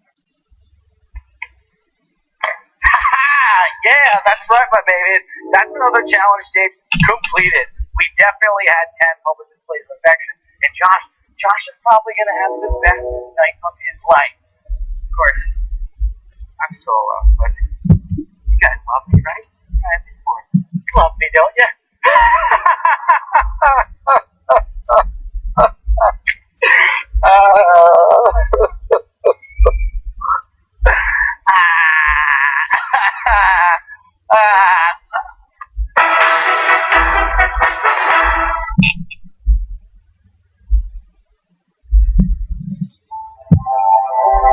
During the genocide against Tutsi, my father, my sister, my brother were killed. Before right play came, I was not happy. I was feeling alone. When I had chance for getting training of right to play, I have used that for improving the life of others in return of mine. So right to play teaches peace by using game. We use those games to teach children to have team spirit, to make a unity. Right to play has helped the people to forgive each other. Right to play has helped me to improve my life.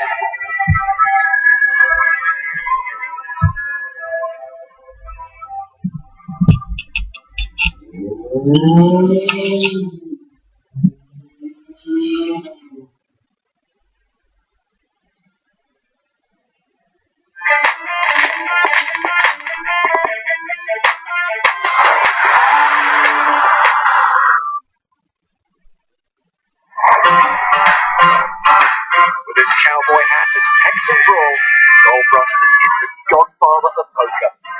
He spent more than 50 years on the belt. He's one of the game's most influential players. The delight of all, Texas Dolly came across the pond to London back in season 8 to take part in his first ever EPT main event. What's the start with? Wow, this is as quintessential as it gets. The Rocky old gunslinger versus a laggy young mouse clicker. Seems like it's etiquette over here to tell, but I know I just don't count my chips. Doyle Sharps. What are you going to do now, Benny? You're not messing with Doyle Brunson anymore. Yeah, by the way, that's Doyle Brunson. Maybe you've heard of him? That's right, Benny. Godfather of poker. And it was no surprise to see the legend. Texas Dollar's a perfect cashing record on the EPT. This is my first EPT cash, and I enjoyed it very much.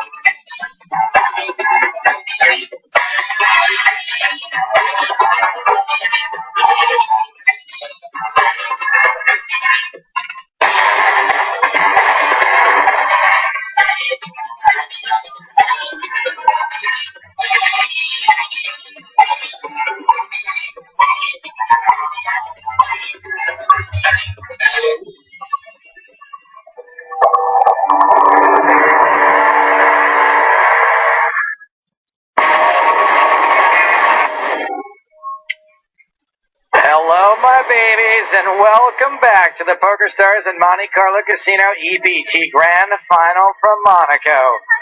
I am Joe Stapleton. He is Mark Convey. You are watching coverage of the €100,000 Super High Roller, and we are closing in on the business end of day two.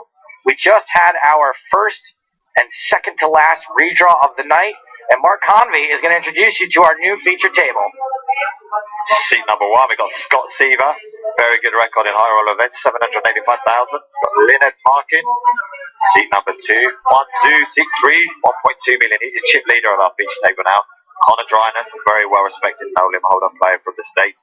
Pratush Budiger, clever guy, spells well, plays poker well, and got almost 1 million chips. Fido Holtz is a WQ main event champion, really making waves, one of the new breed of young German superstars. Vladimir Troyanovsky, no stranger to EPT Live feature tables, bosses, and every single tournament he seems to play. And hold me closer, Georgie Danza, 426,000 chips, seat number 8. Chase my bad beat blues away. Also in the booth with us, professional poker player, professional Florida liver, Mr. Matt Waxman. Hello, hello. Matthew Waxman. You know what I noticed is on your Twitter profile, it says poker player and businessman. It does not say that. What does it say? Entrepreneur? Yeah, entrepreneur. It's like a step above business. What are you entrepreneuring? I'm actually entrepreneuring, if that's a word. I got a few ideas. I'm an angel investor in some stuff, and wait, an angel investor? That means like you're giving money. You're giving money to like someone to do for equity in their business, but you're actually not doing anything to help the business. You're a silent partner. Yeah, exactly. So it's one step above silent partner. What? Like an entrepreneur is one step above business. Oh, well, I'm an entrepreneur. I'm actually doing a professional poker league, believe it or not. It's in the works. Is this to compete with the GPI's professional poker league? I mean, I don't know. The GPI is its own thing. It's not the same poker league is what I'm saying. Yeah, it's definitely a unique thing. I've actually been working on it for a few years, and I'm very excited about it. But there's definitely, I can definitely tell you that there are some similarities with the GPI. In that they'll be playing poker? Yes, they will be playing poker. Franchises? Yes, it is a franchise model, and we got a lot of the same goals. You know, I definitely am rooting for the GPI or the GPL to succeed. I really like everything it's doing for poker, so you know, no enemy there. But yeah, I'm doing my own thing. Hey, look, there was WWF and WCW. One was the poor man's version of the other, but whatevs. They both did all right. No, it could be a good thing. Like you guys, we don't have with American sport like we do have in Europe, say with football or soccer, is that, you know, we all have our individual league winners, and then all the champions get together and play a tournament like the Champions League, we call it. So maybe you can have, you know, champion from your team from your event, champion from the Global Poker Masters, and yeah, it's interesting. Winner takes all, you know. Yeah, I'd say the unique difference between the two things would be the actual format. So it's like almost like, I know Alex is saying that he's sportifying poker, so I would just classify mine as kind of a different sport. But it's still poker nonetheless, and yeah, I'm definitely rooting for him. You know, I don't care which one is successful as long as I get to host a TV show. Alright, I might be able to give you an interview. Just keep me in mind.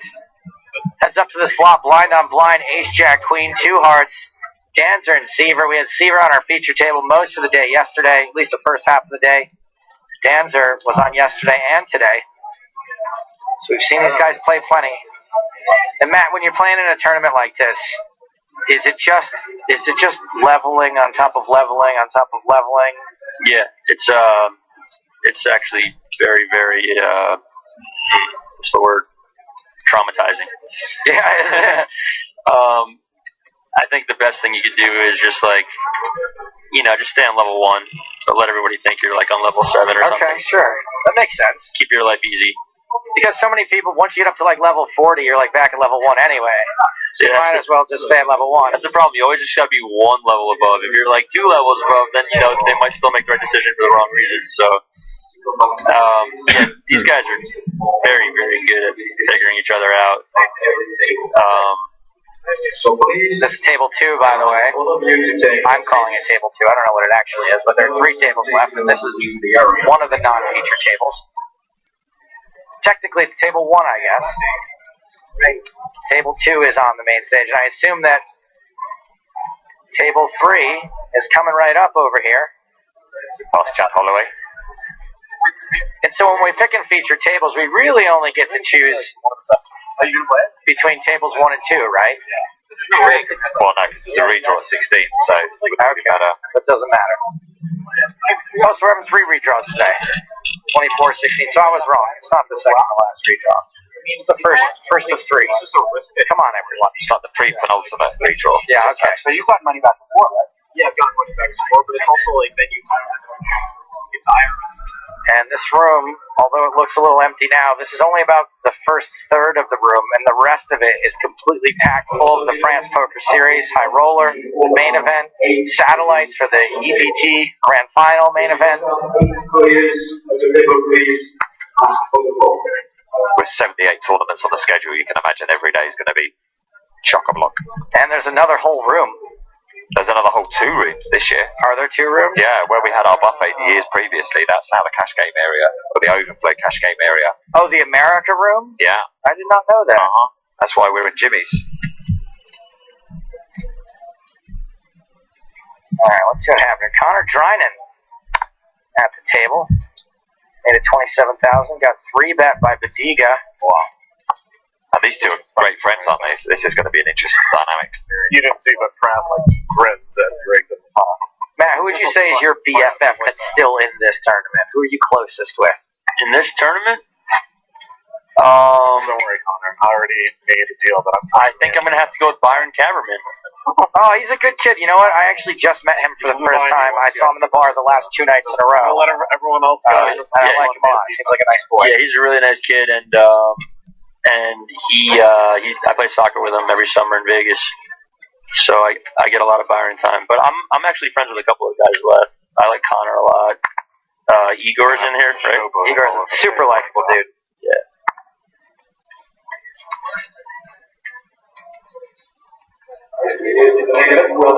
Ready to restart the game. And we confirm you from our 144 players remaining.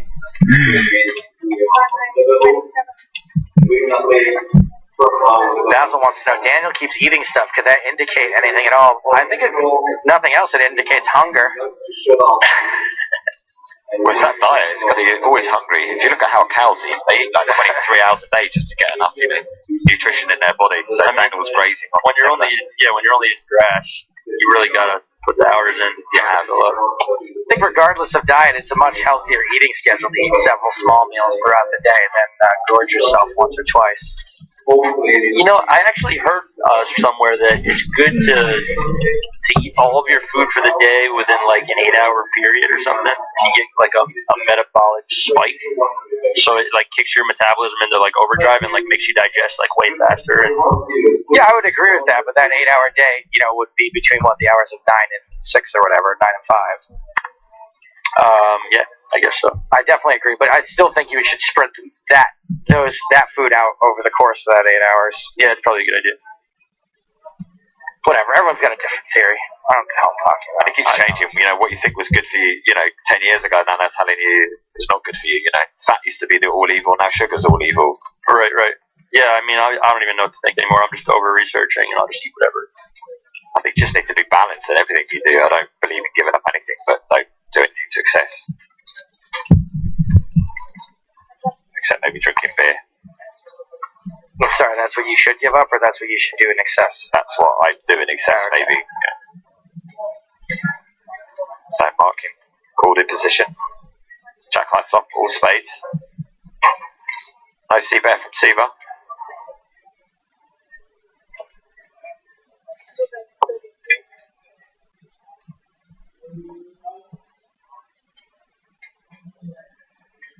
33,000 from Stapes' new friend.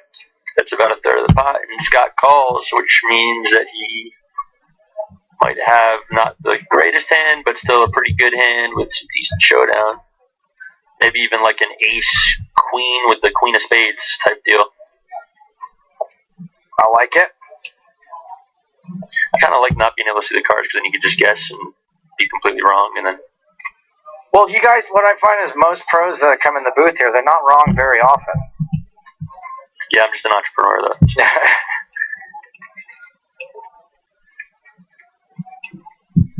Oh, how bad do you wish his name was Leonid Merkin?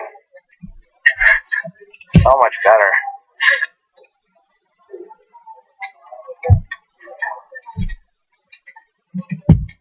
Then I could say things are getting hairy for Merkin. Looks like you got another, just over a third of the pot this time? Yeah, it's definitely not marking around. Ah, nice. You worked with the name he actually has instead of having to change it. Maybe he has like a queen Jackie type of hand. You like him for a top pair that he's betting for value and protection? Yeah, I mean, Scott Seaver's pretty scary, so you probably want to have something decent if you're betting against him. But he probably doesn't care about that. Well, that is not a brick. I guess my read was wrong. Well, it's okay. I mean, you can still have a very similar hand. He had the 9-10 with the 10 of spades. With the 9 of spades. It was 9 of spades. And it's good. You assume Markin was probably winning before that. I guess, yeah. That explains his check on the turn. Are you folding that flop ever with 9-10 off? Yeah. The 10 of spades? What'd you say? I actually think that's a really interesting way to play the hand. I think I probably would have just bet. But, you know, Scott's a really good poker player, so it's kind of got me thinking. Yeah, absolutely. And that's something I say to folks out there on the regular. And if you guys have heard this before, I apologize. But if you're new to the stream, what I like to do is when a guy like Scott Seaver or Ike Haxton or, name any other top-level pro, when they do something that it doesn't seem standard to me, I try to figure out why it's right rather than why it's wrong, because it's probably right. Well, sure. And I mean, it's also always like, I'm sure his read on the player might have something to do with it, but it's kind of cool because, he can always just, check call the flop, and if he doesn't improve, and it goes check on that turn, he might be able to just bluff the river a lot. And it might work. So I can see a lot of good merit to how he plays the hand. We're like the youngest American rack. Of course, he could be planning on a check raise later too. Yeah, there's all kinds of things that can be going through his head. Another thing just being you just can't always play the same way all the time, or people are going to start to figure you out, right? Isn't that part of it? Just mixing up your game? Yeah, of course. Plus, if he wants to, bring him on. If he wants to bet there and then he gets raised, your hand is just, you're done with the hand, but check call him, you can get the guy to bet a real wide range, maybe. I think he definitely needed the spade, though, in that situation. Or maybe a 9. I've been in 5 tables in this tournament, and other than Vladimir, I have to start off this part with 28k, right? It's cool, one market.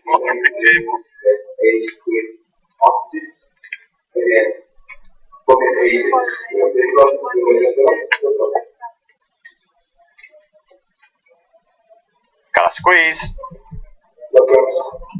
3-bet, drawing in out of the small blind up to 110. Connor's very famous for getting it all in aces to aces in the 1-drop. Oh, yeah, that was brutal. And losing. That must be the bubble in the FPS. Oh, it must be, yeah. Good shout. After Connor makes this sort of squeeze, is it all in or fold? With the stack sizes. Looks like it's all in for Mr. Dan. There we go. I'd expect George to have something pretty good here.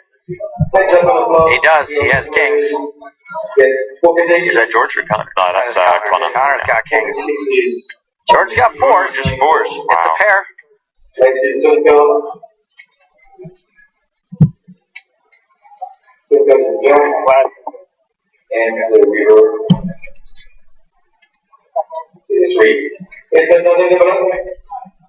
Enjoy your 15-minute break, gentlemen. We will come back. Oars are not catching up so far. Need a 4 running side straight cards. Oh, Lord, that is just gross. That is grosser than the towel I keep next to my computer. He did not deserve that. No, he sure didn't. Yikes. Do you think he just loses his mind at some point when the stuff like this keeps happening to him? Yeah, I mean, He'll just freak out. That's really brutal. Jerry Maguire style. Oh, Georgie Show me Dancer. the equity. Who's coming with me? That's right. Screw you, screw you, screw you. You're cool. Screw you. Hiya. Connor left with less than 100,000 chips after that. You know, maybe you shouldn't have brought up the aces hand. I already thought that instantly on the turn. I said, why did I bring up the aces hand? Because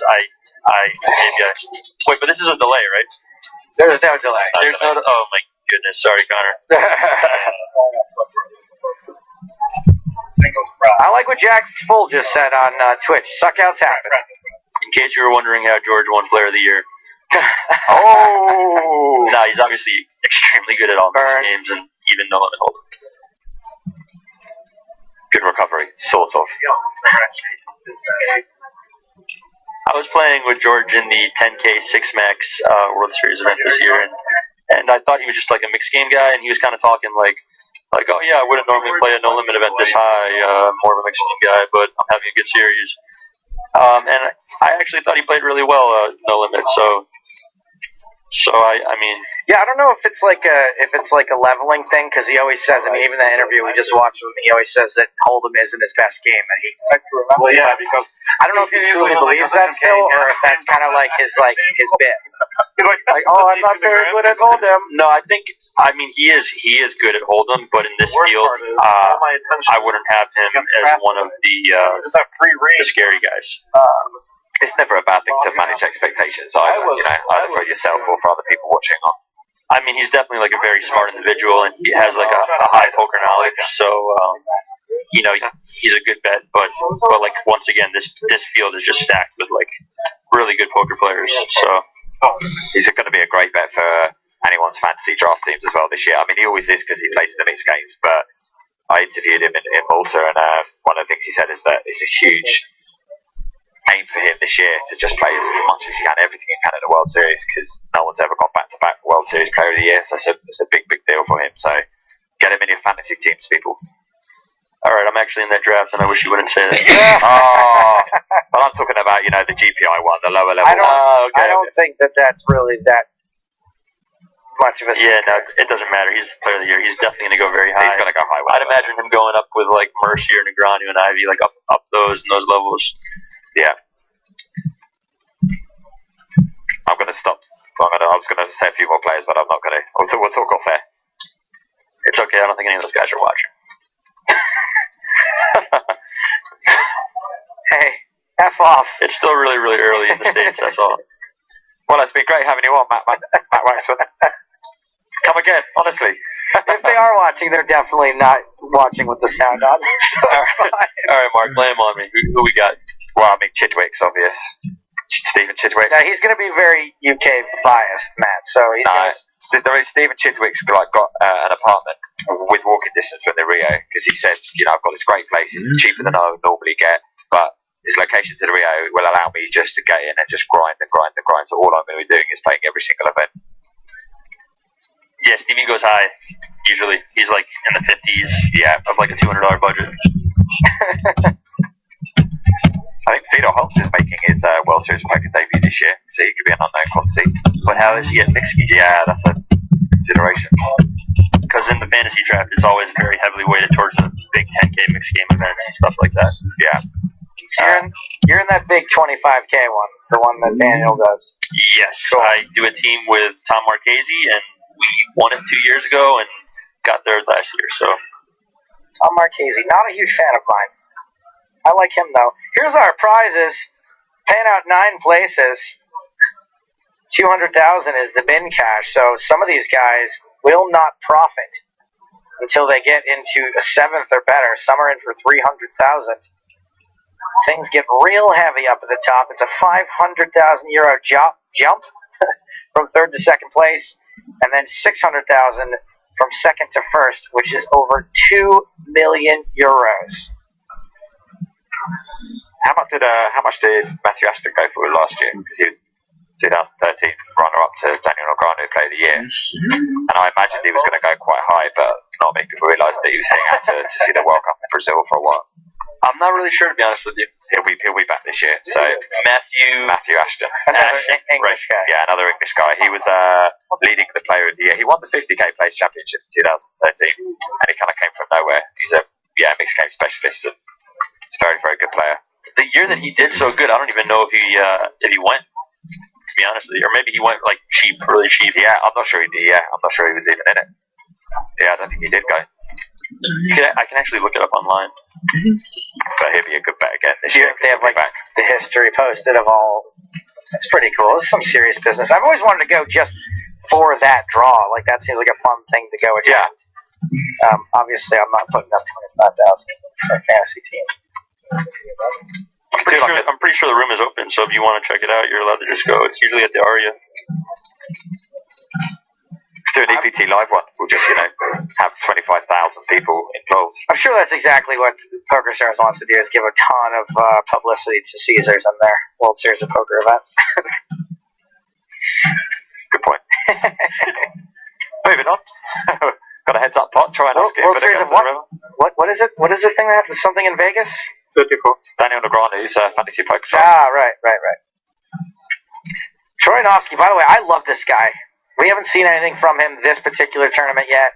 I think Vlad Troianovski, if he were not Russian, would be a huge star. Yeah, I think he's a phenomenal player. He's so good. He makes final table after final table. He is a very stoic Russian dude, but he's got this wry little personality in there. This would have been a more fun board.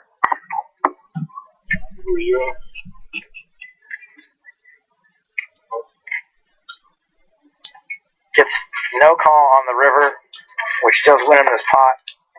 I saw him make the most amazing call in this tournament 2, maybe 3 years ago against Darnie Stern. He had like probably 6s, and it was effectively 4th pair. And it was a very coordinated board, and Darnie Stern made an all-in move on the river, and he took about 8 minutes to call with 4th pair, and Darnie Stern just couldn't believe it turned over. Everything had got there except his hand. And somehow Troianovski made a call, dumped him out for 100k. It was incredible. Those Russians, they do that every once in a while.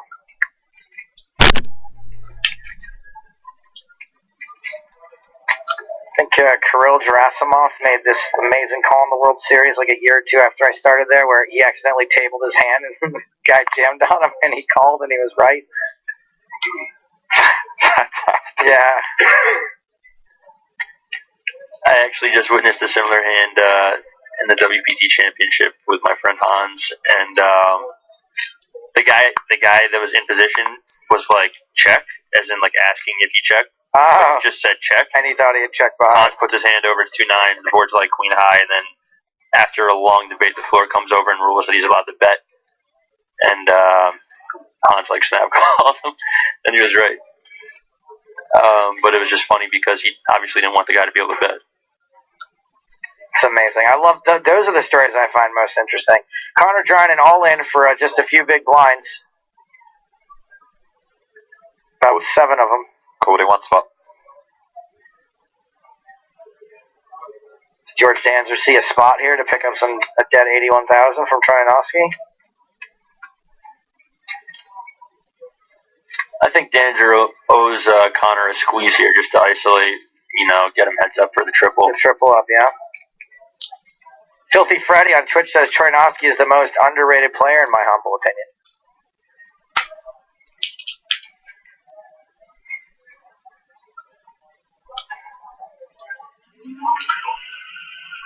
He just calls. Okay, so there's going to be a side pot. Would have taken the ISO. If they don't check it down.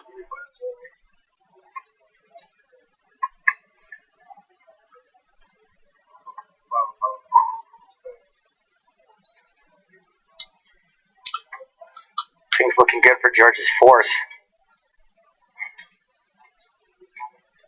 Troinovsky is going to build a side pot. It's dry at the moment, not anymore. It's like 7, 8 high. Probably ahead of Connor.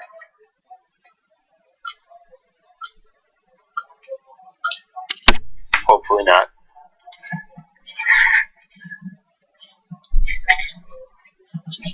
Well, I always say that, you know, the key is to not get sucked out on is to get it in bad.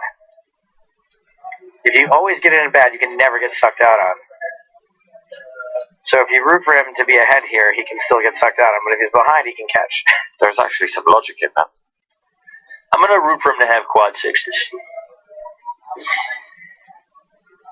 How do you say that, Dryden? How do you say that? You have King Jack. I'm going to kill you. Oh. Good. Yeah, ace high for Troinovsky. Dancer said it was good. Ace Jack. Queen 10, the Ronno low hand. So Dryden is going to need to hit. Oh, that means you're king queen. Sorry. Still a couple of outs in there. Thought that 10 had just been dealt out. Ooh, wow. Oh, switch opportunities. 5.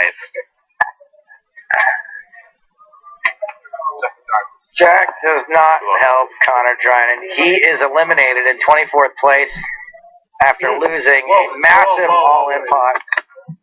George Danzer, where his kings were cracked by pocket fours. Vlad Troinovsky picks up a small pot there. Puts Troinovsky over the 500K mark. Oh, Connor Dryden. We hardly knew ye. 23 players remain. Reminder, 9 get paid. Big cash. Just shy of 200,000 euros. And up top, just over 2 million euros. I won't go. And nothing close. That's what I was thinking.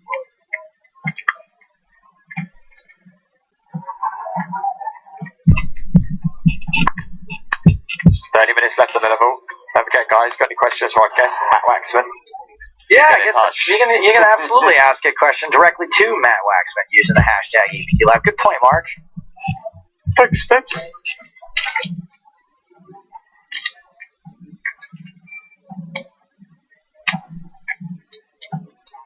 You know, a lot of players out there, both on the Twitch and the Twitter, saying that they really feel like Connor Dryden's like their patron saint because everyone feels like they get bad beat too. Feel the pain. What's that everyone's doing this? That's not real though. No, it's not. That's how he trolls. Yeah, he always says something nice, but then big time sarcasm. Yeah. What's this app everyone's doing? Everyone's posting it online. You and Ronnie Barta are 47, huh? How old yeah, were you trying to make old faces? Yeah, we were trying to make the oldest face possible, and it worked. We got 47. You do look like a bit like a geriatric old man. You're not just old there, you've lost your marbles. Yeah, people were asking us like what drugs we were on. We're like, yeah, just life, buddy. Uh-oh. Just life. Good Ivy's gone. Well, get out of my way. You guys hear that? You hear that? That's the sound of all the Punto Banco tables closing. Sorry, we're done for the day, everyone. Maybe Alan isn't being sarcastic. I think he's got himself in a little bit of trouble this week on Twitter with some of his tweets. So maybe he's trying to turn over a new leaf. You know, get rid of the little man syndrome and actually be nice. Dude, I'm not starting that fire. Thanks for your kind words, Alan Barry. Hope you're enjoying it. That's 2 bullets for Ivy, no good. He had 3 bullets here 2 years ago, no good. At least he can go and hug it out with his mum. She can say it's alright. He's got his mum over for this trip so they can go out for dinner. Guess what? We missed Ivy. We missed a hashtag opportunity. It was Igor Kurganov who knocked out Phil Ivy, quad 5s. No. Ivy had aces, hashtag Death by quads. Wow. There he is. Yeah, I'd be smiling too. That's a quad's face. That is a quad's face. Lot of chips. Where do you think that necklace is from? I reckon he got it at Burning Man last year. Something like that. It was like, I don't know, or like a different planet. I think that necklace is I'm Tracy, and I'm Stephanie, and together we're known as 11th Gorgeous. Turtle's Here's a got few of our almost 2 million. I want to say that there's like one bead that he collected from every country around the world.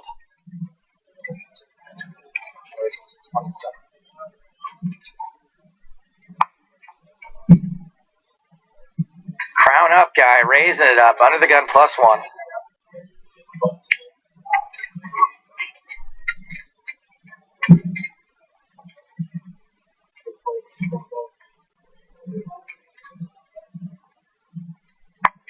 For some reason, every time I see Danzer, I just think of a Die Hard villain. That's I don't know something. why. That's a good call. I think it's the way he talks, mainly.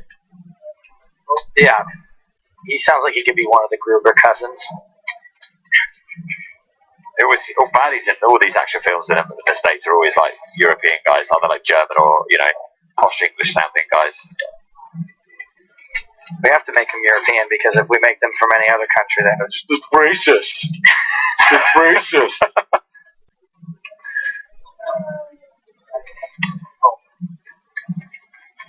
I'd like to see a really great Canadian villain one time. Do they exist? Just a horribly evil Canadian. I'm going to kill you now, eh? Hey, I'm real sorry, but I'm just going to have to kill you. Yeah, sorry about that.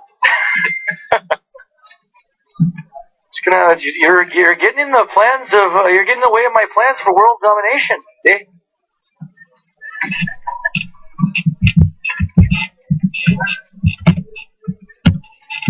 I think technically Dr. Evil is based on a Canadian guy. Dr. Evil is based on Lorne Michaels, who's Canadian. Is Mike Myers himself, he's Canadian, right? Well, I think he's actually British, but maybe... He lived in Britain for a while because I think he married a Brit. Okay. I think he is Canadian, though. He's definitely Canadian. And I think I'm wrong about marrying a Brit, but he did have a TV show in the UK for a long time, I believe. Did he? James told me that. He had like a kid's show or something. Oh, okay. Oh, I think you might be right, yeah. This is the first we've seen of Zoo since he's the redraw at 24. Went into one of the chip lead stacks yesterday. Hasn't really been in danger since, up against Holtz. Shane on Twitter, Mark wants to know, is Quang Zhu another Chinese businessman, or is he a professional poker player? He's an entrepreneur, come businessman, poker player. Okay. I have no idea, sorry. Oh. It's the first I've seen it. I got a hunch he might be in those Macau games. Yep. You might be right.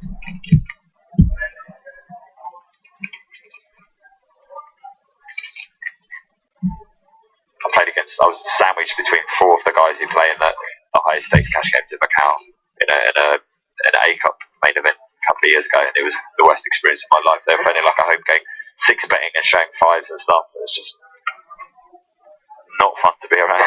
Sounds great. Yeah, if you got the bankroll for it, if you got the gut for it. And there's me sitting there playing in the biggest blind tournament I've ever played in, going, oh my god.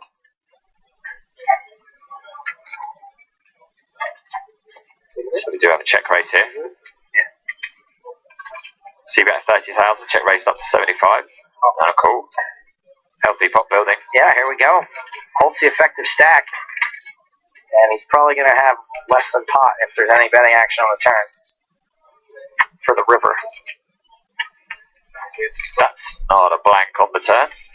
Ace of clubs. Check.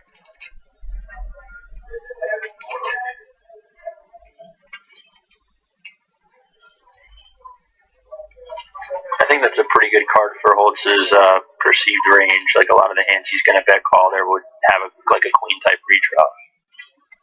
Maybe king queen, or you might check back like a queen 10 or queen jack.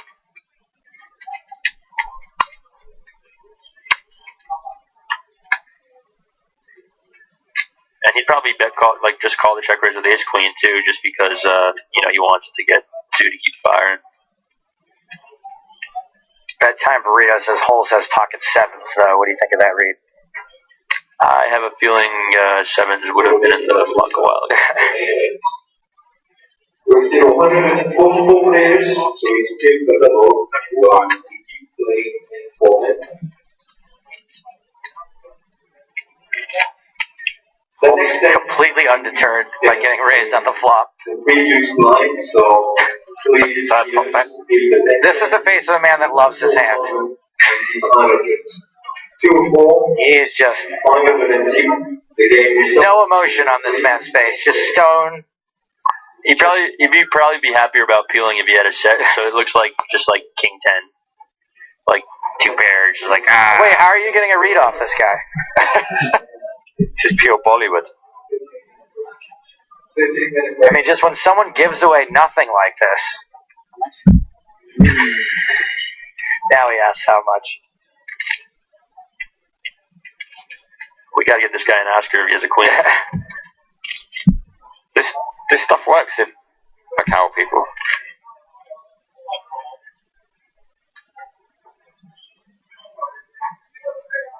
How can you hem and haw like that and then reach for chips? Amazing. There's nothing more annoying at the table when you make a bet and you got the guy acting like that and you're just ecstatic, and then he just decides to raise you. You're like, wait, what? You realize what you just did, right? Those are 5K chips, and those are 2 stacks of them. Hey, buddy, you know you only have to go There's with... a third. Sorry.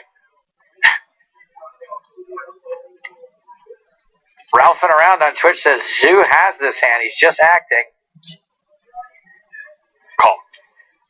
After all that, brilliant, yeah, cool. He just puts out 1 chip.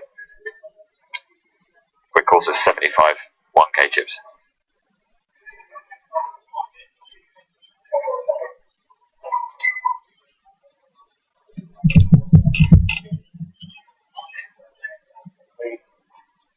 He's all in.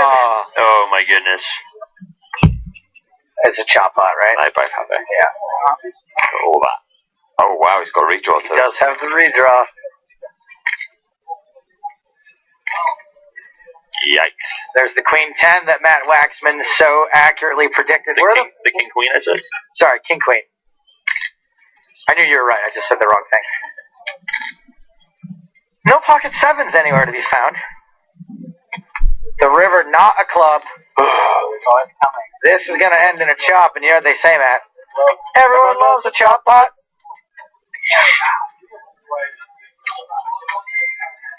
I guess you guys have done that before. It's kind of our thing. It's kind of EPT Live's thing. Not just me and Mark. James Hardigan actually came up with that one. Got some bad news for you, Matt, I'm afraid. Oh, no. SHRBFF. Super high roller, best friend forever? Yeah, who's that? Who's my... Oh, Byron's out? We're going to see the pictures now. No! All in against Thomas Mulocker. And all out. Ace King versus Jacks, ace on the flop. He's out against the river. Captain Caverman. I think I'm just going to stop rooting for my friends because clearly I felt like that they're not sometimes, actually. Professional buck. Anyway, sorry, you're about to enlighten us or something. Oh yeah, I was gonna say Zoo's acting job is nice if you're just gonna find a call there with your straight, but you know, if you're just gonna do that whole spiel and then shove, it's just kind of like, yeah, okay, so you obviously have the nuts. Yeah, it's I just don't see the point of overacting that much and then moving all in. Right. That's almost like a massive tell where you're just like giving it away that you have it. Yeah, like, totally. No conscious person is gonna be that like upset and then you're like, all in. All in?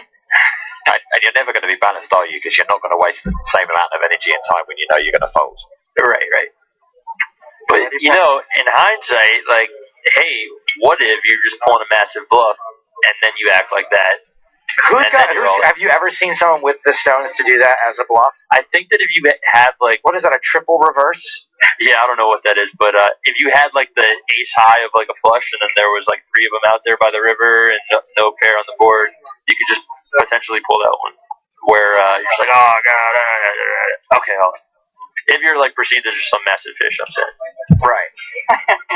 you would get some folds. I mean, you might get some on the folds, like the king eye flush. I mean, after that job, and then shove it all in. Like, why would you shove all in there? Yeah, because you realise he's got it. He has to have it. So he either has it or he's leveling about that. Right. And they're like, well, he's definitely not doing that. So okay, he has it. I think I'm gonna use that one later. Please let us know when you do, so we can bring a camera over. Right, Scott? I was just talking about my experience with super high rollers and people hitting sets on the turn. Thank you. Hey, attention, Scott. No idea. I got you. You can always count on it.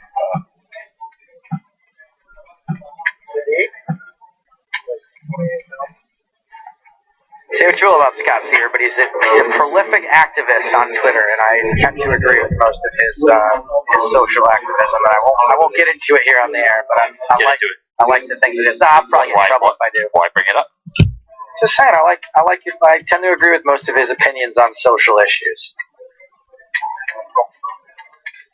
All right, just give us one example.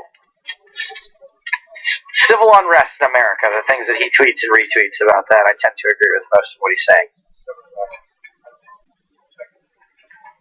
Heads up pot here. Marking raises from a cutoff. Holds defenses big blind. King 10-7 rainbow. Checkity check.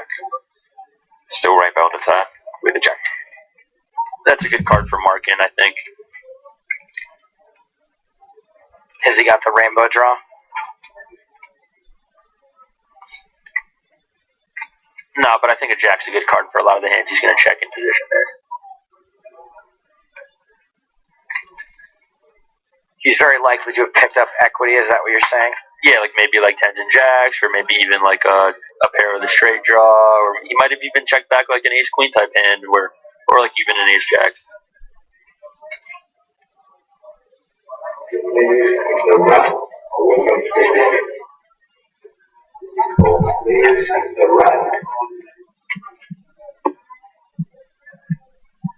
Alan Berry back in touch says 3 summers ago at the World Series of Poker on the river, I shook my head, asked if he had a flush on a paired board, and then moved in as a bluff. Well, what's the end of the story? I think Alan's basically explaining that 3 years ago he was already on our level. So he did what we were talking about.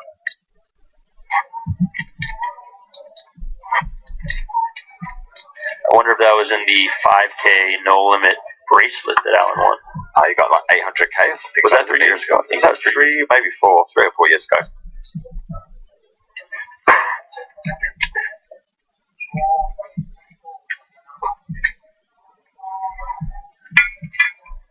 Defeated a very tough opponent in Maria Ho. Heads up that year. That's right.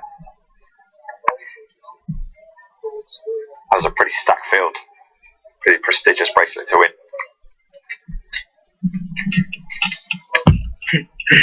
Graphical Nick, you've been called upon in the Twitter. Sir Schmoopies says it would be great to get a recap of the chip colors. Put your cup of tea down and get to work. There they are. Graphical Nick, he is on top of it. I like the names of these chips. Acid House Oral Hygiene. Yeah, Nick gets a free license with the high rollers because you have different chips in the main event. They're more standardised, the chip colours in the main event. But the high rollers, he has the freedom to do what he wants. They change all the time, they're great. He's a good kid, that Graphical Nick. I mean, he's a great kid for a machine, but dealer versus big blind. Dealer button. It's not the actual dealer.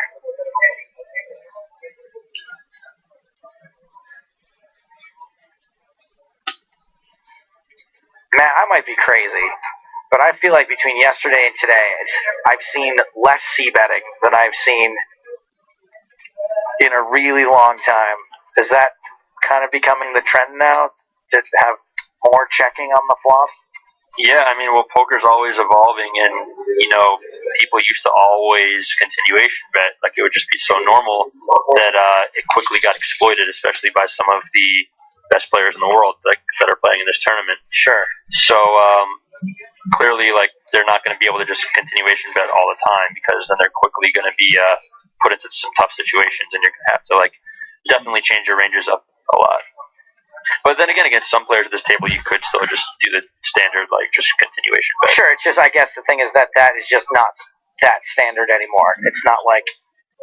Yeah, I mean, well, you know, the one common thing between the best players in the world is that they're always working on their game. Changing it. They're always changing. They're always doing new things.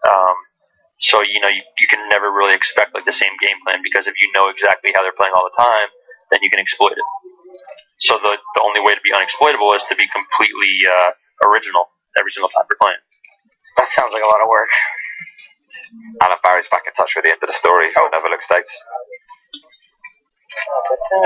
He called with a full house, but if he'd had a flush, I think he would have folded. I also now by balance I balance by doing it to nuts. Well played, Alan. It's good that you balance your triple reverse bluffs with an occasional double reverse bluff.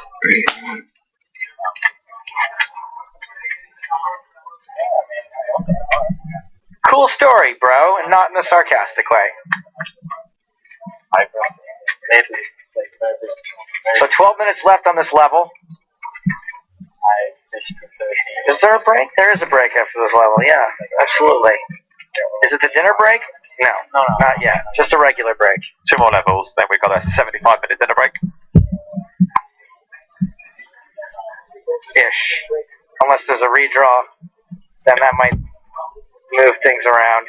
Oh, okay, yeah, because we wouldn't go on a... We might maybe move the dinner break a bit earlier if, say, there's only 10 minutes left. Yeah, we'll tell you right before it happens. Don't worry. Don't plan your day around this. That's all we're saying. Actions hold it around to Pratt, as they call him.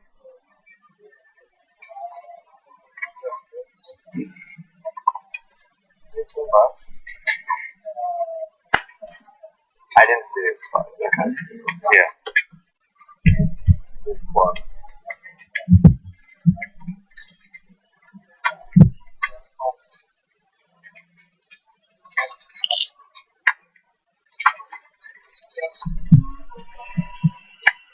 Yes, Pratush Badiga is the former spelling bee champ. His little brother is the kid that passes out at the beginning of that documentary. Yeah, but he's a hero. Yeah. Because gets off the ground. Gets off and spells nails it. Yeah. Absolutely nails it. Spellbound, the name of that movie. I think that was planned. I think how am I gonna upstage my big bro? Yeah, you think so? You know what? Everyone loves an underdog story. Well, he was under the stage dog story. I mean, I don't think you'd take that. That looks pretty realistic to me. Yeah, the blood just disappeared from his head and he's just gone on stage. That's right. It wasn't like it's just national TV. I was probably big on the spelling jokes when Pratush was first on the scene, but I've exhausted them pretty quickly.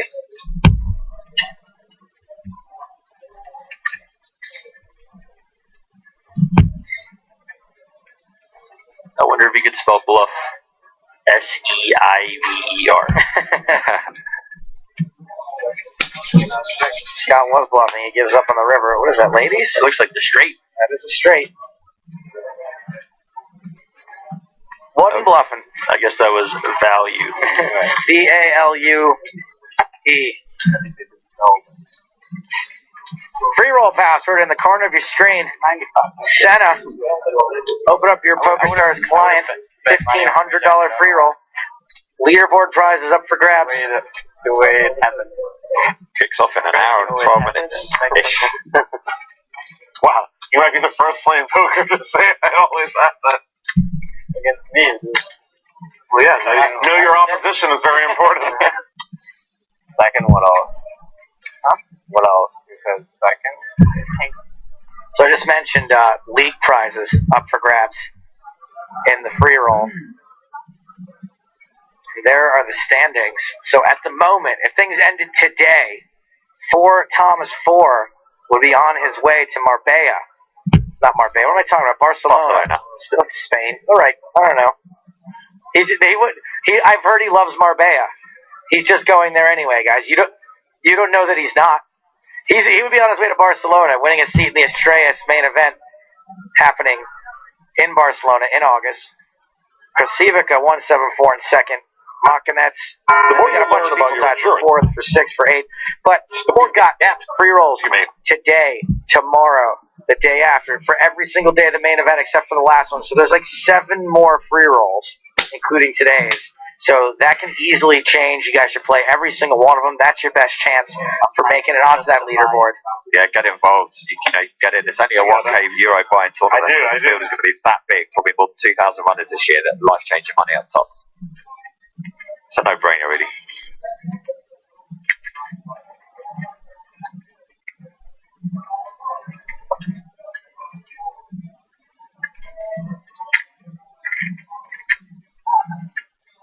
People are so dumb. That's all I'm going to say. Man, you're cool. Not, yes, you, sir, you're cool, but some of you are so dumb.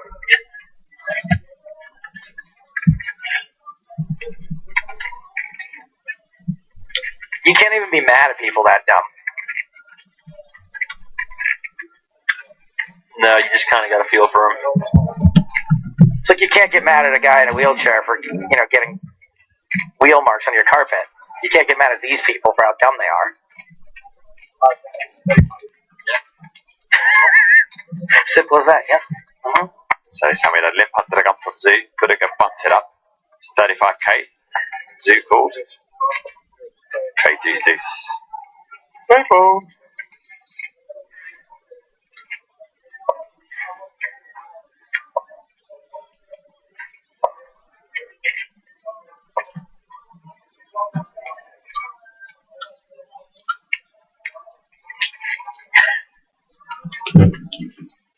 This one?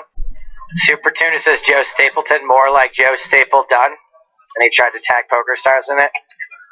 Am I right?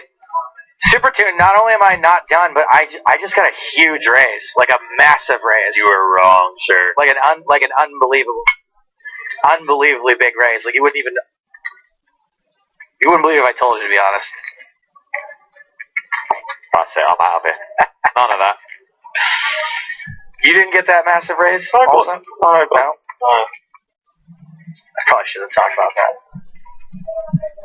Alright, let's pick up the action here. Patush Badiga, the Razor, the Aggressor, Guangzhou, the Caller. But he has decided to donk out this flop again on a 3-deuce-deuce board. We see a donk bet.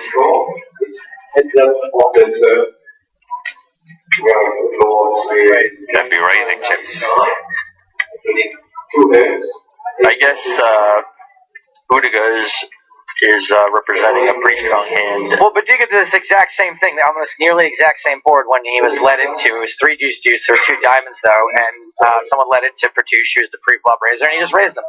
I mean, commonly if under the gun opener raises, like a lot of times with a strong hand, a player will just call, like even with like aces or kings, they'll just call to like underrepresent their hand, because when they 3-bet the under the gun raiser, their hand looks very strong. So it would be interesting if he perceived that Zoo would think he would be doing that and then was bluffing, like as a level. But I would imagine he's playing his hand more straightforward, and he does actually have a high pair right now.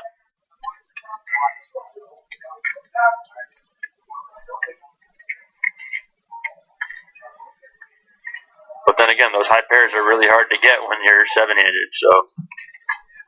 These are 2 of the biggest stacks on the table, by the way. The 2 biggest stacks.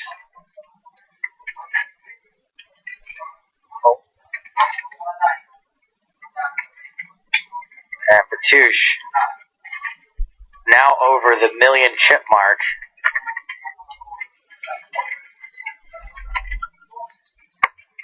I wonder what Zoo's patch says. Try to get a shot of it a little bit later. See what's happening on the outer table. Looks like Urbanovic versus Shemian. Looks like Daniel's been chipping up. Yes, it does. He certainly doesn't have 10 big blinds anymore. So let's take a look at this board here. We got a king, a queen, a jack, a tray, 2 diamonds, and it is Shemian versus Urbanovic. Dmitry Urbanovic, just to remind you guys, won 4 events at EPT Malta. As did Shemian here 2 seasons ago.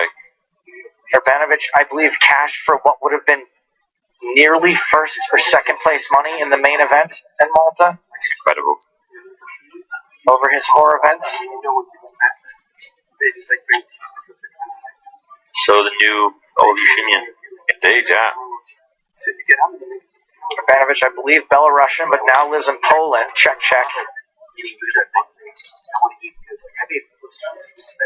Daniel's still talking about food.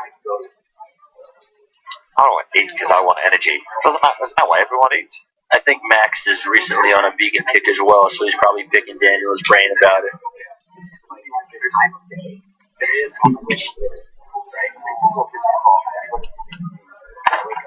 Check. River card. More paint. Looks like he made the flush too. Royal draw. Royal eyes.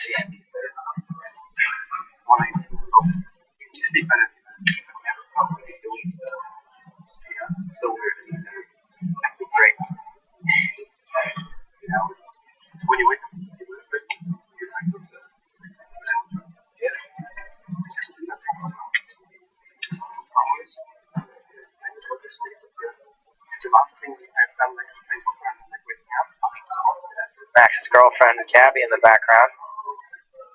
Blue there. Looks a little annoyed she can't get his attention. He's busy talking vegan.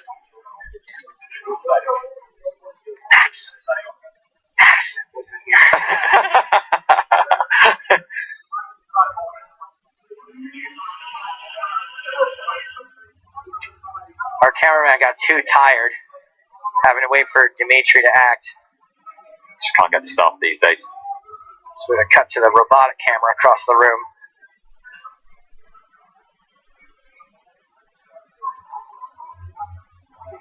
Back with Joe.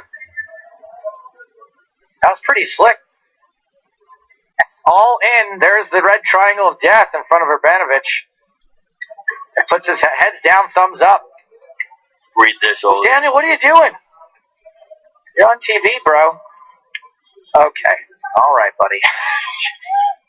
Confirming many suspicions out there. Oh. Exactly.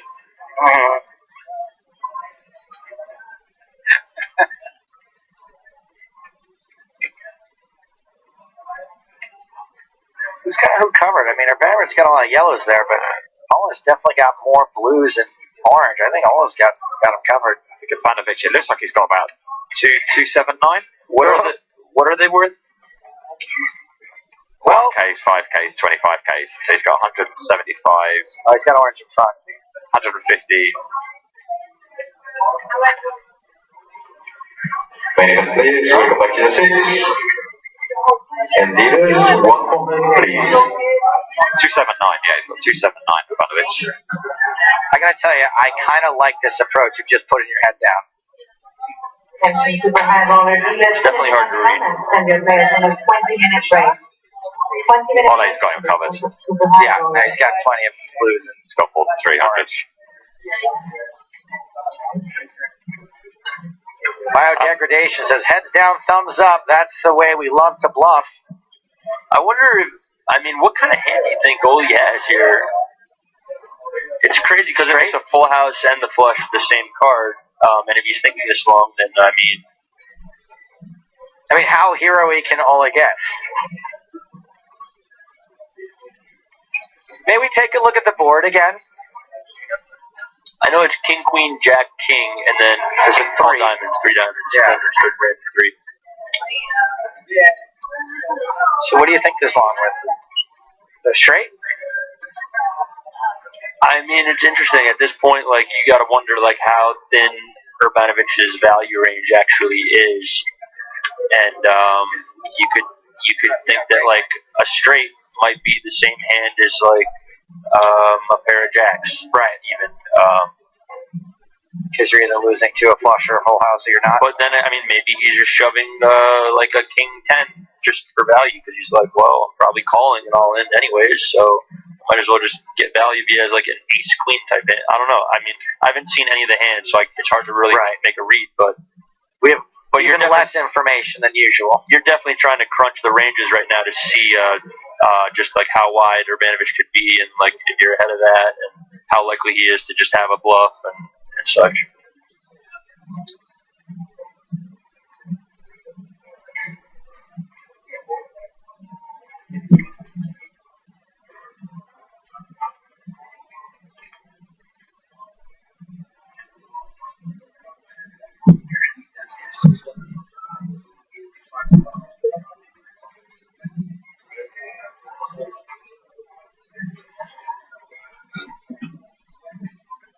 Do you ever tank this long with just a king? Yeah, I mean, sure, a king, because if you have a king, same thing, really. Well, a king might even be better than a straight because you're actually blocking a lot of the full house combinations. So if you have a king, it's even more likely that he might be bluffing because you want to think that he has like a full house if he's like shoving all in. But then again, I don't know how big like his stack was compared to the pot and like. Right, incomplete information here. We're speculating to begin with. We've ticked over into the break, by the way, during that hand, but there's still a hand going on our feature table. Holtz and Seaver. Holtz was just saying how Seaver never bluffs him and always has it when he bets.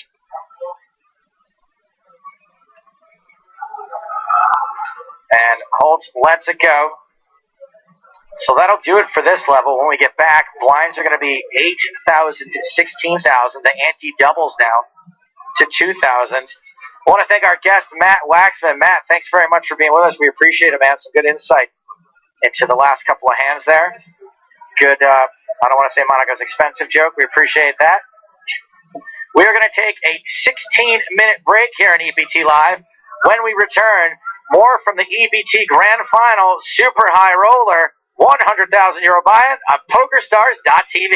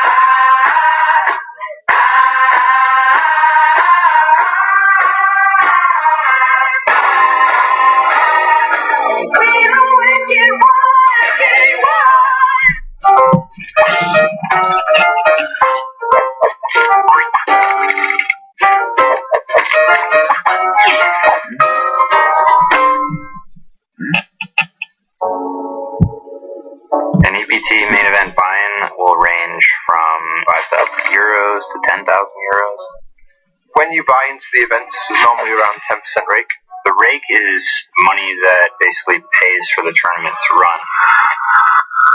They cover the tournament infrastructure for what we do to create the EPT.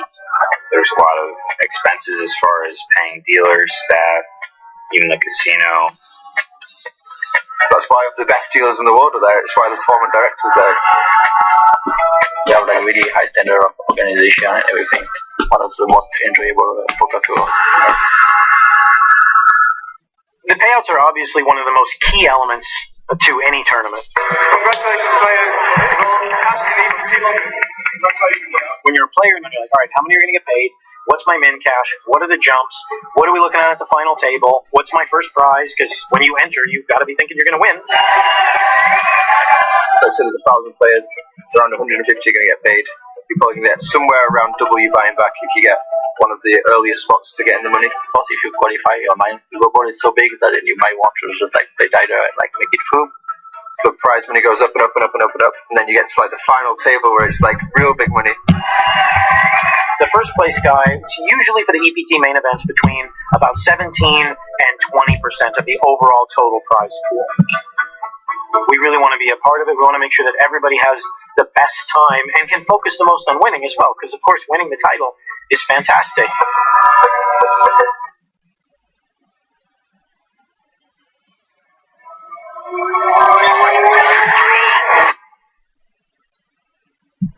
So Grinder's time behind bars is up, and he's free to rejoin Heat 8 of the PokerStars Shark Cage. I'll tell you what, next time I bluff, I'm all in, for sure. I'm not going back in that thing. Blinds are now 10,000 and 20,000 with a 5,000 ante. Where's my chips? Oh my god. You lose blinds and antes when you're in the cage, and this is a big ante game.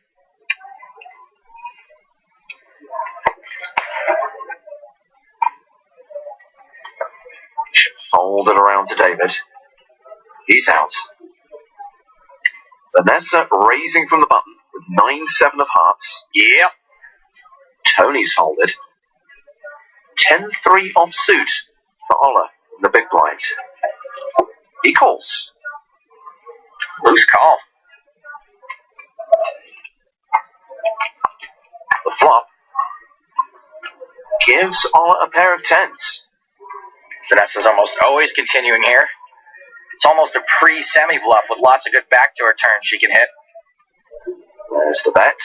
And Ola knows this, which means he won't fold a pair. He calls.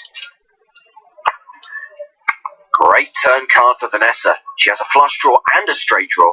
So many reasons for her to bet here. She can win the pot now. She can hit her card and win an even bigger pot. She can miss her card and bluff the river. Send a fool to the shark cage. Vanessa's shot clock is running. 10-second warning.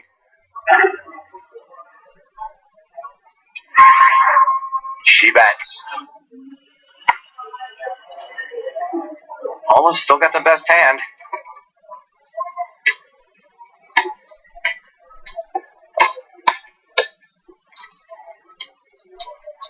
He calls, which means the prospect of someone being sent to the cage becomes a distinct possibility. Vanessa breaks the river. Ola checks, so if Vanessa bets here, it will be a bluff. Come on, come on, come on. She knows she's got to bluff this if she wants any chance of winning this pot.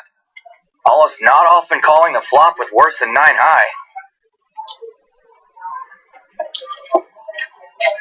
Once again, she's in a situation where her time is running out. She's played a time bank chip. She extends her shot clock by 30 seconds. Come on, put out that bluff card. Big bet. Vanessa's running a super sweet bluff here. And here comes the bluff card. All the flop draws missed, so this really could go either way. All I know is that Ola Shemian is the leader of the Swag-Bation army. General Swaggy McSwagger, and I just don't see him getting sent to the cage here. Vanessa's rep is already more aggro than a New York City cab driver. He's playing a time bank chip. With the shark cage at play, I think she might get looked up. Well, this bet is for about a third of Ola's remaining stack. And I guess the one problem is that there are a lot of hands he's losing to. A king, a deuce, ace 10. She's kind of played this like she's got a king. 10 seconds. Ola plays a second time bank chip. Remember, players have a limited number of time bank chips. Each one extends the clock by 30 seconds. And if there's one player at this table who can confuse you and make you use up a lot of time, it's Vanessa Selfs.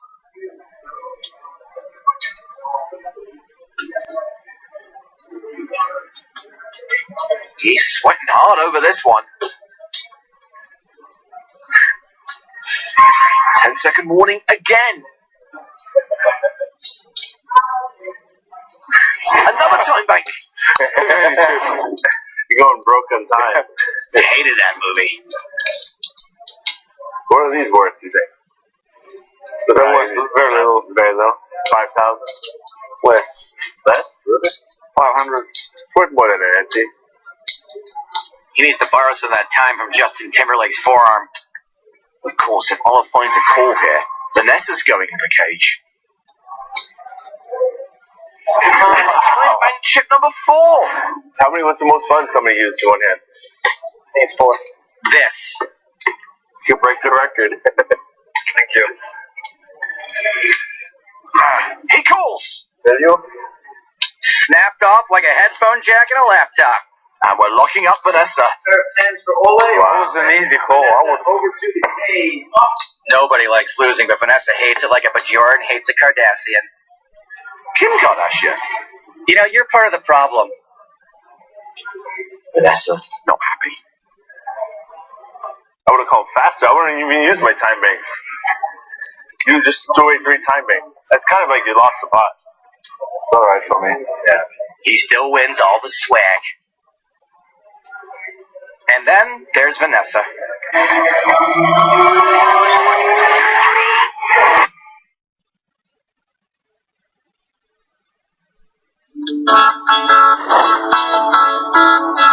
My mentor in poker, Steve Paul Ambrose, won this tournament in 2006. It was all over the newspapers in my hometown, all over TV. It was a huge deal that someone from small town Canada won $1.4 million down in the Bahamas. That's what got me excited about poker and excited about transitioning to tournament poker. So I sent him this big, long, embarrassing email, basically asking him to let me watch him play sometime.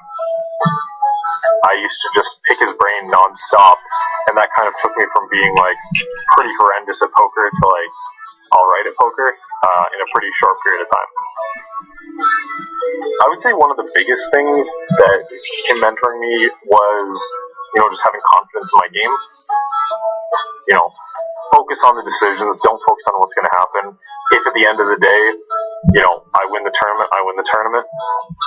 We kind of used to laugh because his win was something like $1.4 million. My EPT win was $1.38 million or something like that. It was extremely close. So he still kind of, one-upped me as far as biggest score. We were strangers before he won that tournament, and I ended up being one of the groomsmen in his wedding. So it's pretty cool. It's pretty nice how well I've run in EPTs.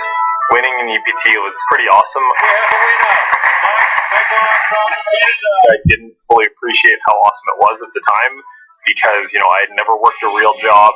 I just really had no idea, what, 900,000 euros really was. Because I had, no real expenses or anything. I had, just moved out of my parents' basement. It felt good, but I didn't realize how good it was supposed to feel at the time. I'd say over the years I've gotten better at the live dynamic. Amateurs and also a lot of the weaker pros fear me more than I ever thought would be the case. When I was 18 or 19 and I would see people playing against, Ivy and Negrano, and I would just be wondering how people give them so many folds. And I just thought what's going on here? When I had braces, people would 3-bet me a lot more and, pick on me, and it was tougher, but I think now there are just plenty of players play with them for a few hours and just realize this guy will never bluff me. I plan to be around poker for a long time. The amount of success I've had in EPTs is a lot more than I deserve. I think a lot of people might kind of let that go to their head. My goals are to just keep up with poker. It's getting tougher every year. So I just kind of want to stay current, keep motivated. I want to only play when I enjoy it. Now I just want to travel to the tournaments I'm excited about, try to play my best and have fun. Just 4 months after his 18th birthday, he won the European Poker Tour main event in Dortmund for just under $1.4 million, which is still his biggest score to date. At the final table of Dortmund, I was just deludedly confident, and I was so cocky and thought I was so much better than everybody. I went into every tournament I played when I was 18 thinking I'm going to win this one, I'm going to win this one. I had so many deep runs a few years ago, and after every single one I was pretty miserable, which is not the way that things should be. Now I'm probably less confident I'm going to win the tournament than I would have been in Dortmund. I'm a little more grounded and a little more understanding of the variance in poker. I would definitely enjoy being the first person to win 2 EPTs. I feel a little bit of pressure. I just want to keep playing the way I have been, try to make the best decisions I can, and hope luck's on my side, and try to get the best results I can.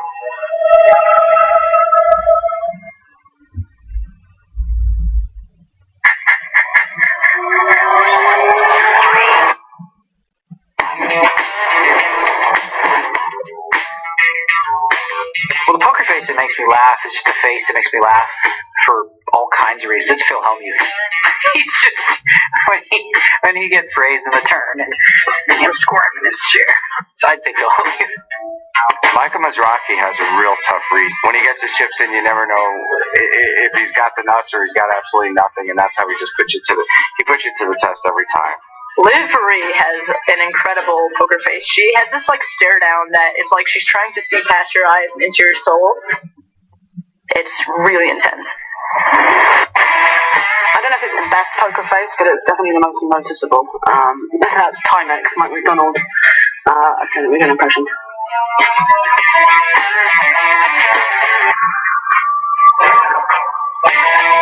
I don't like playing against them. Completely stone cold stare into nothingness. I don't even know how to do it. It's scary.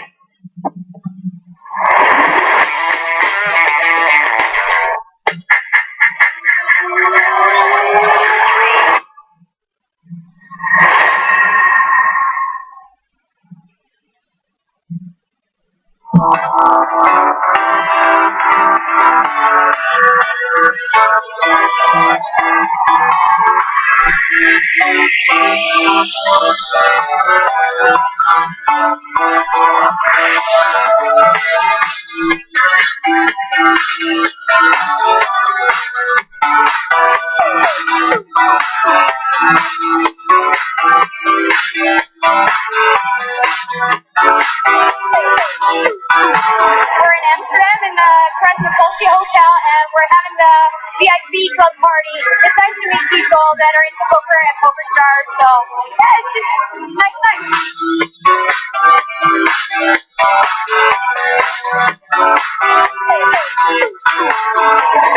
Perfect, because we have all the drinks, we have a nice location, we have all the awesome people, great food, everything. So like it's a blast, like usual. It's awesome.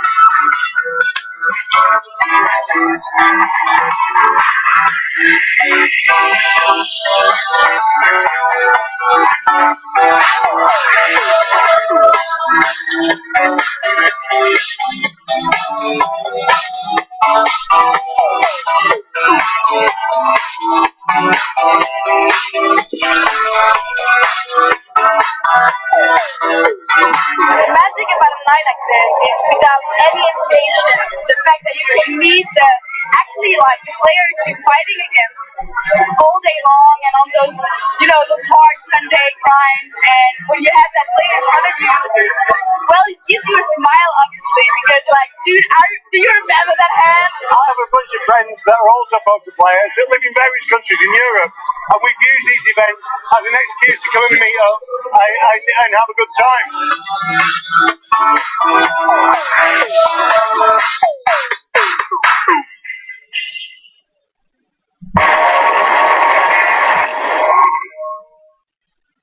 Hello everybody, welcome back to the Poker Stars and Monte Carlo Casino EPT Grand Final, where we are continuing our coverage from day 2 of the Super High Roller, where we now know, what's all that creaking? We now know the top prize is over €2 million, and this is our feature table. I didn't know if that was Mark Convey's elbows creaking there. How are your quads? They're still creaking. They're still creaking. I think that's the sound you could hear. You can see our feature table has 3 players over the million mark right now. Guan Zhu and his amazing acting skills. Top of the pile right now, Pratyush Badiga, Scott Seaver, 3 players over a million. George Danza came back from a rather nasty start to today, now 811,000. Vladimir Troinovsky, 490. Fedor Holtz, 406. And Leonid Markin, 305,000 is the shortest stack. This is the confirmation we got earlier on when the final numbers were tallied. Over €2 million for top place, 1.44 million for second, 940,300 for third. You see the rest of it, and the fact that 9 positions being played, which is good for us because hopefully that gives us a quite exciting bubble, which we are going to play through today. Right now we are just into level 13. 8,000, 16,000 with the 2 cans. I'm Matt Brown. Welcome along alongside my colleague Mark, medium person of the year. Just not too tall, not too short, just medium. European medium as well. Just a good average, like a good middle number. Average medium person of the year, Mark Convey. I'm not really jealous. I haven't done anything. I can't claim anything media related. I just turn up a couple times a year and talk rubbish for 10 days. I don't think that's enough. Anyway, here we are. You could just take this whole show on your own. You're on the roll. I'm able to argue with myself for hours on end. It's good practice when I get home. No, you're not. Yes, I am. No, you're not. That's not an argument. It is. We've got 200k in this pot. Trojanowski and Danza up against each other. Danza raised under the gun 35,000. Trojanowski called, and Danza's led up to 73,000. Pretty big bet on this flop. Gets the job done. Now, just before we went on break, we saw a couple of hands. Saw Shemian tanking and then folding. Saw another hand out of each table, but also another table there was a big hand going on, and it saw the exit of Isaac Haxton in 21st place. He lost a huge pot to Eric Seidel. Haxton rivered 2 pair, but it also made Seidel the nuts. It was a 3-bet pot, and Haxton made the call, got shown it, and congratulated his opponent for how well he played the hand, and off he went. Let's have a quick look round. Ollie Shemian, Daniel Negreanu. Is that all they got? Again, that hat for Mr. Shemian. Yeah, great comeback by Negreanu. He was very short when he was at our feature table. Mr. McDonald. Ivanovic. And also got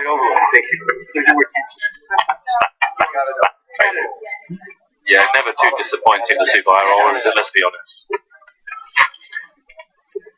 There he is. That's San Martino still with a really big stack.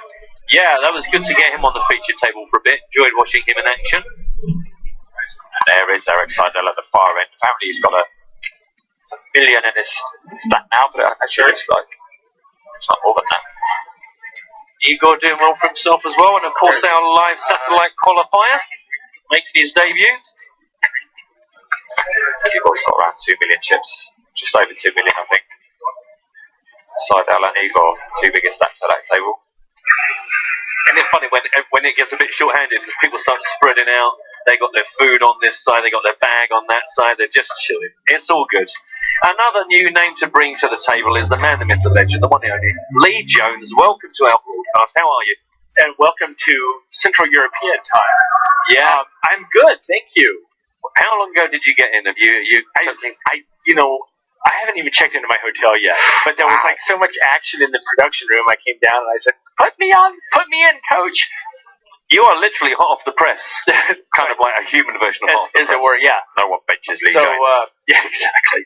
But anyway, yeah. So there was lots going on, and I wanted to come down and get on the show. And I've got a couple of calls I have to do later. So I said, you see that? Can I come on now? And she did her scheduling magic as she does, because we all know nothing happens until that woman right there says, you may do it, right? You know what? Without her, this just doesn't even bother. We don't even show up. They say she's not available. Go, well, just cancel it. Exactly. It's like, can I take a cookie? Yeah, yes, you may. Thank you. Okay. No, Justin, no grand final. That's pretty much the situation. Well, let's just let this one roll out. Let's roll it right out. Okay, what is big at PokerStars right now? It's PokerStars Makes Millionaires. And we just, we don't. This is kind of the first time that we've actually stopped and said, look at all the millionaires we've made. And we started back about a month ago on March 27th, and we had various promotions going. We've had the $5 spin and goes that you could turn into $1 million. And those have been pretty darn, successful. Yeah. And this time that we've started, we've had 2 guys. We had CCP Vodka, won $1 million, and then just 3 days ago, Lads on Poker from Poland won $1 million on his mobile device. Which has got to be a dream come true. Wait, guys, their poker's broken out. Yeah, it's okay. It's quite slow, so you don't have to panic too much. Okay, but I saw the 4-bet, and I thought I should probably pay attention. Yeah, there was a raise from Trojanowski. He made it 38, and then George Danza re-raised to 90,000. Now a 4-bet to 165,000. These guys deep stacked enough that this could get quite freaky. So he said he won One on his mobile device. On his mobile. Yeah. God, that's got to be a smartphone. By no phone. Thank you very much, ladies and gentlemen. But I think I've got a noise for that. That's a drum roll. Sorry about that. Oh, we've got all in and called, and somebody's. I think the way George is laughing, I think it must be him with the ace jack. Yeah, that's Shop 899 Trojanowski called all in for about half that amount. Oh. But wait. Whoa. But wait, ladies and gentlemen. There's always a sweat. This is, of course, poker, which we should never forget.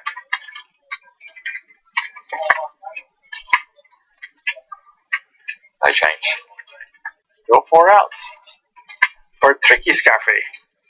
Just the straight to believe in. Got it. Close, but no cigar.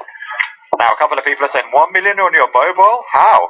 Oh, well, because we've been running and still are running. They're still running. Oh no. The $5 spin and goes that can be that if they spin up right, you're playing for $1 million. For $5? Yeah, I mean, you guys have known about this, right?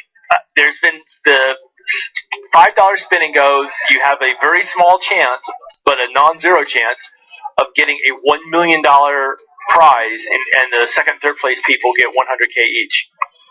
So that's the bit I like the most, because you think you're going to be really gutted if you get into that game finally, and you come knocked out first. But $100,000. I mean, if somebody said, "Do you want to play like a three-handed $5 game for $100,000?" You'd be going, "Yeah." Just you don't even have to play. You just sit out of it. You can just go start partying. And speaking of starting partying, I want to talk about what people do. And so this guy, Bladson Poker, was playing. Apparently, he was playing multiple spin and goes, and he was playing multiple things on his mobile. Right? Okay. So he binks the $1 million, but he's in a $4.40 tournament. Dude, he's got $4.40 invested. He is not going to waste that $4.40. You're kidding me. So he continues playing. Wow. This $4.40 tournament, and he busts out 90 minutes later. And here's another true story I'm going to tell you. And this is from the secret depths of the PokerStars back office database software. One of our spin and go $1 million winners. I'm going to tell you who it was because that'd be inappropriate. But the guy I was looking up some information about this person, and he was playing $5 spin and goes, and so you look and you can imagine the back office software, you can just see like tournaments that people have played, right? And it looks kind of like a spreadsheet, like Matrix or stuff. Yeah, exactly, right? And you see the spreadsheet, and he won, $10. He lost, he won $10, whatever, right? So he was a losing player. No. He was just doing his grinding spin and go thing, right? Just use your life. You're just going down the spreadsheet, and boom, he wins $1 million, right? Wow. There's a delay of about 45 minutes, and then boom, right back into the $5 spin and goes, and he's just like, That's incredible. And I think we might have to. We're not going to have that contest today, but I think we have a contest. Is what is the best line you could deliver if like you're sitting there, grinding your spin and goes, and your friend calls up and says, "So, how's it going this evening?" Well, I've lost the last 4. I suck, right? Yeah. What's your win-loss record today in spin and goes? I've only had a couple of wins. Yeah, mostly losses. Yeah, I'm about 40% wins, I think. Anyway, so speaking of contests, today's contest is a brand new, and it's one that we've never done before. And I'm going to send out the tweet right now, and it is a Words with Friends problem. And we're not going to leave this problem. We're not going to leave this up for very long because it's going to. It is possible to be exploited, I fear, by the appropriate software. So hang on 1 second, and I'll be right back. There he goes, off into the distance. Back at the table, we have an under-the-gun raise from Zoo up to 36,000. Just a reminder, the blinds at 816,000 with a 2,000 running ante.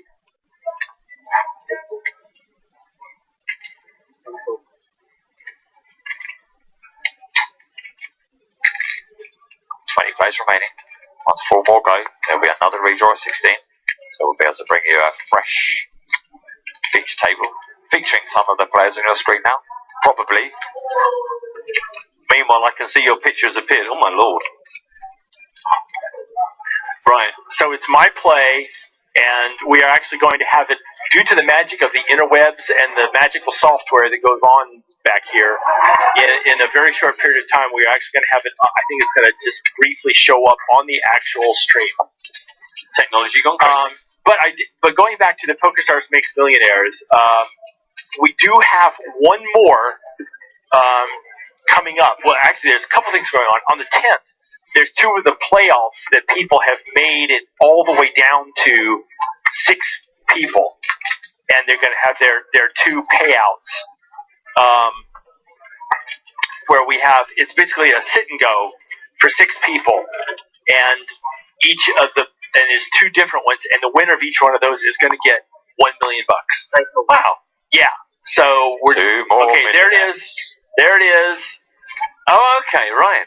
So here's the deal, people. But it's not showing the letters you've got. It's not showing the whole picture, is it? Oh no, it didn't show the whole picture. Technology has let us down. It's because we must only be able to work in squares, and you have foolishly posted a rectangular picture. So you're going to have to let people know what the letters you've got to play with are. Get a pen and paper. No, but it's on the tweet. Oh, it's on the tweet, yes. Yes. So hashtag EPT Live. Yeah, it's up there. And basically, I have a play picked out. And if you can come up with a play better than the one I have picked out, then I will give you a 55. First person to come up with a play that gets more points than I've already got in my head, I will give you a $55 tournament ticket on PokerStars. Right, so someone needs to tell us the placing and what it scores. Yes, exactly. Right, okay. Now, do you want to let them know, that just so that we don't get billions of pointless ones, do you want to let us know what your one scores at the moment? Do you want to give them a big? If you can't beat 70 points, don't bother sending it in. Okay, so they are. So hashtag EPT Live. So we need to know, what do you think should be Lee's next move? Don't even bother. We need to see the word, and we need to see what the score is. Don't even bother if you can't beat 70 points, alright? Simple as that. Yep. Yeah, well, to be fair, Lee needed that score. He was a dog in this game. I was a dog in this game, but I was actually sitting on the letters because I thought I saw something. Oh, you were playing the long game. I was playing the long game. Yeah, I was waiting for the right moment to play. But the one thing that you can get in on the PokerStars Makes Millionaires, and I will tweet this out very shortly, is the Scoop deposit raffle. Okay? Mm-hmm. And we are giving away $400,000 worth of Scoop main event tickets. You need to make a real money deposit, $25 or more, using the bonus code SCOOP2015 between May 2nd and May 21st. That starts tomorrow. Okay. And you get a ticket to enter the Scoop All-In Shootout deposit raffle that's on May 22nd. Okay, and when's the main event, Lee? The main event is the 23rd, I'm pretty sure. Hang on, 24th. Main event's on the 24th. And here's the crazy thing. We're going to give away 16 seats into the main event. What? Okay. And what's the main event buy-in again? It's 10K. Wow. So the thing is that of the 16 that we give away, if you are one of those 16 people, you don't even have to, you know the old joke of like 2 guys see a bear coming and one guy says, we'll never outrun a bear. He says, I don't have to outrun you. Bear, I just have to outrun you. You don't necessarily have to beat everybody in the tournament, because we're giving away $85,000 it'll last longer among those 16 players. That's incredible. Okay, 50K to the person that lasts the longest in that pack. Nice. Okay, so I will tweet out the thing, but basically the point is that this is a chance, because obviously, back on the millionaire theme, first prize on the Scoop High main event is going to be over $1 million. Wow. So, that's your chance to make $1 million. Lots of opportunities to make $1 million. Yeah. Meanwhile, we've got 96 points. We've got 96 points, huh? Now, Gino, don't forget, we need the word and we need your score. So, Gino has come in with the inducer down the top triple letter. But okay, so I'll tell you what. Josh Knight is free rolling. Yeah, 96. Because that's my score. Oh, really? Yeah, that's exactly the word I was going to do. Oh, wow. Okay. Josh, Josh, I just have to ask, and tell us honestly, did you cheat? Did you use software, or did you come up with it yourself? Yeah, it's very sugary though. But anyway, so Josh, you're free rolling unless somebody comes up with something. Yeah, see, the fact that within seconds the same thing came through, I'm wondering, well, let's see. I'm happy to say that there was at least a different option. Because you think if everyone's just putting it into the same map, they're just going to get the same thing over and over and over and over. Yeah, but see, what they would have to do is they'd have to input the entire board, right? True, and that came up so quickly. I don't think anybody managed to do that. That is the beauty of it. I think maybe we just have. It's possible there's actually just some good Scrabble players that listen to your show, right? Yeah. You should have cheated just so you knew what the high score was. You knew that there was a. Do you know that there is a score higher than the one you got? No, I don't. See, Tom Lester's come in with something. He's saying booze in the top left using the free letter and then bounce across. Exactly. That's the same one that everybody has. Oh, sorry. Do you know what? I'd forgotten the fact that it creates booze. Obviously, yeah. So I think it's going to be tough to beat that. But Josh is saying he didn't cheat. He says I.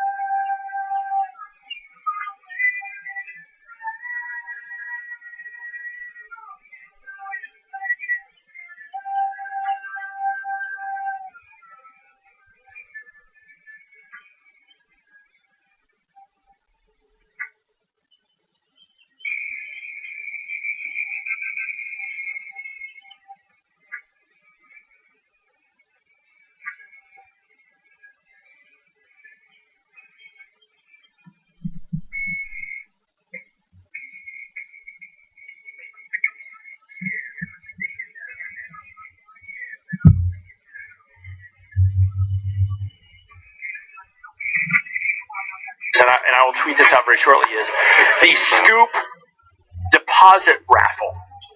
Okay? And if we are giving away $400,000 worth of Scoop main event tickets. You need to make a real money deposit, $25 or more, using the bonus code SCOOP2015 between May 2nd and May 21st. That starts tomorrow. Okay. And you get a ticket to enter the Scoop All-In Shootout deposit raffle that's on May 22nd. Okay, and when's the main event, Lee? The main event is the 23rd, I'm pretty sure. Hang on, 24th. Main event's on the 24th. And here's the crazy thing. We're going to give away 16 seats into the main event. What? Okay. And what's the main event buy-in again? It's 10K.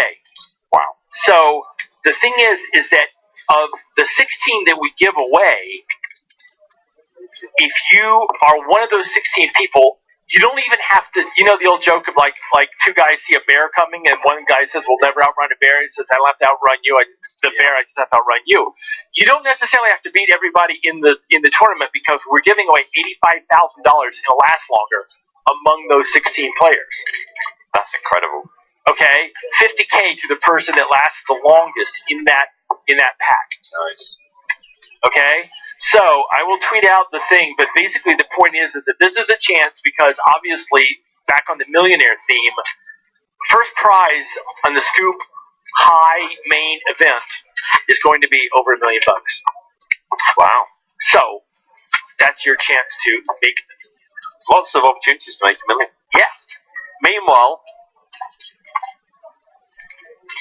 we've got 96 points. We've got 96 points, huh? Now, Gino, don't forget we need the word and we need your score. So, Gino is coming with the inducer down the top triple letter. But okay, so I'll tell you what. Josh Knight is free rolling. Yeah, 96. Because that's my score. Oh, really? Yeah, that's exactly the word I was going to do. Oh, wow. Okay. Josh Knight, Josh, I just have to ask, and tell us honestly, did you cheat? Did you use software, or did you come up with it yourself? Yeah, it's very sugary though. But anyway, so Josh, you're free rolling unless somebody comes up with something. Yeah, see the fact that within seconds the same thing came through, I'm wondering. Well, let's see. I'm happy to say that there was at least a different option because you think if everyone's just putting it into the same app, they're just going to get the same thing over and over and over and over.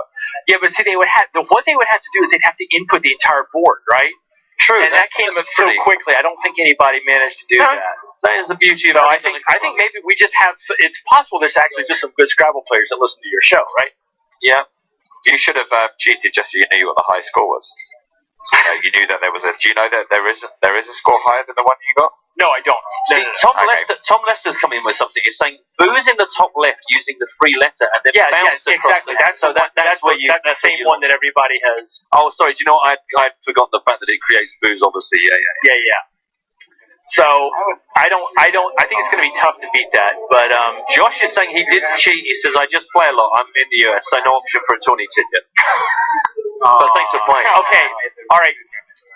So, Josh, we will give you 1 million play chips. There you are. There you go. See, we take good care of our. I knew that we take good care. And I'll tell you what, we will give a $55 tournament ticket to the first person who came in with the answer. After who is so I Josh think Knight. That was who was the second person we had? Josh Knight first. Well. See, actually, Ben Wilson came in first, but he didn't give us the score. We did make it quite clear.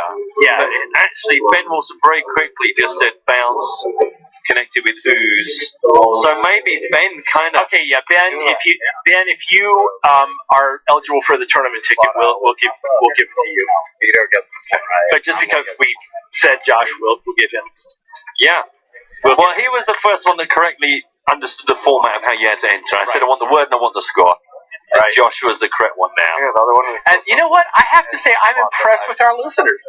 I was like, nobody's ever going to get this. I have the greatest play. I'm surprised you're impressed with the listeners, the amount you've been in here. We have an intelligent bunch, most of them, some of them. Well, anyway, I am duly impressed. I really thought that I was going to stump everybody. I really was going to have to give away the $55 tournament ticket. So it's probably going to come out of my bonus. We've got a pop through in here. Scott Seaver opened under the gun for 35,000. Was called in 2 spots. Flop came king high with a couple of clubs. Is now led for 55,000. It's the French guy with the curls. I love that dealer. Oh, Yoni. Did you see him in Malta? His hair was completely slicked. Well, I must have seen him in Malta. Yeah, but you might not have seen him. You probably walked past you because you didn't see the curls. Really? Think so. Now, I just need confirmation. Remind me again, how many play chips is Josh getting? 1 million play chips. Right, that's good. And then it was remind me what Ben got. He got the tournament ticket, didn't he? And what was that worth? That was 55 or 35? A $55 tournament ticket. Good stuff. Yeah. Just want to make sure everyone gets what they need. Yep, absolutely. So Sue and Troy Nusky for Seaver's continuation bet. So this pot is now worth 322,000. Jack of spades on the turn. Is you in every pot or just most of them? He was actually fairly quiet when he first came to the table, but he's moving through the gears. Seaver kind of looks possessed there. He's in the zone. Josh, incidentally, is delighted with 1 million play chips. Excellent. It's all been taken care of. Don't forget, the best thing to do, guys, is follow at EPT Live. We'll follow you back, make friends, have a private conversation. Your details have been stored. 225. Francesca's deciding that she's not entering the tournament after 2 people have already won prizes. Yeah. If you're not good at those kind of games, your head just doesn't work that quickly. Okay, so now he's slowing down from Seaver. He's fired his second bullet into 2 opponents. 225,000. Chunky. He was the opening raiser under the gun +1. His range has a ton of kings in it. And the board is just like every possible thing. He's got 2 different straight draws out there and a flush draw. He can't be messing around. If he's on something like king, queen that are both red, he just cannot mess around here. Doesn't look like Zoo's going anywhere. Makes the call. What'd you say to that, Trojanowski? You say fold. So heads up to the turn, to the river, sorry. Like it. I want to see a brick in this scenario. See what happens. Not quite a brick. Okay. If they're with the old 7-4. Is that in anyone's range? No, I don't.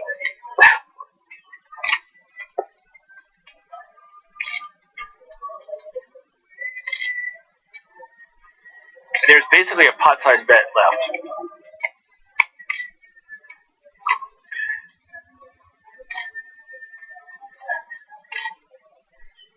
Hey, Mark, you're going to have to pass me Joe's other sound box, because I've just realised that he's got a general noise for Lee when he leaves us. Which I'm going to do at the end of this. But anyway, get out there, everybody, and sign up for your Scoop Deposit bonus free roll. And you, too, could free roll your way into the Scoop main event. Win $1 million. Is there a code they have to put in for that? Yes. Scoop 2015. Scoop 2015. Okay, great. Can you leave us your piece of paper? Or do you need that? No. Yeah, I'm happy to leave it. Just in case we want to push it again a bit later on. Now, there's a bet. Okay. There's a bet. I'd like to leave you 100,000. And by the way, Seaver has king, queen. The Lee Jones Guessatron has been spun.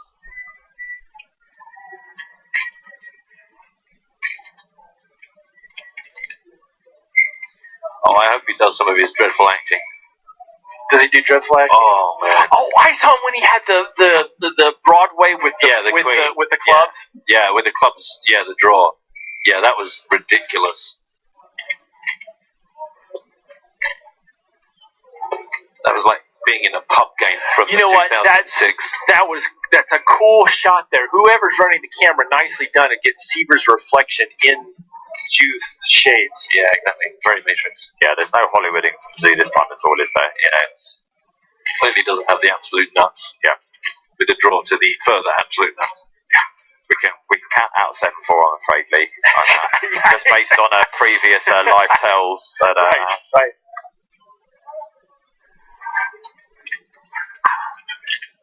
You think he had clubs, hit the jack, and now he's like, yeah.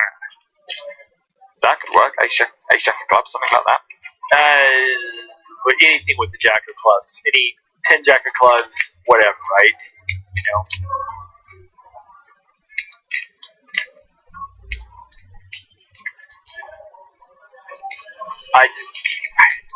Somebody on Twitch just said I don't think he's bluffing very much there. I don't think he is.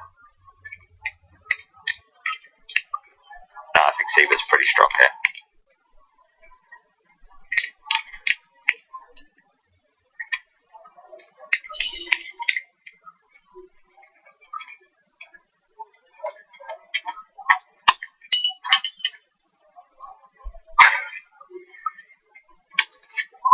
Somebody go out there and tells you it's 696.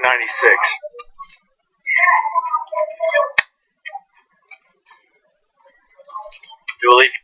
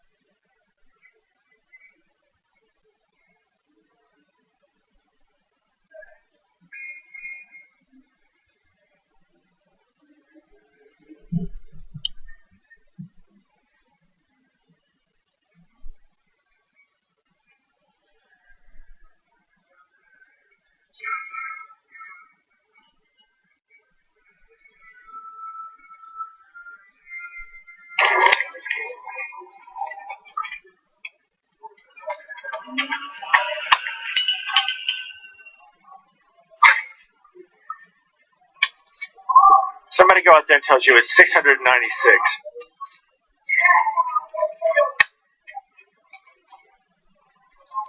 It will leave you 96,000 and a bottle of iced tea. I think he's been paid extra to make you late for your meeting. That's apple juice. All right.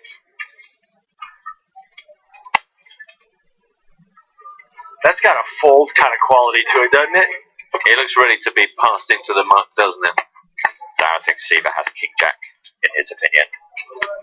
The Nikki Jack. It kind of. King Queen is pretty much the nuts at this point.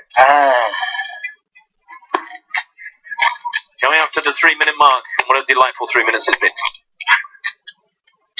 Well, I hate to say, but I actually am going to have to go. We'll email you the results of this game. No. Rewind the stream. That's right. You can rewind the stream now. Gentlemen, it has been a blast. Thank you so very much. Thank you very much. I will be back the whole week, and we'll do this again, okay? Cool. Thanks, everybody. Have a great day. There it goes. And that's, I mean, whoa. In fact, I didn't have to press the button because he is. Ooh, someone run after Lee. Tell him he folded. He is out of here. And he's showing the ace of clubs. Did you catch up with him? No, he's gone. He's too quick. But there's a conference call to be had. Oh, he loves a conference call. There's no stopping Lee. Even a free buffet won't stop him. Right, let's get outside and have a look at some more action. This is Shemian and Urbanovic, round 2. Ole! We've got a 4-10 deuce 4 board. Urbanov check. Shemian bet 82,000. That's where we come into it. This time it's Shemian being the aggressor. Oh, but it looks like a... No. Oh, has he been raised? Yep, 198,000. Wow.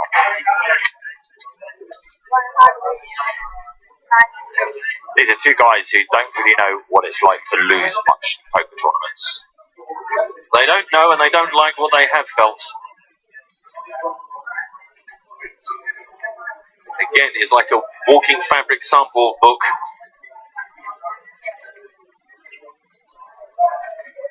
Lots to look at when Ole Shemian enters the room.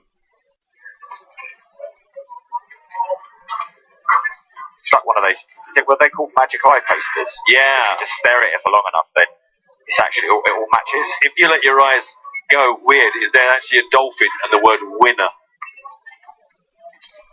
He's called this.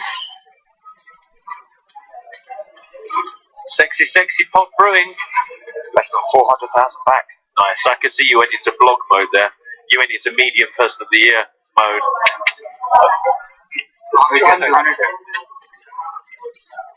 Lots and lots of pretty chips. River brings the 8 of clubs.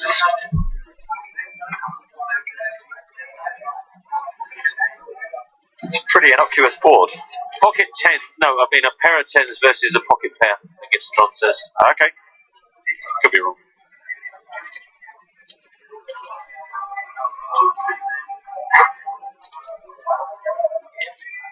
Ivanovic rocking in his chair. Well, it's a bounce, isn't it? It's probably just got some banging techno. Or some serious bass in those headphones. Not skull candy level bass. No, I mean, it's not shake your head. It's not bass you can feel, but it's bass. It's like when a car with all the windows done up comes, sits next to you, the traffic lights go.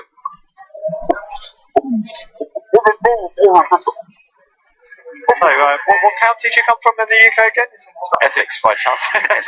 Essex.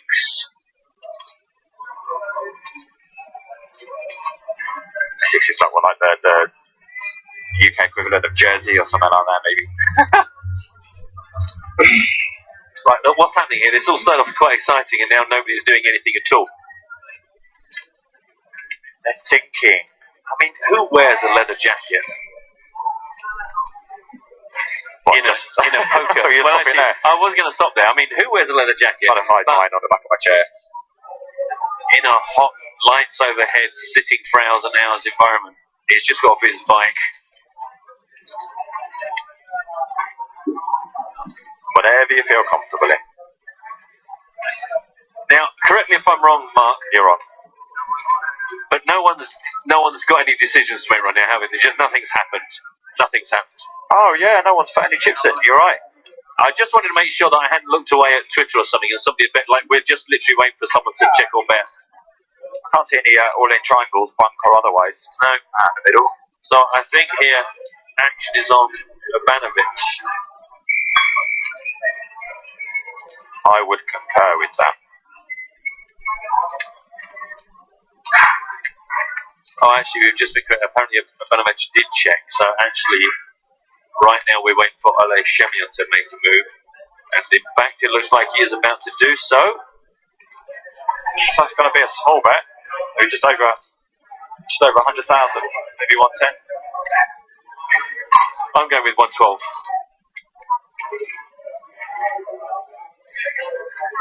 Hey, you just read something somewhere, didn't you? Come on, I got within 2k. I'm happy with that. No, don't know what about.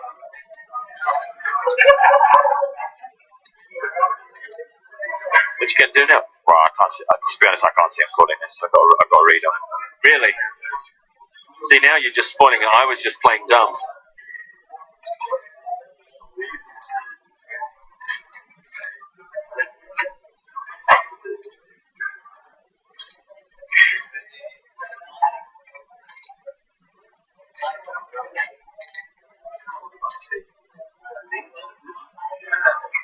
Come on, Joe, stick with it. I know your arms are hurting.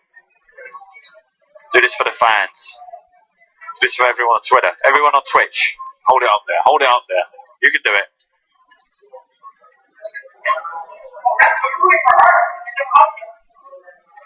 You have an excuse when the battery let you down. There's no excuses. Your body can take it.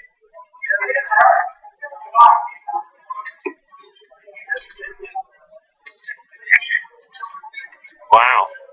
This is going the distance. Oh, folding. Oh, Ole. Seriously, look at all those chips. Oh, man, I want to stack that. Revenge for Shemian.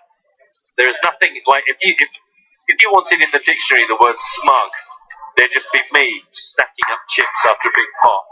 Just, there's nothing but smugness irradiates from a man who's just won a lot of chips. And sit down, Joe. Thanks for your hard work there. Yeah. Good effort at the end. He must be exhausted. Back to our featured table, where Fedor Holtz won a pot a little while back, and now we are into a new head up here. This looks like Fedor Holtz again. Gonna drive the action. Twitch chat having a lot of fun. I believe our friend Mr. Joseph J. Jones Stapleton is chatting up the game. It looks like Elk is involved. Is it the real Elkie? Is it the real Joe Stapleton? Well, the thing is, it's definitely the real Joe Stapleton because he's got a little sword by his name. I've got a sword by my name. They've allowed us to be mods. Oh, I see. And in fact, in Malta, we found out that I had the power to ban people for 600 seconds. And we did a competition where people wanted to be banned for 600 seconds. Honestly, you're looking at me incredulously, but they were like, me, ban me. It was ridiculous. So now I can see that Joe Stapes has got the sword of death next to him, and Elkie had a sword and a kind of a battery symbol. I don't know what the battery symbol means. Maybe someone on Twitch can tell me what the battery symbol means. But there's an Elkie with the sword and the battery. It might be because he also casts, but then again, it says turbo, whatever that means. No. That's probably just because he speaks so fast. True that. No, Vladimir must have hit me with the fuck is this? Okay, see how it says? Okay. Yes, you did. Okay. Hey, cheeky wink, I told you. Whose thing was that? Was that a cameraman got his hand in front of the camera there? Joe! Was that Joe the cameraman putting his thumb in front of it, like when I take it on my iPhone? Other smartphones are available, I should say, for legal reasons. Look, see now, people are going, ban me. People do want to be banned on Twitch, it's ridiculous.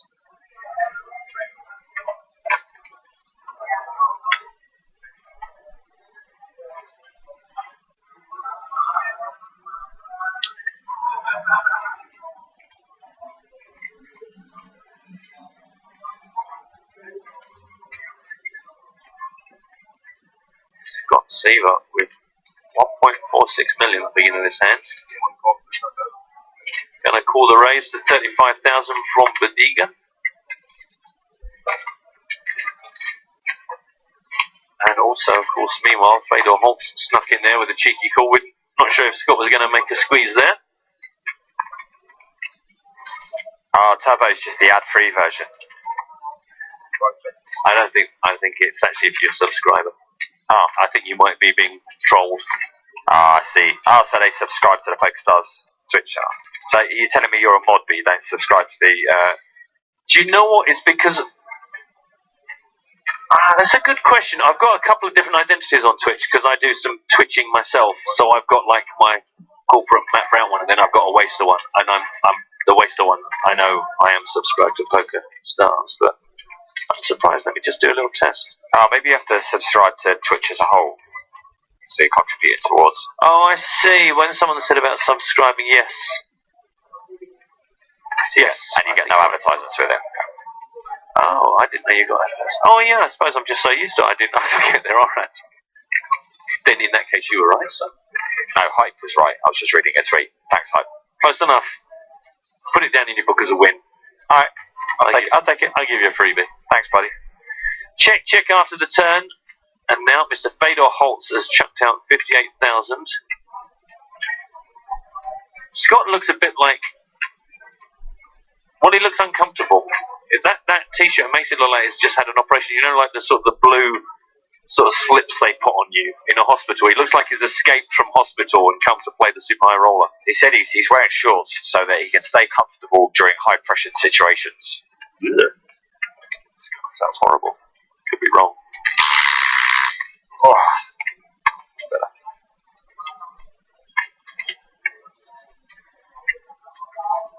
So this hand started with a Budiga raise of 35,000. Couple of calls. Checked all the way around on a king high flop. Now Holtz is the one led out on the turn. Seaver called in the original raiser. Budiga moved out of the way. 9.5 completes a forward. Backdoor flush has come in. Backdoor no, just a straight. It's coming down the river as well. Queen Jack got there.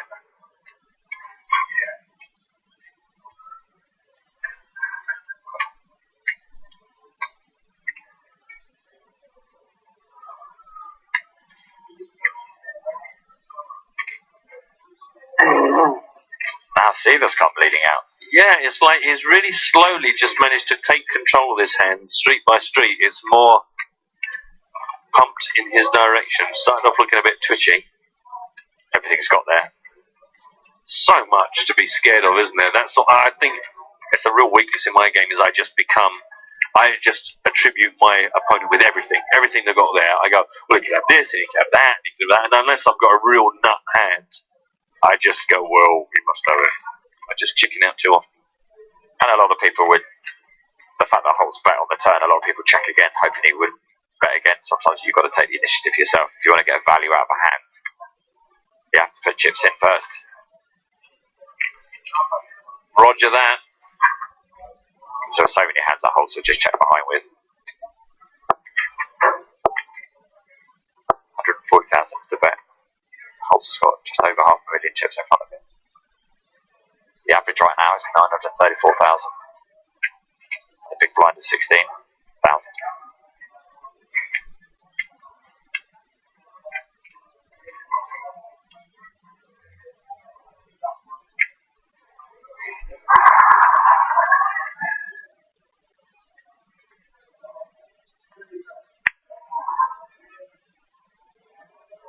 By the way, did you understand that thing Lee was talking about where there were 2 sit and goes and something happened? Nope. I was going to ask him to clarify and clear it up, but I knew that we were on borrowed time with him, so I didn't think we had time for it. I'm going to read through his notes and see if I can work that out. Because there was some part of it that resulted in 2 people making $1 million. 2 pair. 2 pair for Seaver. Wow. It looks like it's not good enough though. Is this? Yeah. Is it? Oh wow. Oh wow, he was playing the king and then made the backdoor flush. Yeah, I don't think that was a nit roll. I think a lot of people will think when someone takes that long to call, I think he was just thinking whether or not he can raise the value. So Seaver went for the thin value on the river on a dangerous board. he would have folded to raise. Sometimes a lot of the play, people are afraid to be raised, but a lot of the times plays on the river, the best plays to bet fold. Do you know what I mean? If you get raised, bet, because more often than not, someone has got a hand that, you know, they can call you and you get paid off with, you know, with 2 pair. But then if you do get raised, 140 be on time and just let it go. Glad I didn't choose 40. You nailed it. Meanwhile, this is the departure of Anton Astapau. Anton, no! And we are down. Get it down, you mate. It's, yeah. If you haven't left the table, it's still free. As soon as you leave, they will charge you for that coffee. Oh, do these guys get free drinks? Probably not. Actually, I made that up. This is Monaco. Come on, buddy. Steve Bartley in the background there from Team PokerStars blog. So down to 19 players. Well, I went to say that, but then I looked at the official clock and it's saying 18. So down to 18 players. Well, no, I don't know. I don't know. Conflicting information. Clarification will be on its way henceforth, forthcomingly. Thank you, Ben. So, oh dear. I'm gonna get him a tissue. That wasn't pleasant at all. You got to walk there? Right, I think I've worked out one of the interesting things that Lee, I mean, he flew through it because he was pushed for time. But I like to try and go back on the things that I know would interest me if I was playing. I was trying to play sick defense by folding the bottom and so on.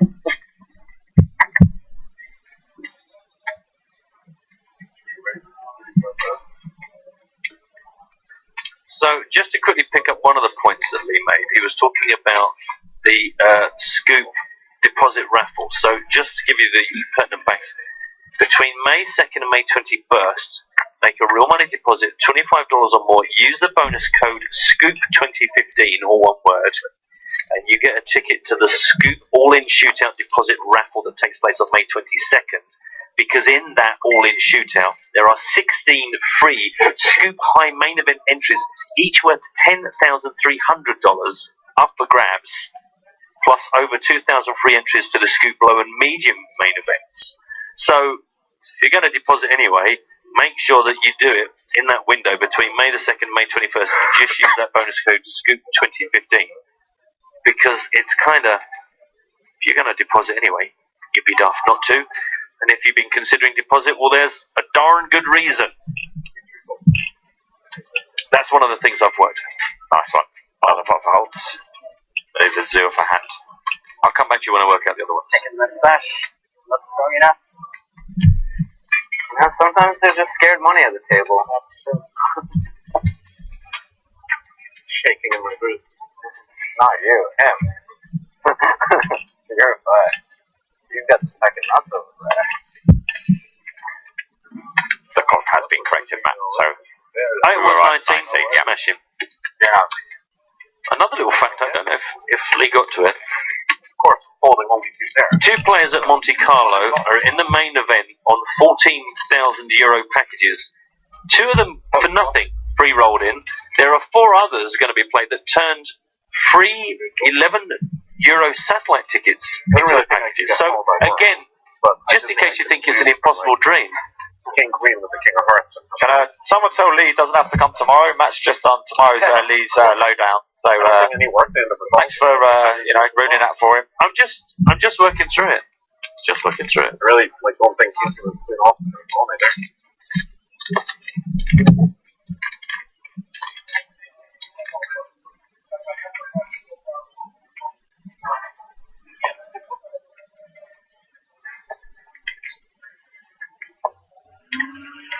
Information has been removed from our desk just in case we get tempted to read out.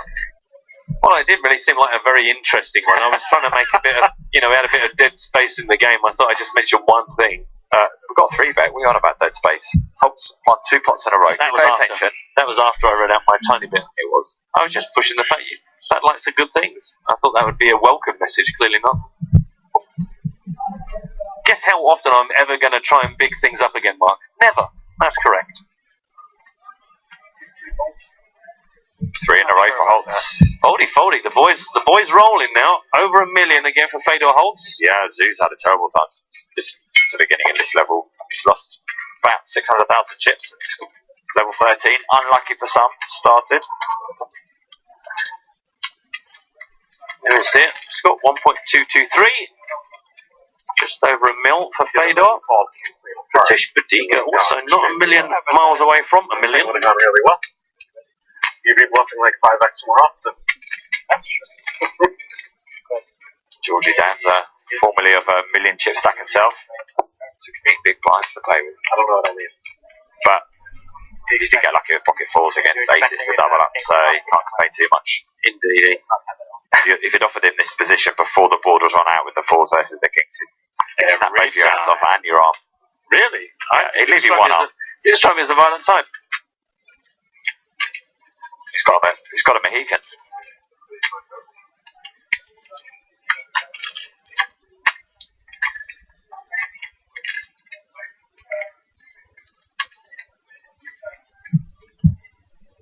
Incidentally, a quick spoiler. Get a pad and pen. That's all I'm going to say. Everyone at home, get a pad and pen. Yeah. Something coming up. Might, but you don't know. Whoa. Got to be careful what you say around here. 3-bet Troinovsky gets the fall from Mr. Georgie Danza. No one's going to let Holtz win 4 in a row. Especially not Vladimir Troinovsky.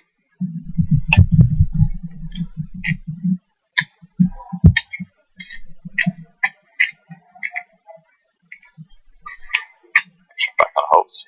He's not going anywhere. He knows that he knows that he knows that he knows. Just a quick reminder, guys, a couple of people asking about Ivy and Negranu. Head over to the PokerStarsBlog.com, look at the live update sections, and you can see how many chips everyone's got, who's still in, who's at what table, major hands from the outer tables that we might have missed. That's a great feature, pieces and interviews, etc. Let's give you a full flavour. The super high roller. Right here, 9 high flop, 2 hearts. Continuation from Troinovsky.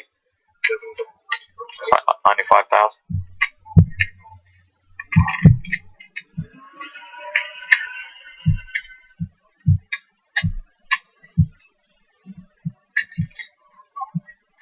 Doesn't need to have a hand to do this, but more likely does. No real reason. I know you said Holtz has won a bunch of hands in a row, but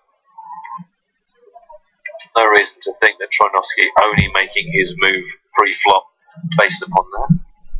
No, of course not. Overcard to the board on the turn. Queen of clubs. Is this where a sort of an arbitrary C-bet actually connects, or does this slow Vlad down? One of the two.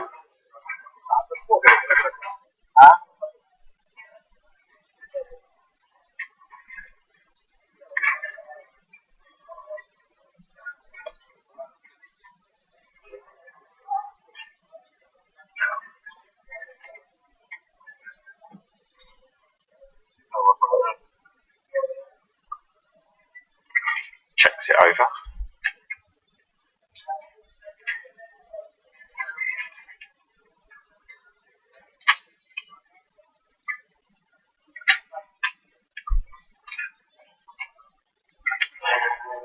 Here comes Fedor.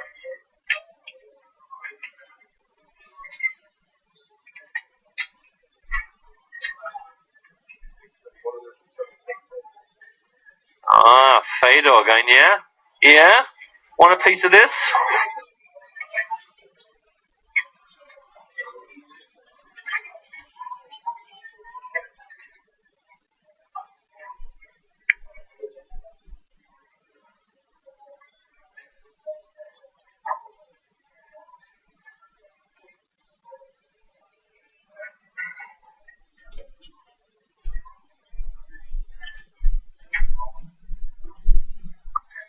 He's just asking his Holtz old enough to be in a casino. Yes, he is. He's just turned 21.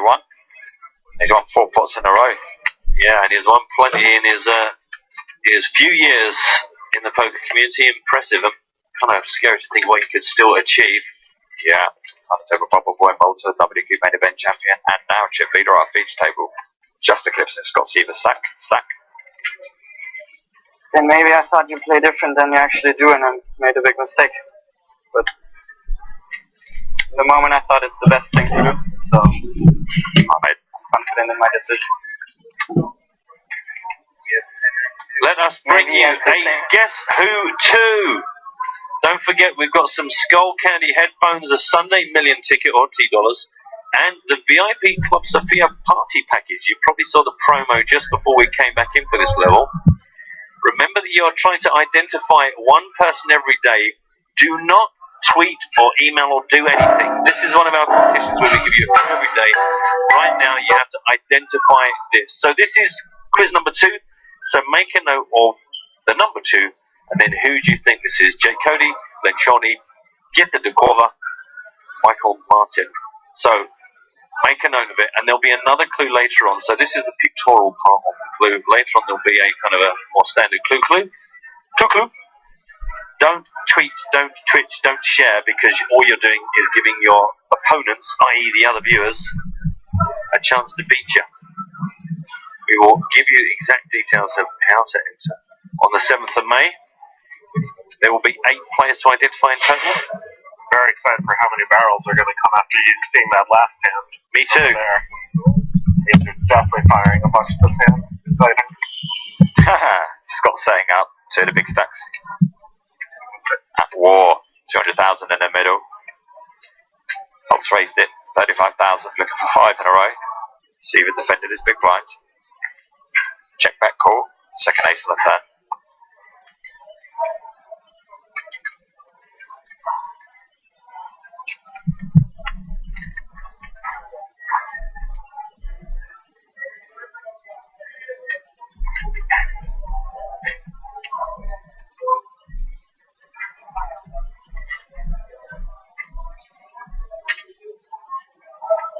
Splash. Super predicted. It's going to be fun. So much fun. So many bullets. The problem is, even if you really get a strong feeling that's what your opponent's doing, it's a long jump to then actually put that, trust that enough to do something really quite hardcore. Coming along for the ride. Yes or no, will be over 333,000. Where the win.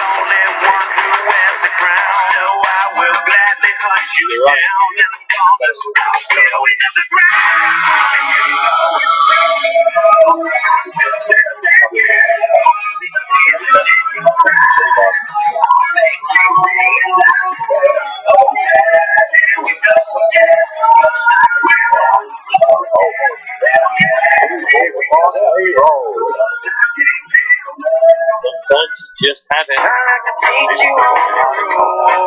I get to see them set in stone. I like it when you chain me to the bed, and then you see me spin the shadow.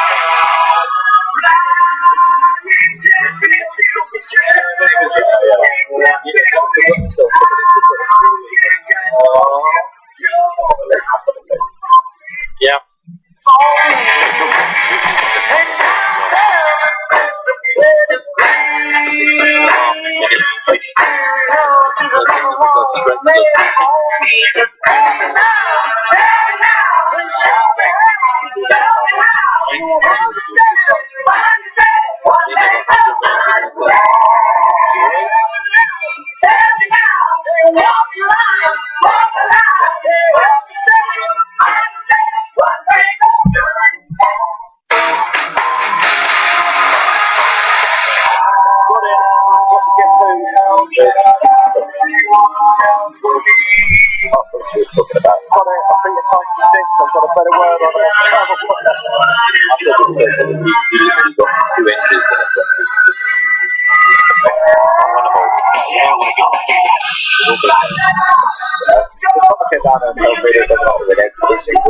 No, I think he should.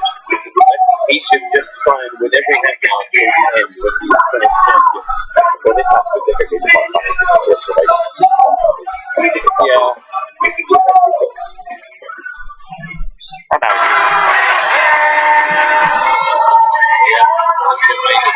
my whole thing.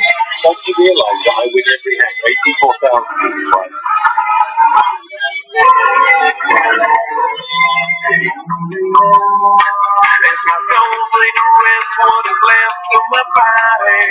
Three rolls all the way, of course. Not sure if there's any team dash that get involved. There is. Is that right? 4+6 here? I think you should. I think you should.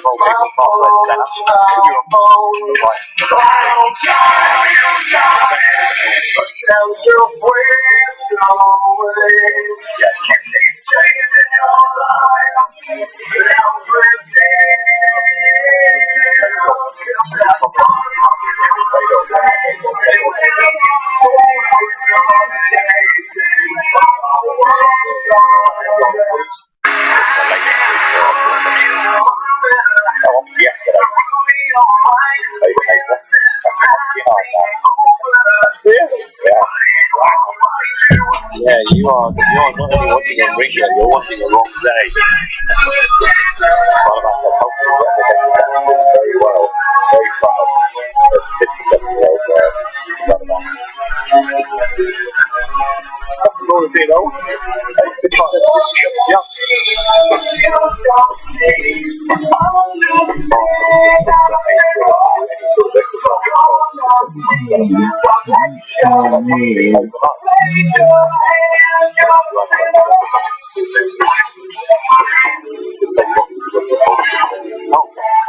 There we go.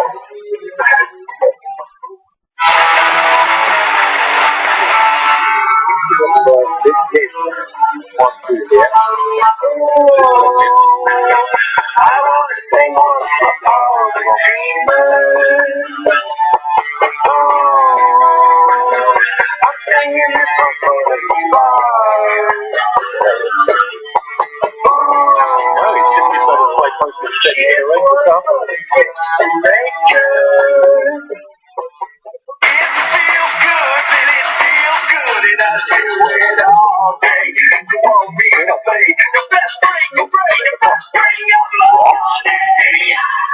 He was the first to fold. He was up at the jump. I mean, you've got to have some sort of.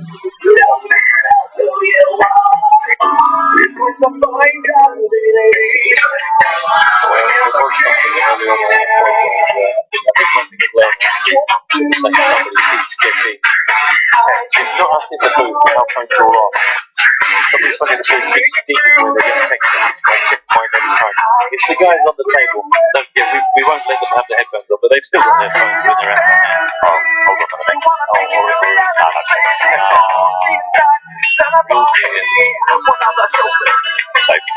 Putting a call, great. We are for the back.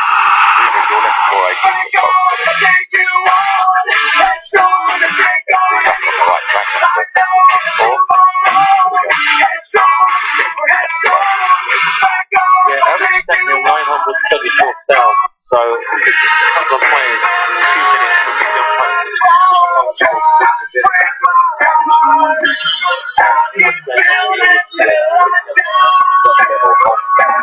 Maybe a little.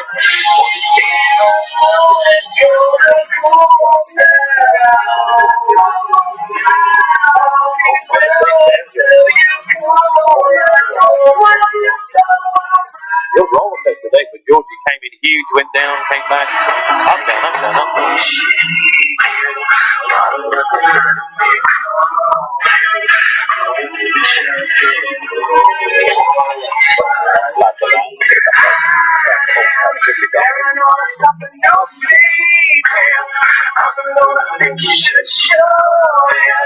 Give me no attention, no, you please, alright.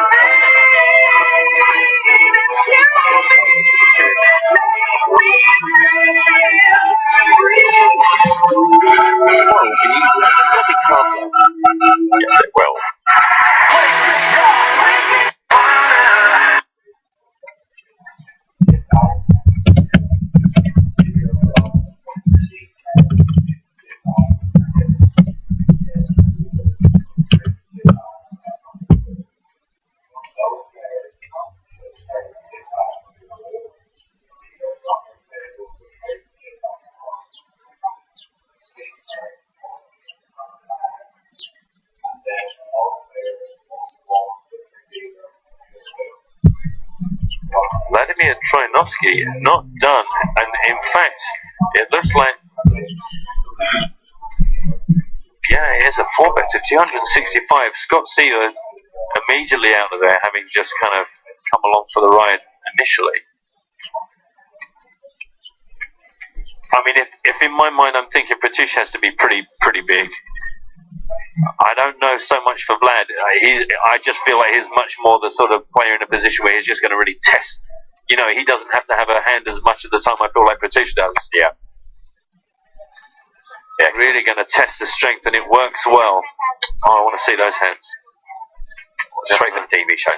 I can't. There isn't one. It doesn't work. You can't say you'll see it on TV. There isn't. This isn't going. We're not even recording the hands for this particular part of the tournament. Could you stop being so good, please, sir? Hey, Kate, the 4-person. Grill. Matt's just asking, what hand did you have there? He just wants to know for the live stream. It's up there, and yeah, if you don't mind, yeah, he's up there. That's right. She's wrong with that in the basement. We're down lower than that. We're in the basement's basement. We are in the basement. Like the stuff they put in the basement, they go, actually, there's not enough room, so actually, just put it down in the basement's basement. Actually, I need some air. I'm going to go and get some air, so I'm going to leave you to it for a bit. All right. Check you later. Have fun. There he goes. Got to give the sound boxes back to Joe now. I just used it. I just used it for Lee Jones. So.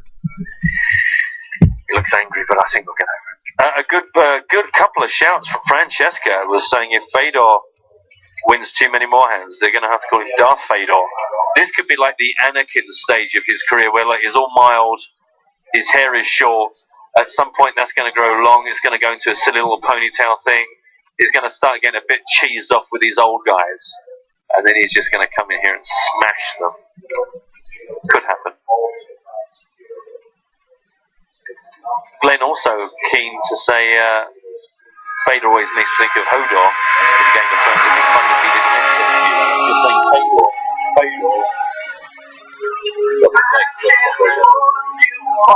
It is fun. I would love it. I do a serious interview.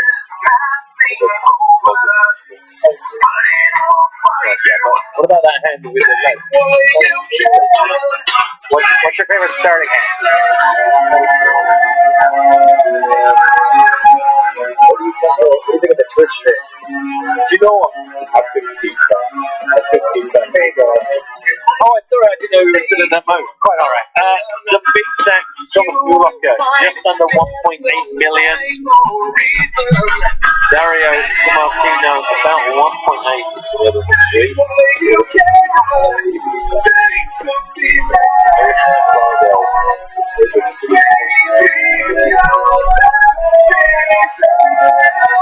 You're having a lot of fun on Twitch.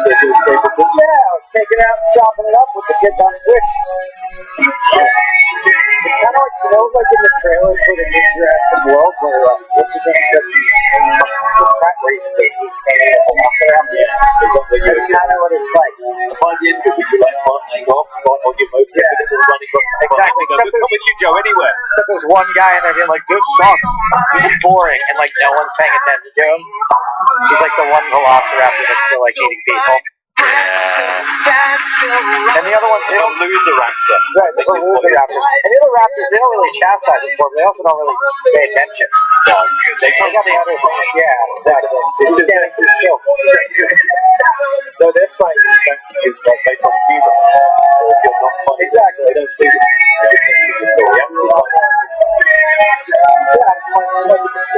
think I spent my hour off.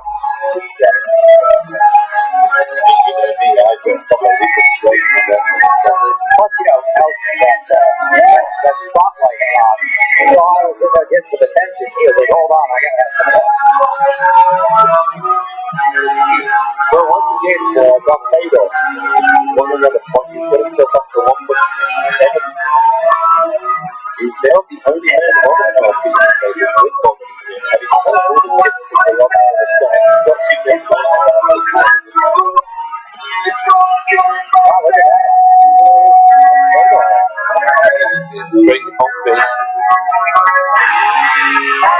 Hello, Mr. Fancy Pants.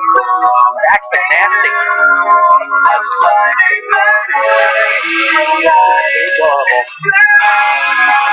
Caledonia was hard back to the street. I still have my pen and paper handy. I don't know what for. That happened some time ago. That would have been the Get Two competition where you had to write down a number of the names. Remember? No,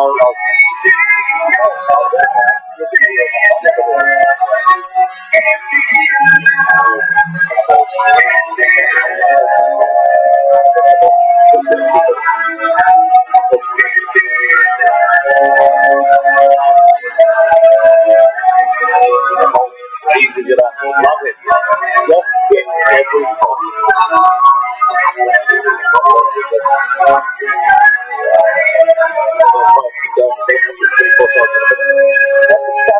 do this. These guys are fearless. They don't care. They're like the honey badger. Honey badger don't care. Honey badger don't care.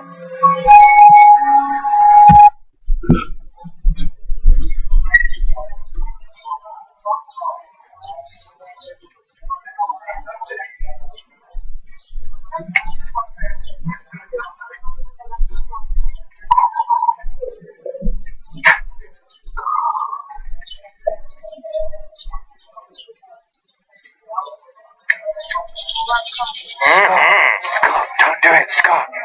Get out. Nah, he's got him this time. Shut down all the garbage mashers on the detention level. What? Shut down all the garbage mashers. Shut them all down.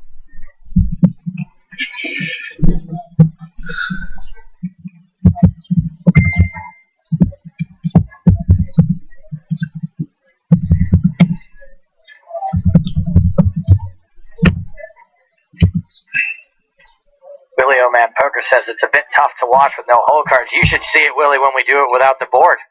Oh man, those are the tough days. Sometimes we don't even get the bets. We just watch torsos. It's a feel game. It's much more about using your intuition to work out the bet sizing Right. and the odds. Did it look like he grabbed a lot of chips?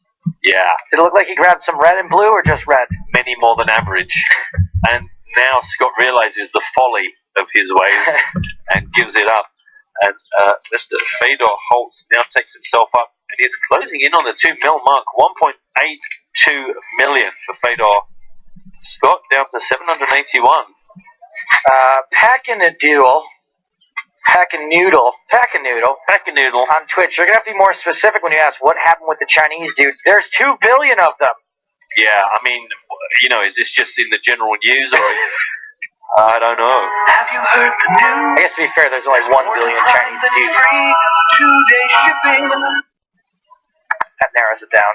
It was taken to a new level at the 25th anniversary of WrestleMania. Now that you said it now, I feel like I've neglected them because it is just so hard to casually keep. Absolutely fearless. If you could Jeff tune Hardy. into it, it is like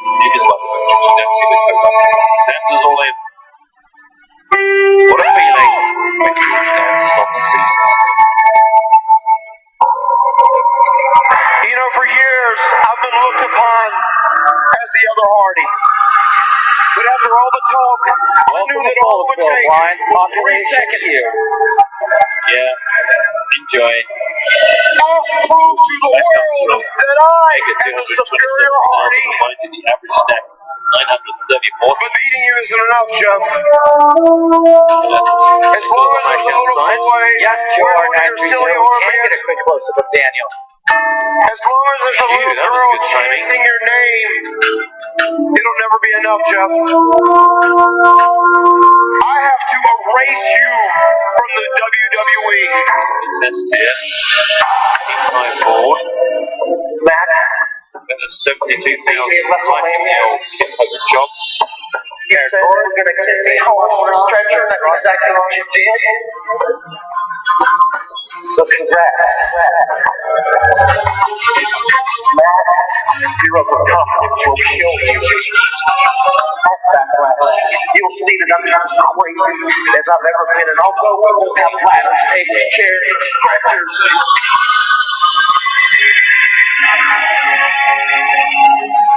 we will have the words I quit.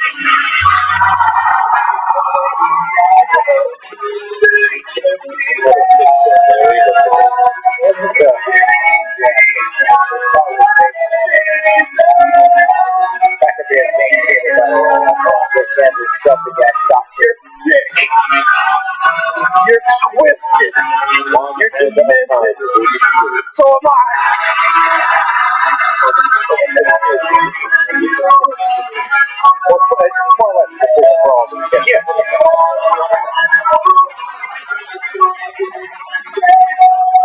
A raging fire burning the sky. A backlash, I'm gonna extinguish that fire. Let's throw them up.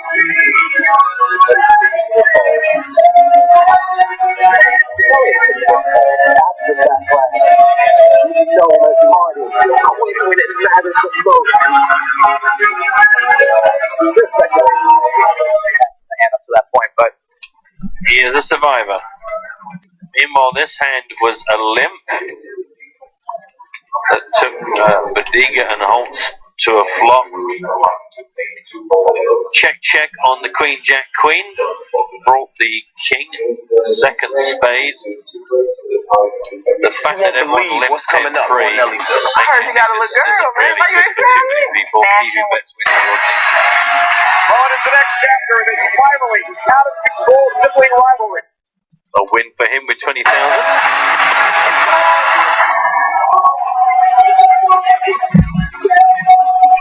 A raging fire burning the sky. A backlash, I'm gonna extinguish that fire. Well, the Grunner's going to start to be down at 6. Never say never. Apart from, if you mean it, in which case go crazy. Daniel and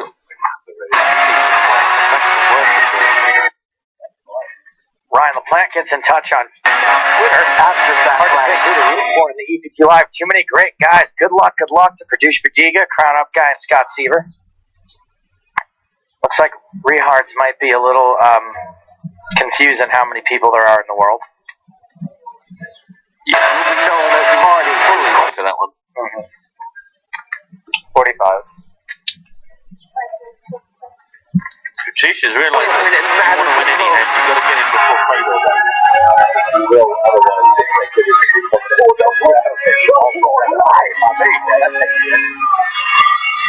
Fado's tweeting, they have finally found out how to beat me.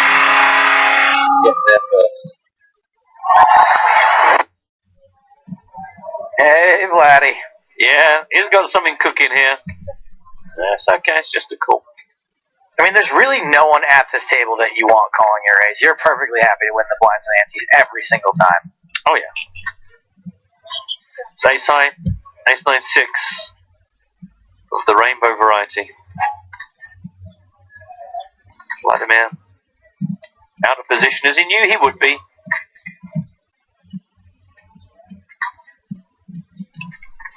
That was a subliminal check on the outer tables. Don't worry if you didn't notice it. A part of your brain registered it.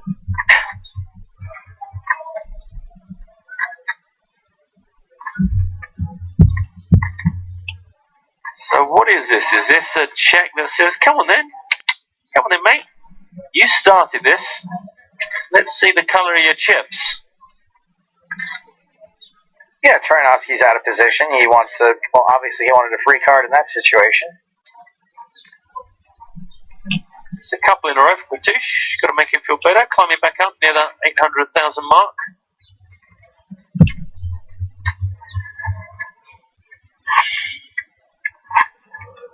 Robert comes back saying, I'm a big fan of Negreanu. I wish him the best. Yeah, I sure.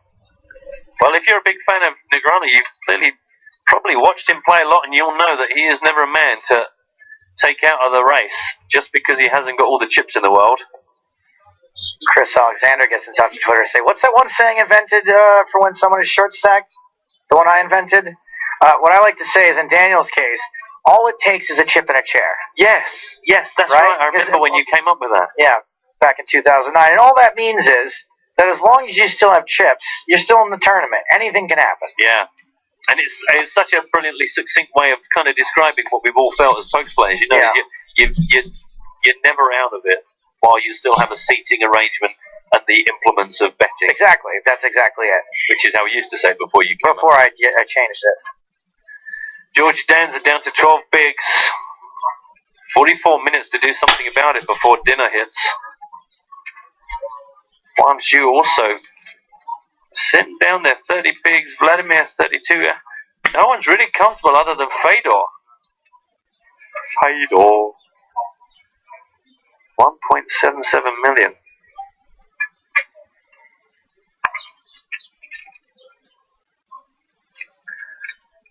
Varun Nitish, who, of course, was featured. Correct. He was on the podcast. Not the last episode, right? Yeah, the last one, I believe. No, we had Marshall Yu.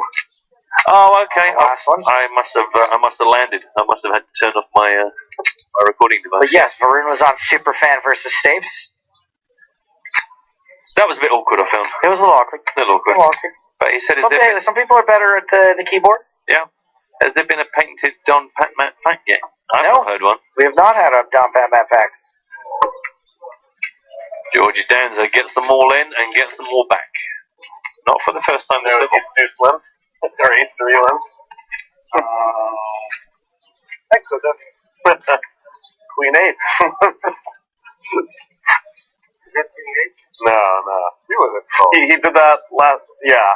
Queen 8 I would have called. I did it against him the other way around. I had more chips. He had. And I had like 14 big blinds. And I had a small blind. I lived. Goes all in with Queen 8. I have to call it. No. Vlad just doesn't belly. I love Vlad.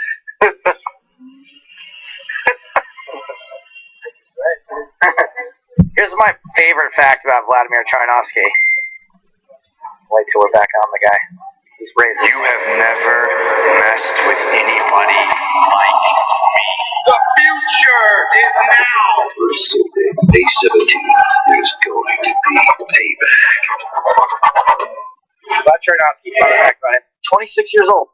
Kane was brought to the Yeah, it was just a year above Fedor at school. Yeah. The system works there. But has had a very, very tough life. Now, here's a question for you, Joe, having spent an hour on the Twitch stream. So, there are some people say stuff, and it kind of gets, it gets starred out, it gets censored out. Yeah. Now, considering the stuff that gets through, I can not even imagine what kind of a comment that just gets deleted before it even lands. I've had stuff deleted, like if you write in all caps. Oh, okay. It gets deleted. Because all you see is the name, and it just says message deleted, and you think, wow, like, the stuff that I've seen is quite atrocious.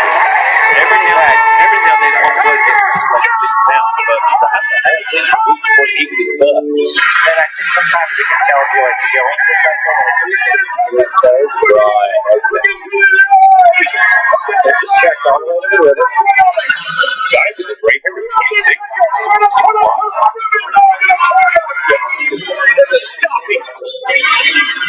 sick in the head. 3 hearts, 2 jacks, Broadway. I'm all about the Deuce music.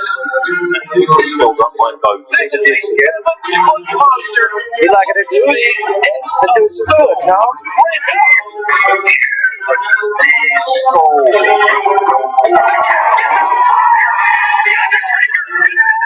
Eva takes one down, having, I think, a pretty cool win rate over the last couple of things.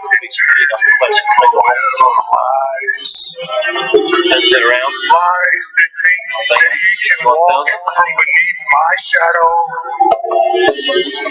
Yeah, a lot of people now are just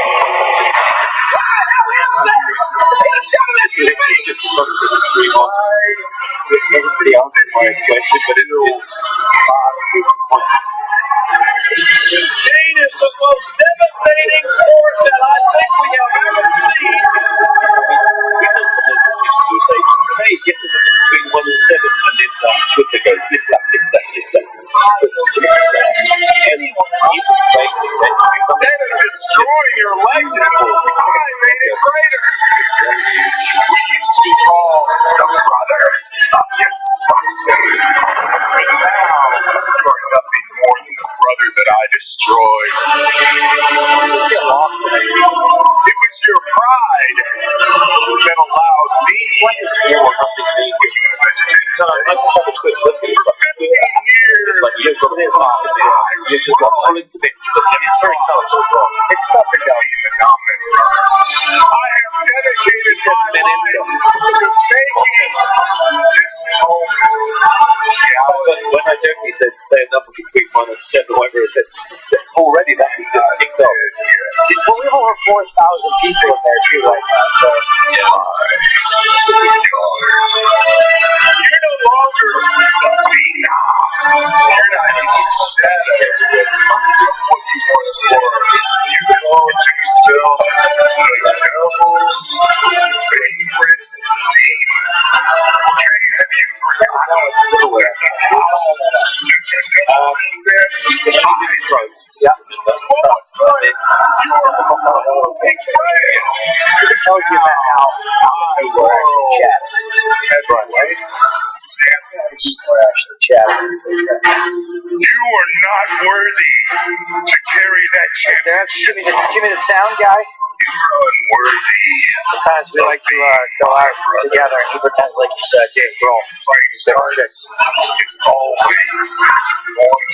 Yeah, how does that work out for him really well? For you, not as well.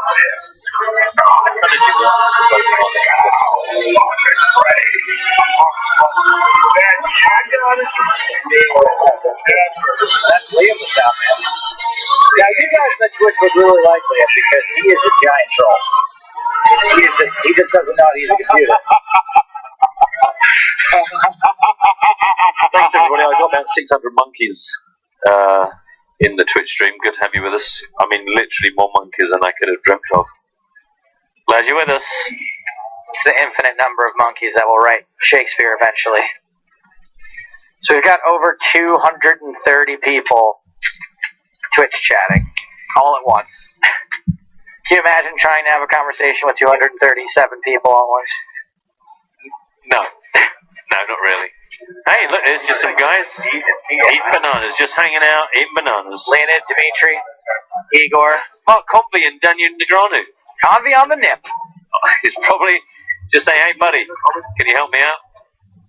I'm medium person of the year. Medium person of the year. I can get you a t-shirt, medium, hoodie, medium, shoes, medium.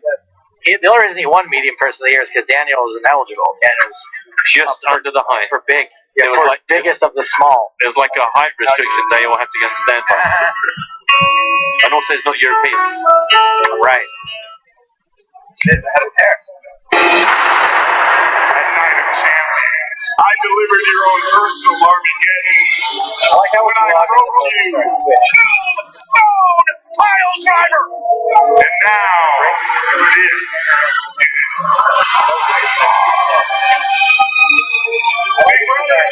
There he is.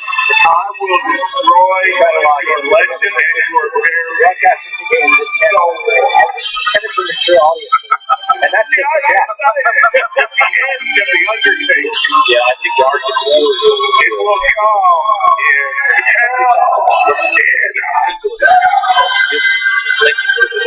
in the very same place where I left you a mangled wretch.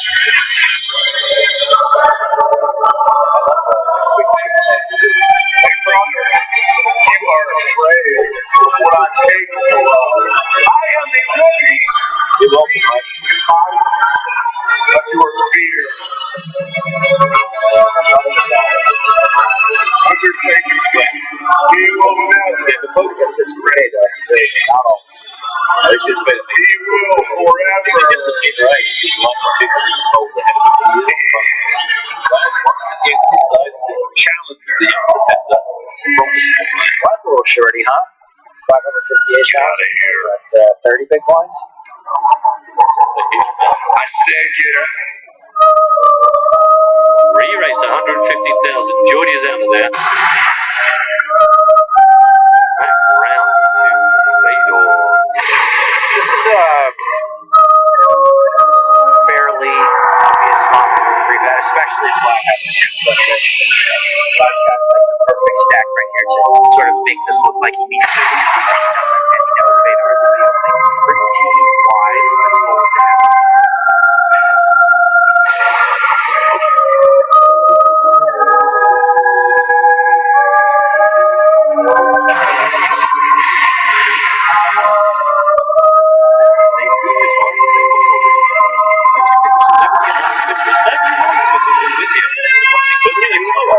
It's slower. Fedor now all in. Apparently I heard that in the future. You heard that from the future, yeah. I don't know how you got that. Destruction! That's called terror! that's a hell of a tell that you've got there, that you knew that two parts of action this time.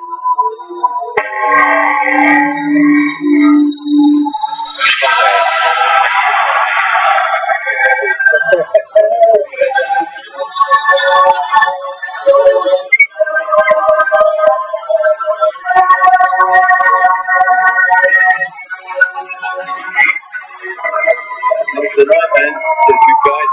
Welcome to the party. Correct. You win a house.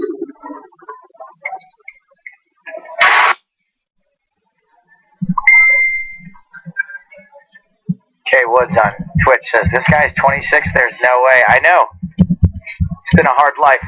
Unbelievable, isn't it?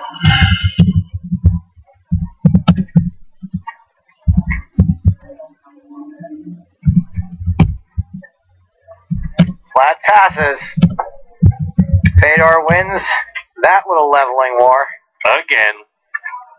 So what's that you say? Да, столько счастья мне Широва. Не добрал бы мне полтора. Yep. See, and you conceded the future also. You knew Vlad was going to say something unintelligible. To himself. Just to himself. I think he's actually making 27 This is the world's largest slingshot. Here we go. I'm going to have a pony. Glad you won a pony. Fedor holds now really, really close to the 2 million mark. 1.37 million. The closest player to him got Steve with 897. The streak.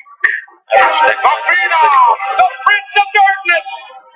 Other numbers you might like to hear are 777,000. And Nine's my lucky number. The very best of tempting fate. 21 times. Oh man, I shouldn't have just said that because 9's like my password for everything. Seduction. To be the one to end it all. Troinovsky has made it 25 times. Champions, icons have all crashed upon the rocks of this irresistible temptation. Seaver, back for more. Piling up with each Stalling. Bending his big blind. Glad the effective step. He lost 20% of his chips on the last hand. Who can defeat this collector of souls? Obviously, the answer is no.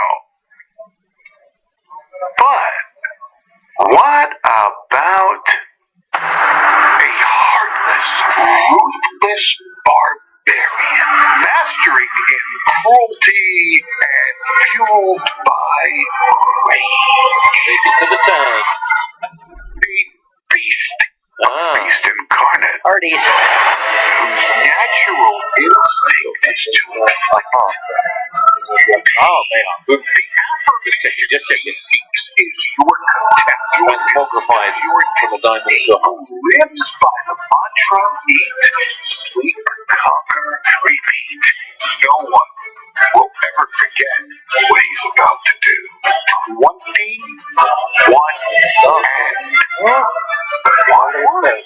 and then the smallest Putting large percentages of his remaining stuff into this man. the one. Let's all good things do indeed come to an end. It's kind of pathetic, really. The last race of a celebrated career. So good. Because saying, well, Troinovsky looks like he doesn't even know why he's playing a script. Quote, the face of delight. Do you know what? He's probably inside, he's having a wickety time. There's a big party going on here, but you don't want to give that away. Finally be broken. You were beloved. The only player on this league to take under $500,000. But a lot of players here feel uncomfortable in half an hour when break hits and then they're faced with sleep level that comes after that. Level 15 is going to be 12,000, 24,000 straight hands. So the ante stays as it is, but they're going to start tuning away on these shorter stats. Only an hour per level. Luckily, we've got a nice pace. There's no one particularly tanking, no one particularly like chewing. Yeah, it's been good. It's good. You know, these guys are, for the most part, anti-tankers. When you hear them talk about it in interviews, people are going to take their time when they have tough spots, but when they don't, they don't. And also, you know, this tournament moves at a pretty good clip. Yep. Hour-long levels. It's essentially a live turbo. It's big, as fast a turbo as you're going to get for a buy-in of this size. Yeah. It's a great balance, I think. It's a nice. It moves, but it's not like ridiculous. You know, you feel like you're getting a real proper tournament, but you know you're not going to be here for 12 days. See the raise and win. Being asked by Missy, can I get a count of how many players left and what they're playing down to, etc., etc. Please and thank you. 19 players left. Remind you to go check out. But they are, look. 19 out of the 71. Of course, 13 of that 71 were the same players buying back in. You see what they're playing for as well. Don't forget the PokerStars blog. If you want to catch up on any of the other details. And you see the 75-minute dinner break coming at the end of this level, being advertised. Cool. Joey hungry. Joey want wingy. What are your chances of getting wings today? Never. Outer table action. This is Igor. Is this versus Tobias? I don't want to say Monaco's expensive, but the only wings you can get here are Pegasus wings. Nice. One of your better ones. Is it a better one? I don't really laugh much, but that's one of your better. One of your better gags. I do register funny things internally. It just takes a really long while to get out. If I look at you and just nod slowly with my eyes closed, you've really. I figure when you don't specifically react in disgust, that you're laughing somewhere. Yeah, deep down. Down in my shins. Shins are rocking backwards and forwards right now. Meanwhile, we're going to have to zap away from this exciting moment because we got an all-in and a call. This is Georgie Danza getting it all in for his last 272,000. Fedor Holzer's called. It's a classic race. Like a Mercedes-Benz versus a BMW. Well, am I allowed to call sweatpants now? No, that'd be silly. Perfect call. Georgie can't complain. Swings and roundabouts. Swings and roundabouts. Yeah, Georgie absolutely ate Connor Drinan's lunch, kings versus fours.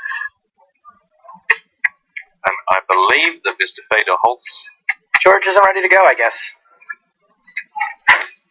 Oh, whoa. Story from above is that the graphics were the wrong way around, not for the first time today, just to keep us on our toes. So, in fact...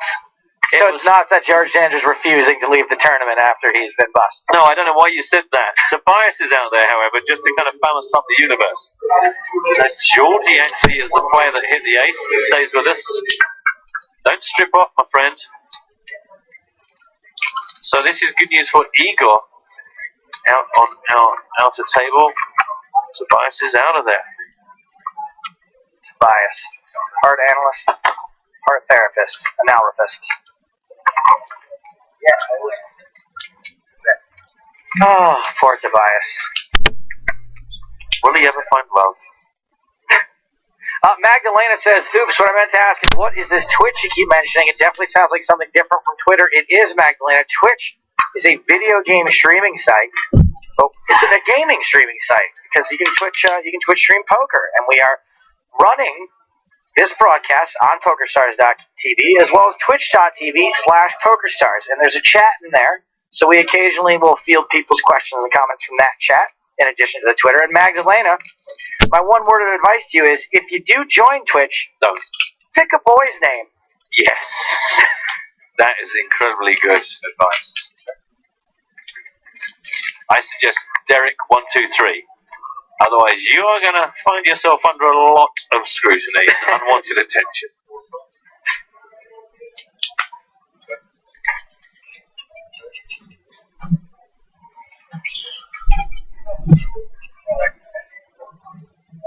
Whoa, hold on a second. Controversy. Big time controversy. Tyler, a bloodhound, Says, guys, Tarnowski can't be only 26 years old because he has poker tournament results from 2003. What? Really? This is a big deal. I wonder if we'll have to negate some of Vlad's tournament results. This is crazy. How is Poker News or Gambling 911 or Brian Mycon not picked up on this before? I'm amazed that this paper trail exists. You'd think he would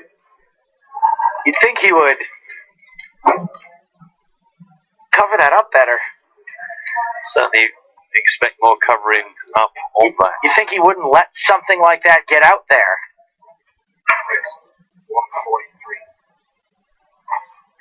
Just bad choices after bad choices. Meanwhile, poor old Scott Seaver is trying to make a raise here.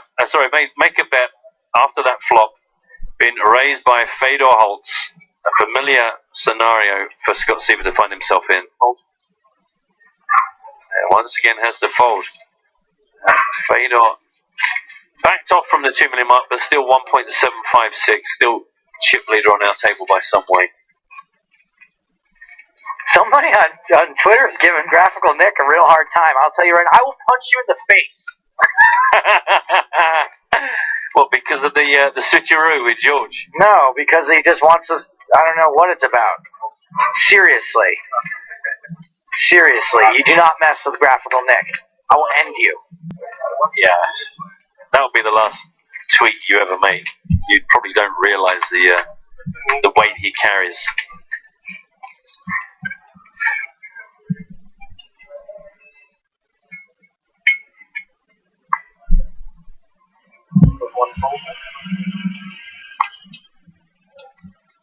Chip values, you were asked for them, here they are.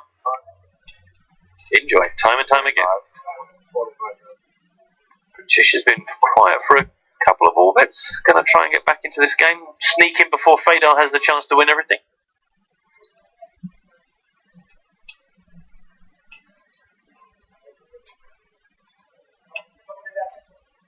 Incidentally, that outer table action we saw it was a pretty hard time for Tobias. Hit the straight on the turn. Igor Kurganov hit his flush on the river. Oh, so it's classic Igor. Classic. That is so. Do you know what that's so the sort of thing that he does all the time. That is so. I don't know anymore. It is very much in line with the behavior we've come to expect from Igor. Is all I was trying to say. I know it's something flushes on the river. It's something that he's not proud of. He's trying to stop it, but meanwhile here, guess what, Pratish? When you play against Fedor Holtz, you get re-raised by Fedor Holtz. You play for a lot of chips, generally. Deuce of diamonds. Play the game in your face. In your face, Badiga. Meh. 1.836 million now for Fedor.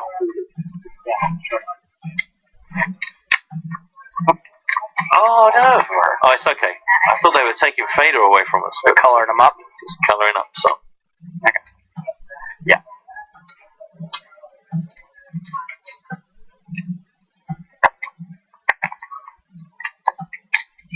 One feels like 5.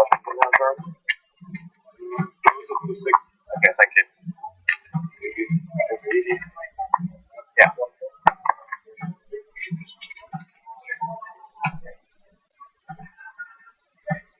Do you think we're going to see the introduction of a new color with this color up, or are we just going to get more of these mouthwash? What is it called? Oral hygiene.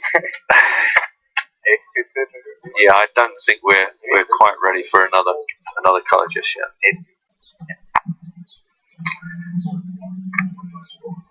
Negrano alert! Negrano alert! Kid poker fans, tune in now. Pocket fives, I believe, for Daniel. Oh well. Running into pocket queens. Oh wow! In fact, yeah, it turned into a three of a kind. Queens on the flop. Take away a man's dream, why don't you? Oh, Daniel. there goes the rest of the audience. Bye. Good night, everyone. Yeah, you're not wrong, Daniel. He's got his little paper bag like Eric Morgan full of vegan food. That's the sort of stuff where you leave out for the seagulls, and the seagulls leave it out for you. A lot of police over here.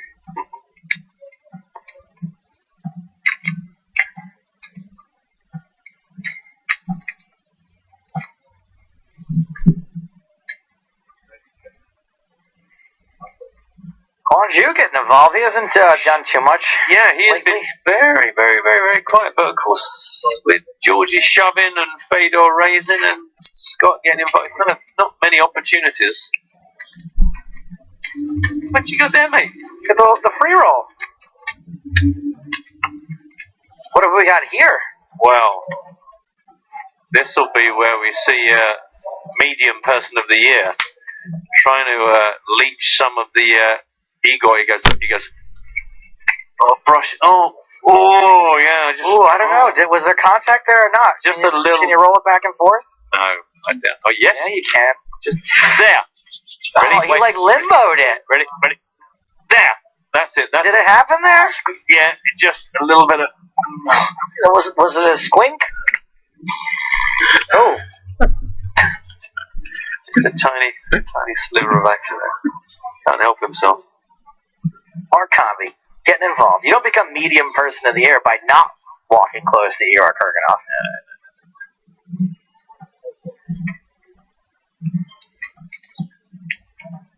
I'm playing the free roll. There are 5 people sitting out at my table. That's rude. Don't do that, everyone. Everyone that ever does that.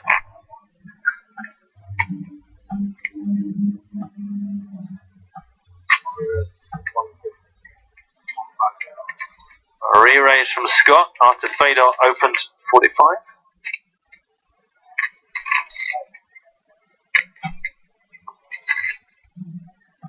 Oh boy, here we go. Quanju counting out some strawberry colored chips over there.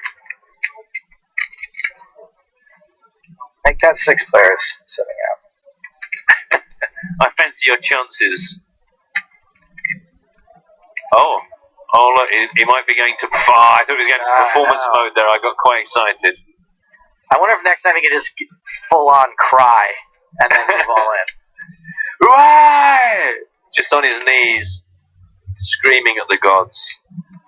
Martin Johansson says no contact. The referee has made his decision. Apparently, Mark made no contact. Yeah, I'm really no contact there too, but I was just trying to make more of it than there really was. I think there was plenty there. No. There was intent. Hang on a minute. The graphics must be wrong. It says Fedor Holtz folds. I can't. And Scott Seaver wins. No, everyone has made a mistake here. Trolled. Given one up. Scott Seaver up to 824,000. He is, let's be honest, doing everything he can to just get those chips back. That meant a lot to Scott.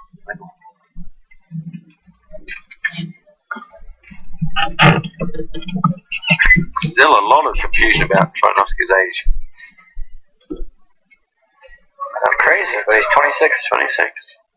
You have like 5 crap.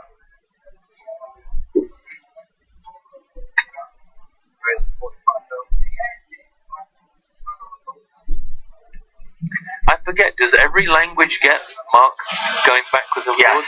Sweet. Yes, they do. Sweet. So they're going, well, this is happening.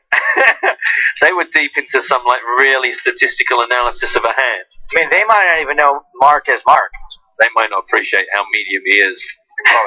And they're just thinking, there's a guy here going backwards and forwards. Suited? The Italians probably put the birdie song over the top of it and made a real big feature of it. New table, guys. Redraw. All back. That's hard. What happened? It's not going for it.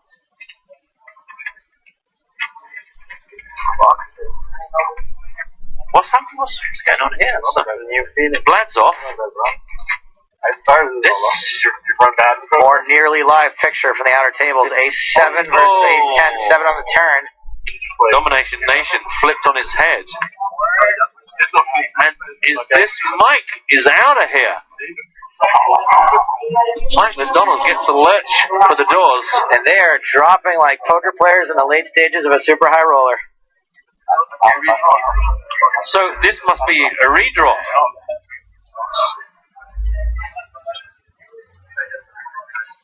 Word on the street, so we're down to 16 players, which, as those of you familiar with said tournaments know, there'll be a redraw. Because we're so close to the break, they're just trying to make a decision about exactly how they're going to go about things. Do they stop now, redraw, let everyone go off to dinner 50 minutes early? They're going to sit everyone down and play through. We're just going to have to find out. It seems like a great opportunity to just stare at an attractive woman and an unattractive man. Oh, several unattractive men, if we're going to be fair. And Remco. Yeah, guess what the camera is going to favour? Hey, Kay, come back! I think the audience is going to be fine with that. Yeah, I can't even look at the Twitch chat right now because that will just. I will. That's just going to blow. That's just going to blow up. Good luck if you're involved in the free roll now. If you're sitting out.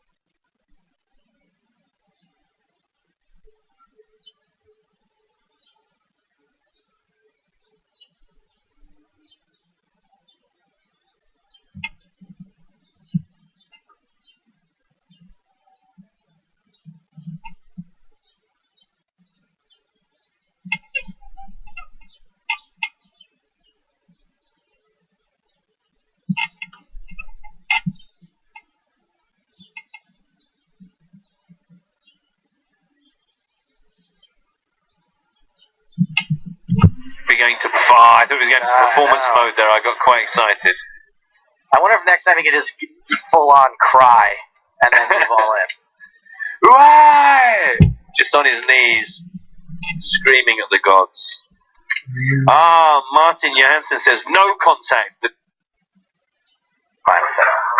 Yeah, I can't even look at the Twitch chat right now because that will just. I will. That's just going to blow.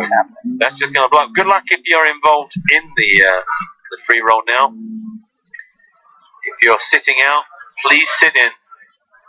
I always ask you, and I'll ask you again, if you register for the free roll and then you discover you're not going to be able to play, just take a moment. I mean, you've probably got us on your tablet, you've probably got us on your mobile phone. Just unregister. Because free rolls The death of free rolls is having 5 people sat out at your table. This is Makita versus Seidel. Seidel raking this pot. So we are redrawn right now at 16.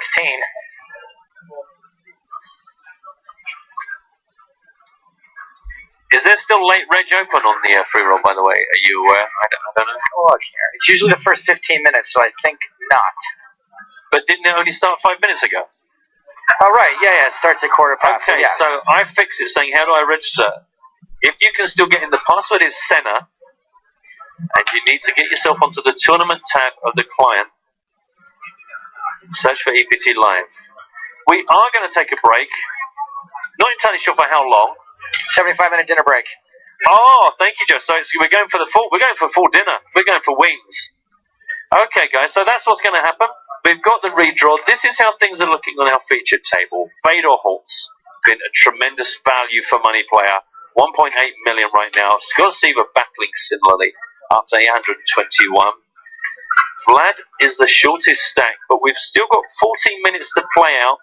So join us after dinner for more here from the Super High Roller at the EPT Grand Final. You're watching EPT Live.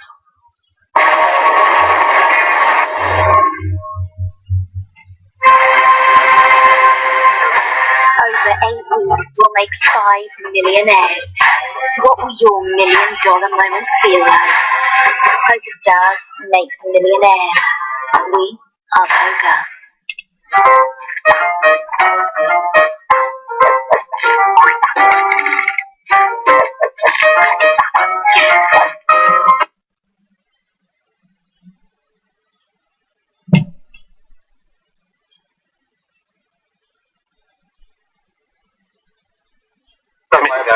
Yeah. So I'm saying that's weird. Like, maybe you're insulting yourself by taking serious what I had said. He's young. Wow, there's a levelling war going on. Yeah. In the poker and in the huge stakes. Poker Nap Supreme on Twitch is saying Scott Seaver's head doesn't match his body. Yeah, sure. I'm kind of with you. I'm kind of with you on that. It's sort of... Yeah, I agree. His body is definitely body shaped and his head is definitely head shaped, therefore they do not match. They do not match. There's a proportional matching that just doesn't sit right on my head. Oh, proportionally, yeah. It feels like his head is just like maybe 110%, whether his body is 100. It's just not enough to be ridiculous, but something doesn't feel right. No offense, incidentally. Party. I've got one leg that's 6 times thicker than the other. True story. Moving on. 4-way pot. Yeah, this is raised up by Kurganov. Only got called in 3 spots though, so a very effective raise. Under the gun, no respect. Exactly, under the gun. It's not like he was trying to steal this from late position. Well, unless they've called with 10s, jacks and queens. That'd be a huge amount of respect. In sequence around the table. Ace high, rainbow. Daniel is reporting 100% ROI, cash for nothing in the free roll. Hey, you put nothing in, you took nothing out. That's a good day at the office for some people. You're not a losing player in that game. Check, check, check. Igor, not put off by the number of opponents, has made a continuation bet, 75,000 into the 224,000.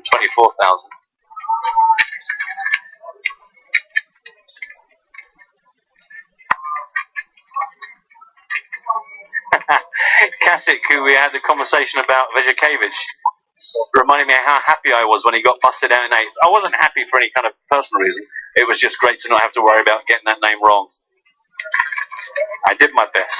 So, what's the secret to making it deep in an EPT? Have a simple name, easy to pronounce. You're guaranteed to make at least top 5. Make every decision within 30 seconds. Have an easy name. Don't stare at anyone. Don't have crazy hair or silly glasses. Don't have any mannerisms involve bouncing around and being hilarious. Don't have any rubber rat toys or sharks. No. Just be a normal person. Just a normal person playing poker. That's all we need. All we need.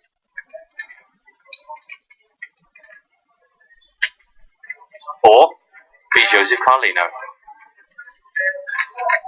Frank attacks it. If it's a rainbow flop, then why does it have any blue in it? It's a good point. Good point. Got no answer for that. Clearly not playing with the 8-colour deck turned on.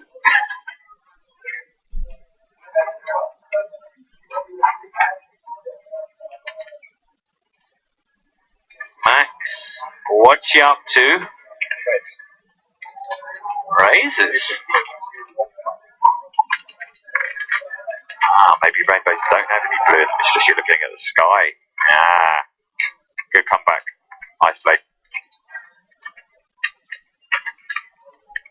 Sorry, we got some racing going on, do you think? Yeah, no, it's okay. It was just the max made it 215,000 and Igor decided to no longer pursue this. Especially in light of still having players to act.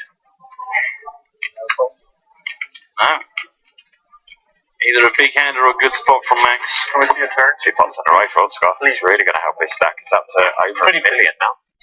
From having a 4-bet shoving stack to more than $1 million chips. 50 big blinds at the moment. 2 minutes until the blinds go up to 12.24 though. Yep, and just to respond to a couple of people on Twitch and also to our friend Marshall, saying I assume it'll be cards up final table tomorrow. Yes, you're absolutely right. We'll be broadcasting a bit later tomorrow. We'll kick off at 1:30 PM Central European time with cards up.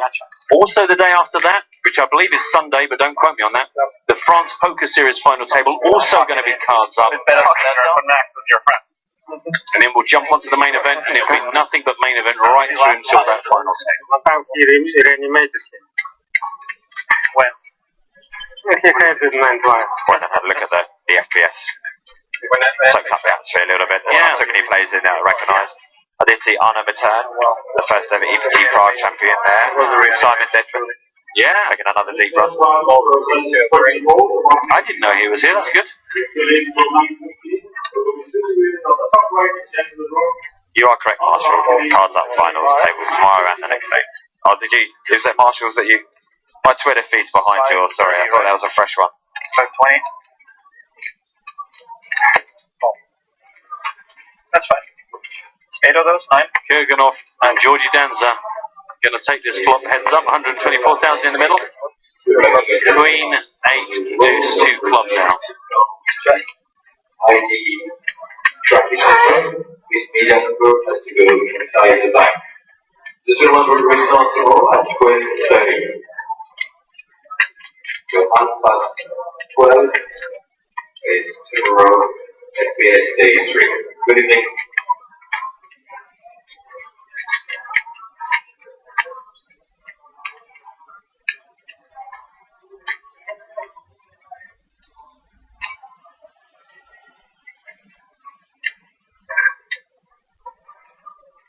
That's 65. 65 from George after Igor's check.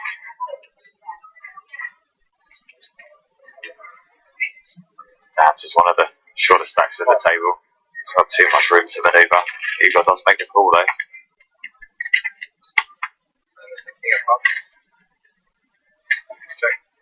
Two flush draws out there now with the King of Hearts.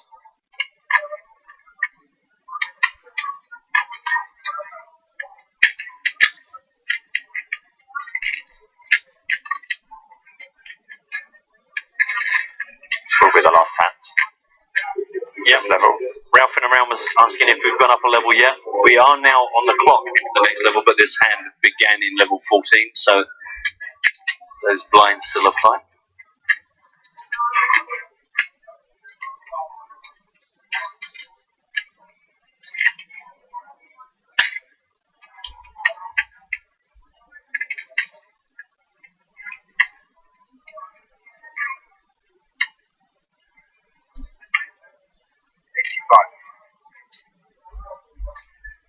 The bet this time.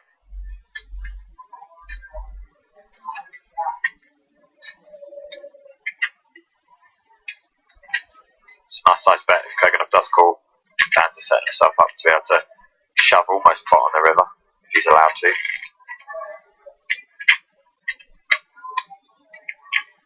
Yeah, and you kind of feel if that's the way this is going, then it almost doesn't matter what the river does. George is kind of committed to a certain degree to it. Or not. He can always just slam the brakes on, but I guess Igor knows there's just a huge number of river cards can come down. Set George up for the move. I like Serene's tweet. She's sending a picture of a rainbow flip flop. So it's a rainbow flop. Nice. You like that? Nice. Good thinking there, we like that. Job done by Danza. What's the main reason to look at the cards back after one has played a hand? Why do people Good do it? question. Now let's go. I'll just say burn that image to my mind. So that's just it to you. Good answer. So when you, I feel like it's just there to annoy the other, right?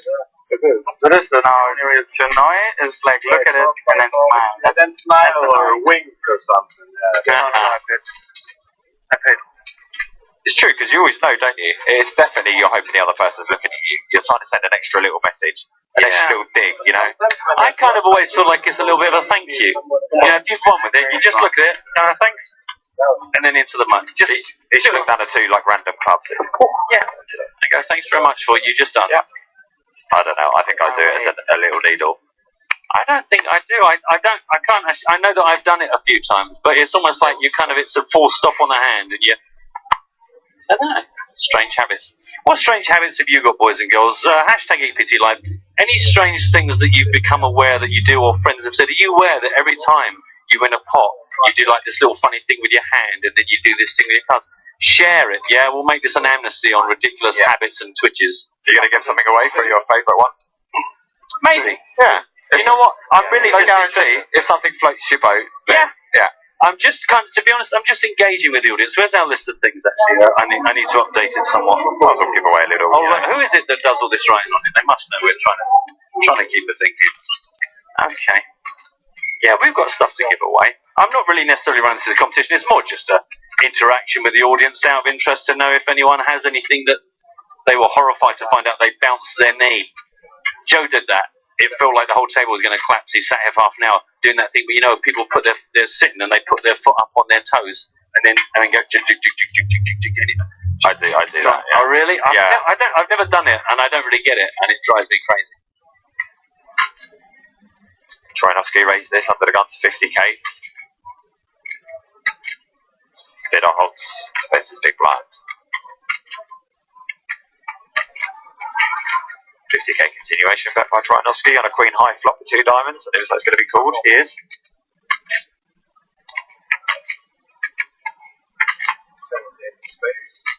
Ace of spades. Another turn that brings 2 flush draws. Louis Helm on Twitch wants to know if they can win a ban. You'll remember in Malta I was giving everyone bans. I might do that again. It's one of the few powers I have as a moderator. Jesus, you just click on them and ban them only for 600 seconds. 600 seconds is all you can do. Are you a mod? No. See the power I wield. Leroy Jenkins. Jack on the end fills up all sorts of drawers. Might even be good in itself as a pairing card.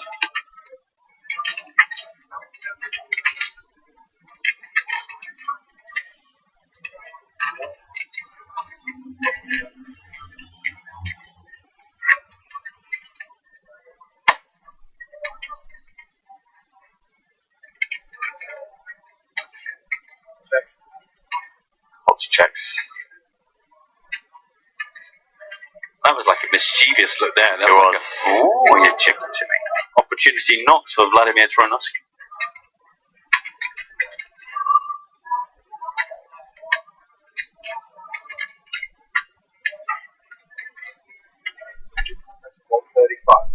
Troinovsky bets 135.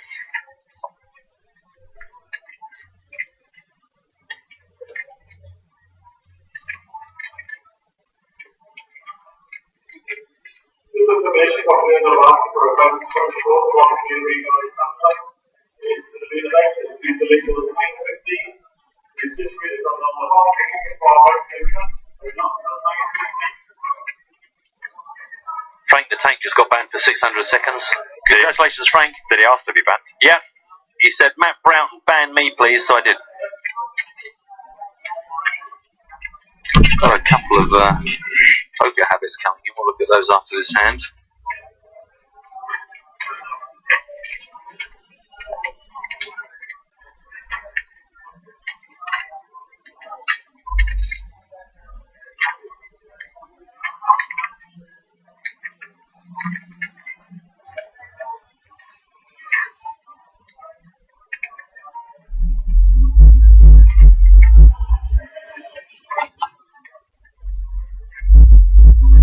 saying that Fedor looks sleepy, Brad looks mad at him for being so old.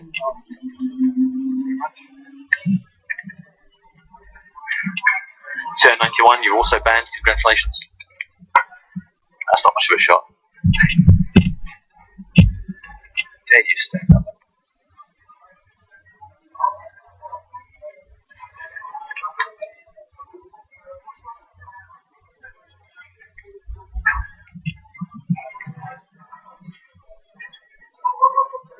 I really don't like it when your Twitter feed works quicker than mine.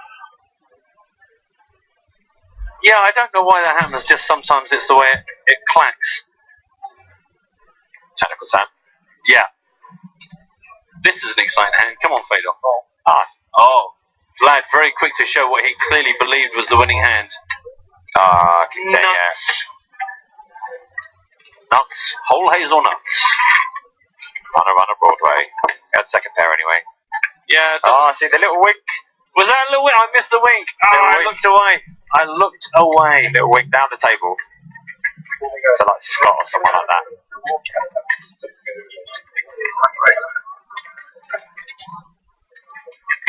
Cheeky. Now, here you are. Here we go. Are you ready? Watch this. Look at this. Oh, cheeky. Very nice.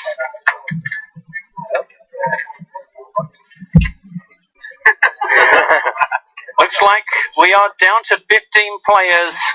After this happened, Ole Shemion taking out Leonard Markin. Not entirely sure what the nature of the hand was. Just caught the end of it. Ole with his infamous lime green minty sleeveless hoodie. Going to work. That young smooth-faced chap we saw all those years ago. Now he's got a 1970s living room design. Still hasn't bought a new mint hoodie.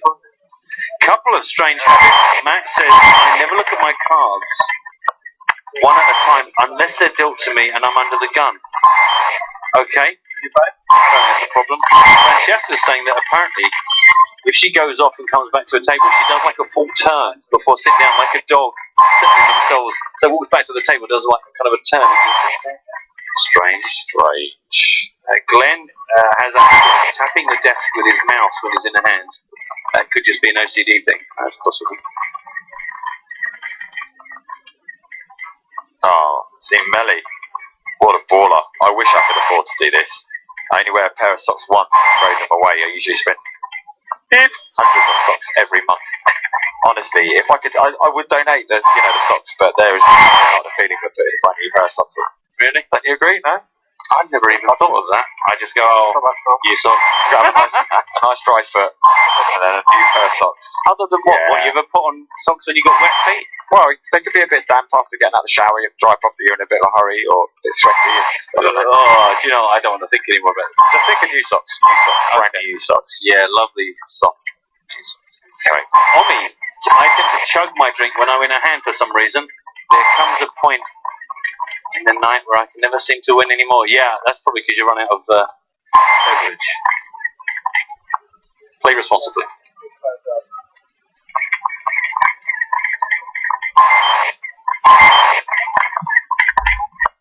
Three-way top here. Down to race 55,000. Put in 2 spots. That's continue for 85,000. Only taking around. Ace on the turn. Yeah, another turn card that brings 2 flush draws. There's a D.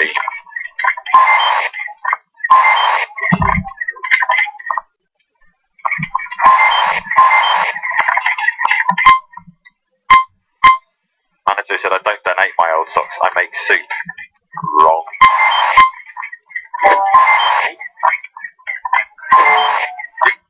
You've never had sock soup? No idea what that is. Just joking. Well, Bruno is coming very boldly with a prediction. The heads up super high roller will be Shemion versus Kurganov. Do you know what? I would be happy with that, but I think it's a bit early in the proceedings to start making any predictions. If you're right, Bruno, You will be held aloft. Oh, I knew he was going to do that out of focus. It's just classic. No problem. Bring it back. Bring the focus. Boys and their toys. Don't come to me yet. Don't come to me yet. Wait, okay, I'm ready. Wow. I've never seen so many cameras on rails as well. Like the big slide. It's kind of 681,000. Now the 5 diamonds on 10.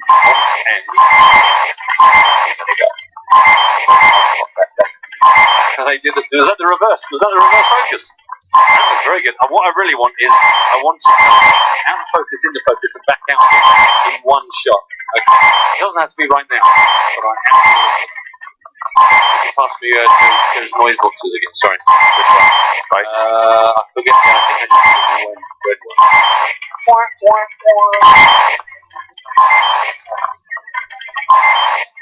That is finally slowed down to a check. 5 free flock, 85 on the flock, 155 on the third. Check on the river.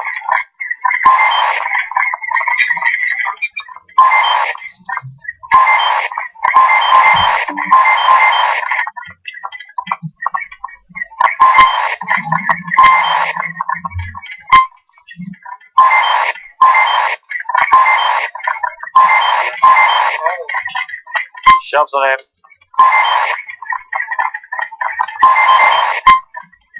This isn't a serious decision. Pain in those eyes.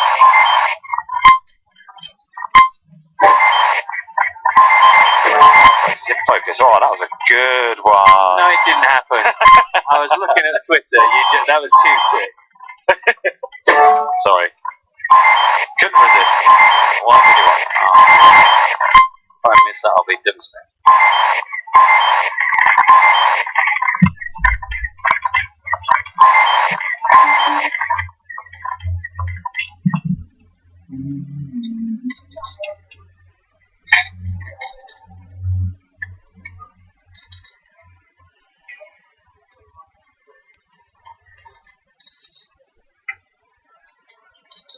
Oh, turmoil, turmoil, turmoil.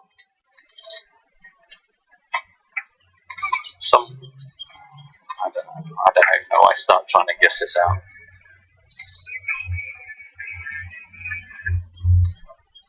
Top of this hand, George made it 55. Igor just called. Trinovsky was involved as well, which could muddy the waters. Low flop 6-3-8. Trinovsky checked. Danza bet. Kurganov called. That's when flag got out of our hands. After the turn, George again bet out. Igor again called.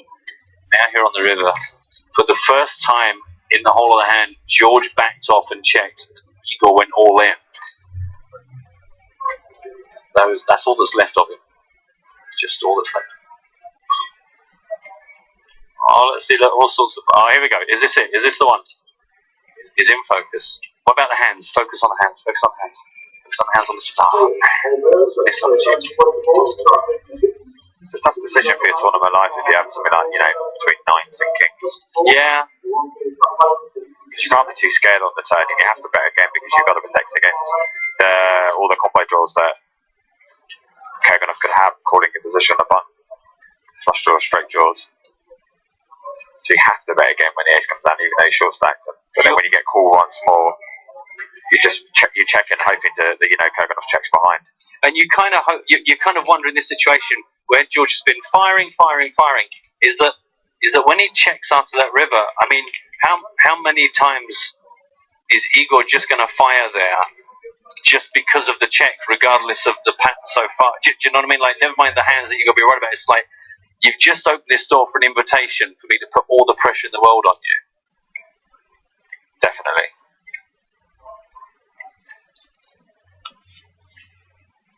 Three minutes on the Georgiatron.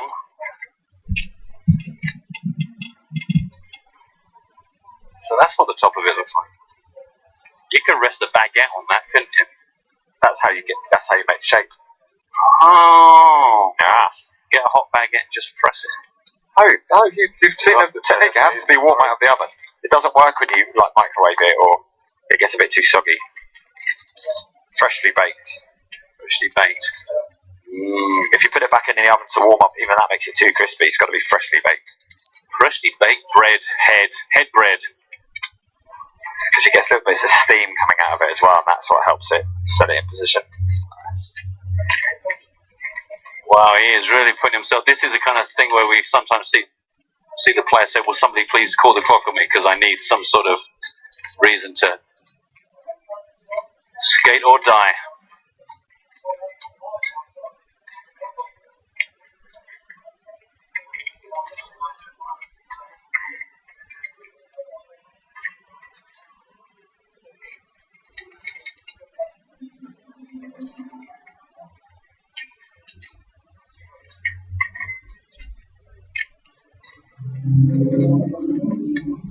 Man, I just did something so stupid. I just shut down my tweet stream. I had loads of stuff queued up and I pressed the wrong button. Just closed it. Yeah, you don't want to see what they're saying about you right now, so it's probably good. So unprofessional. 4.5 minutes in the decision-a-tron.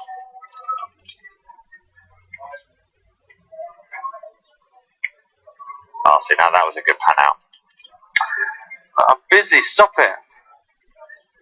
Focused on one player and then focused in on the other player in the background. That was every sweet. time I go to Twitter to chat to someone, it's like, man, 5 minutes of my life that I'm never getting back thanks to George Danza. Time. Who said that? Igor. Clock on 100K feature. Come on, he's had at least 5 minutes. Yeah, I think 5 minutes is fair.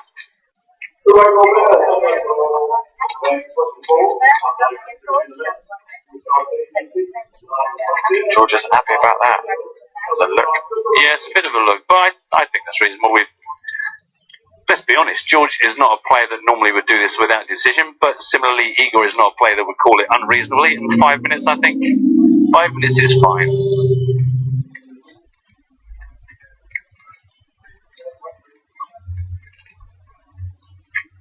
See, there might be players now who just call the clock so that Kate has to come up and stand next to them for 60 seconds. Yeah, I think they're definitely going to do that in a 100K buy-in tournament. Okay, sorry. That was a bit harsh, wasn't it? That was a bit as soon as I finished, I was like, I have to laugh here because my tone was a bit tough.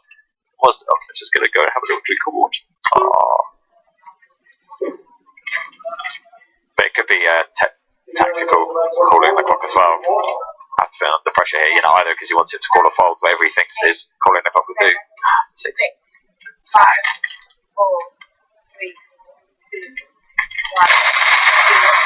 Oh, your handset. Well, you look back at your cards.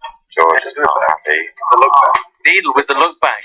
No need to needle with the look back in that spot. Wow, that was clearly a very, very painful situation for George. I was asking, what can George be tanking with here? Naked ace? I don't know, I had him on a strong to medium pair. I don't think he had the ace. 9's the If you had one, it wouldn't matter anyway because this person is all true, not true, everything. Which I have no clue. If I had a clue, I would have acted earlier. You can be sure. I had no opinion at all. I just had a good hand.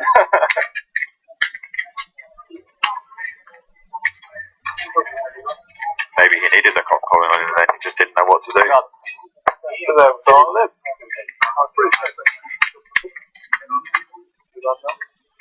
Well, he's saying apparently socks are really cheap in Turkey. Yeah, they accuse him of sock smuggling in British customs as a study in the UK. Maybe we need to get into some import business from Turkey. Maybe so, mate. Maybe so. Back on the habits, Richard Albert has, my strange tick is that I tend to play bad poker when I'm not winning. That just sounds like poker. On his hand. Peter just calls. And Scott doesn't matter what he says. Mark McGuigan says, I never look at my cards ever. No. One much recently, Mark? Who do you think you are, on net 15? Lovely picture from Dougie of his setup. Looks like he's working real hard. Hashtag EPT Live if you want to take a look at that one.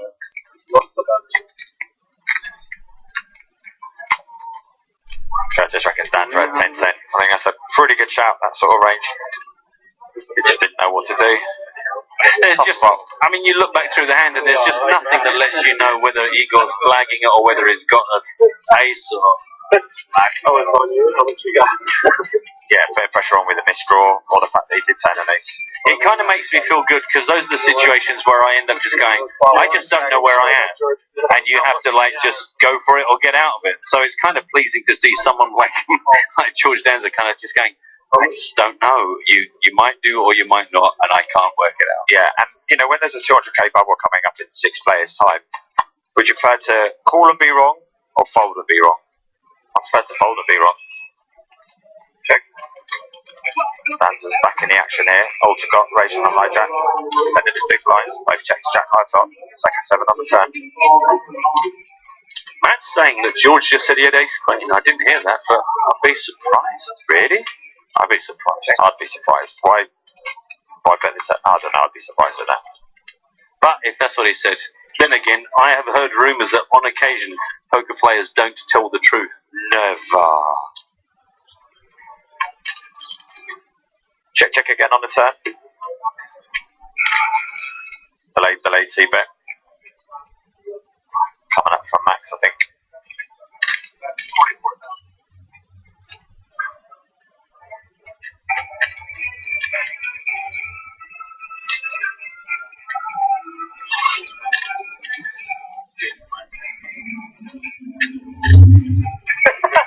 Hey Eric, how you doing? You coming up to say hello? Yeah? I'm the chip leader. Come on, this is the sort of feature table you love. You don't have to show your cards to any cameras or RFID sensors. True. Georgie's still looking a bit shell-shocked from the previous hand. 10-10.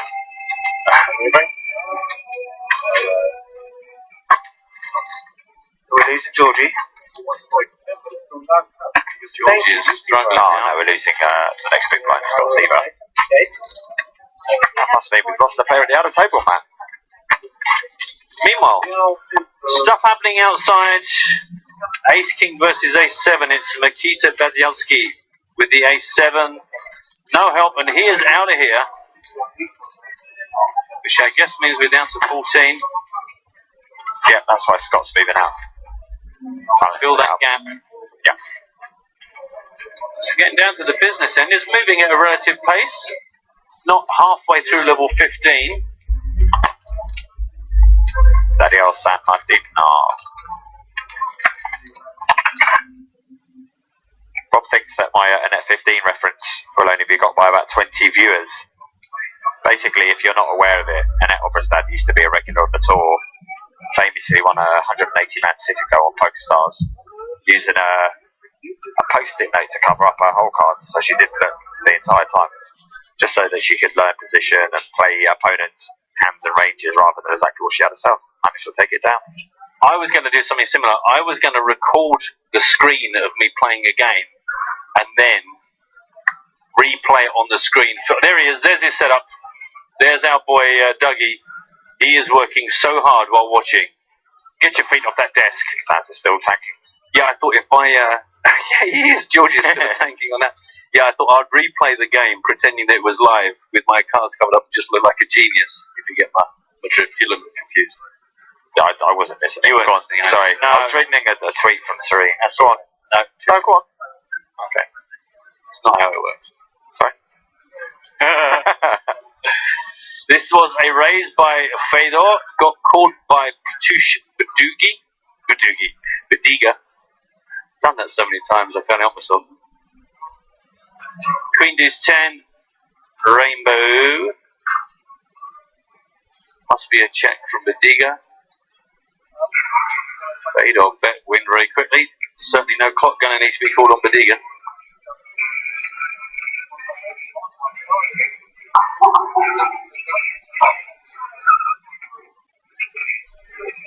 Hayden says, you should let the table talk take precedence over your commentary. Thanks, great tip. We're going to take that on board. I'm going to put that to some quite important people in PokerStars. We're going to have a meeting about it next week and we'll come back to you on that one.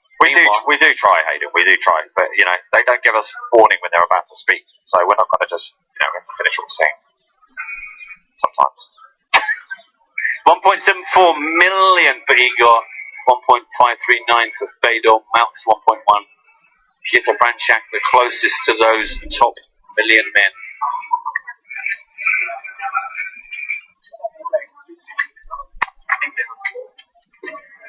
We don't have to worry anymore. I think when they stopped worrying what's going to whatever, that's not that good. No, of course it was like they were making 500K a year or something. It's pretty decent in a country where it's like where you have to pay like 150 euros a month. You can make 550K a year in Germany. It doesn't matter if you pay 550 euros in the country or Germany too. Okay. It matters. I think it does. How does it make a difference? Because you just have a different mindset. Oh no, he talks about like having made money so or set for life. And this is true in one case, not in the other. I think the mindset is like I was at once I was referring to that they don't spend money, but mainly because of their mindset. Like they're just not foreign to This is one of the privileges. Because like those average income made an entire country. If you live like in Russia, you live at the average income. But Russia is completely different to it.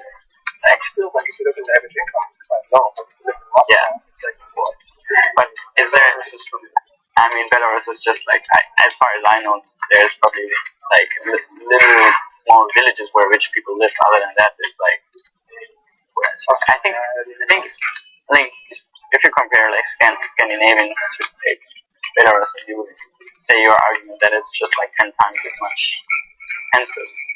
Still, it's just I think the mindset they have playing higher and like probably playing against opponents they don't beat, and like it's just the approach is way safer that they just keep making 500K, or like at least not losing.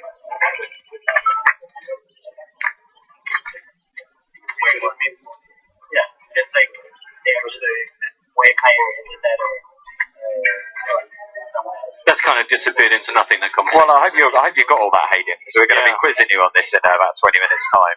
You know, there was a hang going on, but we didn't want to, ruin the conversation. Kerfuffles on the Twitch was saying, can people leave the table if like they need to pee really badly? Yeah, I mean, they can leave, they can wander off, but of course at this point, when you've got, I mean, even when you've just got blinds, you don't want to sort of be around and then wander off and your blind just gets eaten up for no reason. Here where you've got blinds and antes, it would be a bit of a waste to leave now and miss a couple of orbits, a couple of hands. But by rights, you can leave whenever you want. You can for a wonder. Yeah. Also, Stephen was asking on Twitter. He says simply, Negreanu elimination. If you want to find out more about the specific hands, don't forget PokerStars blog. If you want to find out about any of the way that we got here today, where we got down from our starting players to these last 14, you will find key hands and features on the blog. Top right of your screen as I speak is the exact URL you'll need. Go back to Ole Shemian's green sleeveless hoodie. Wisbit right was that last person to wear sleeveless mint hoodie was Calvin Anderson. He has a variety of green tops. I think it's his lucky colour. And you know what? If you're going to aspire to be like anyone, then Calvin Anderson is one of the best there is. Back in the day when I was in magazine publishing, we weren't allowed to do green covers. Big study had been done and found that green elicited the least response from humans. Is this an all-in and a call? I believe that Mr. Kurganov has got a big ace. Jax versus X. This is a classic race. Classic race. We haven't had many classic races, have we? We haven't. This is an absolute, utter classic race. This is a Matt Brown style classic race. Matt's comfortable. This is really up there. This is a 10 out of 10 on the classicometer. I think Ace King versus Queens is the most classic of classical, yeah, but this is close. That's the ultimate nachos of classic races. 6, 6, 7. 6. Wow, 6, 6. That would be sick. Oh, that's horrible. Oh, Georgie boy. I wonder if he'll ask if he can have his cards back to look at them before he hands them over again. Full house. So in the wind. Man, George Danza has given us a lot of entertainment in the last 48 hours. And this was, remember, don't forget, this is his first time playing in a super high roller. Did not make the money, but 14th spot, incredibly high achievement. And that's why I ran up there to try and be there for the help. 13 players. Unlucky George boy. Man, and he doesn't even get to stop by the cash desk or shake hands with anyone or be led off to the gold bullion. I don't know, you have something Russian about it. And we can't. It's so ridiculous. Richard is wish. It's so ridiculous. I know, I was looking forward to that. Actually, zero aggression about it. One additional coconut through the length of Dance's mohawk. Oh no, it's a queen. Oh, ik bin out flopping.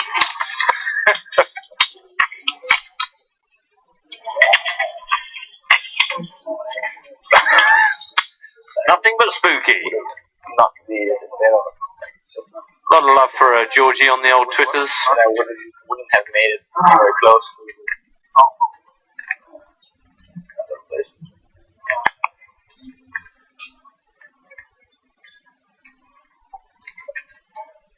You know what, Moses on Twitch, I think, might be a genius. Probably, yeah, but he says, "Hey, PokerStars, for the next tourney, it'd be great to use the 10-minute delay and have the players' cards shown on the stream. It would make the stream a lot more interesting."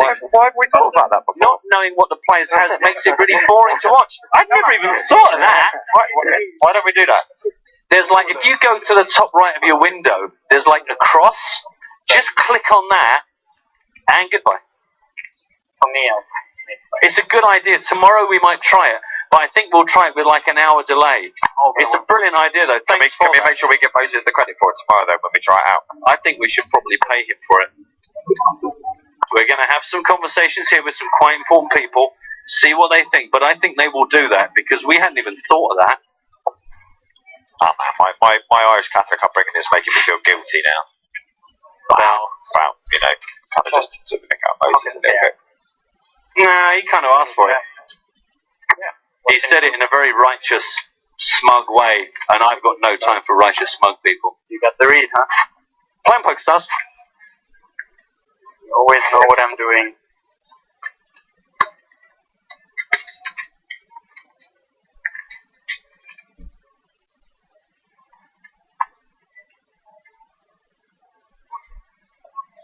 This is hand number 151.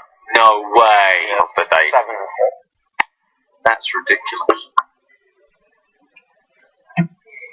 Oh, are those 30 or 40? 30. Wow. That's 55. Let the people pick. 540. 150, 300. Franchak hasn't really got super involved since he joined this feature table. That Jack is the what? Oh, yeah. Blue one behind. Yeah. And my button. 55 grand raise, a call from Max Aldegot. Master's red. Heads up to the flop. Colors. My colors are off. Ace King 5 rainbow. Minus the blue.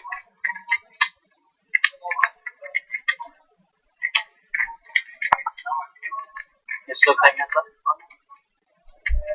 Recently, not so much, but I've played a few.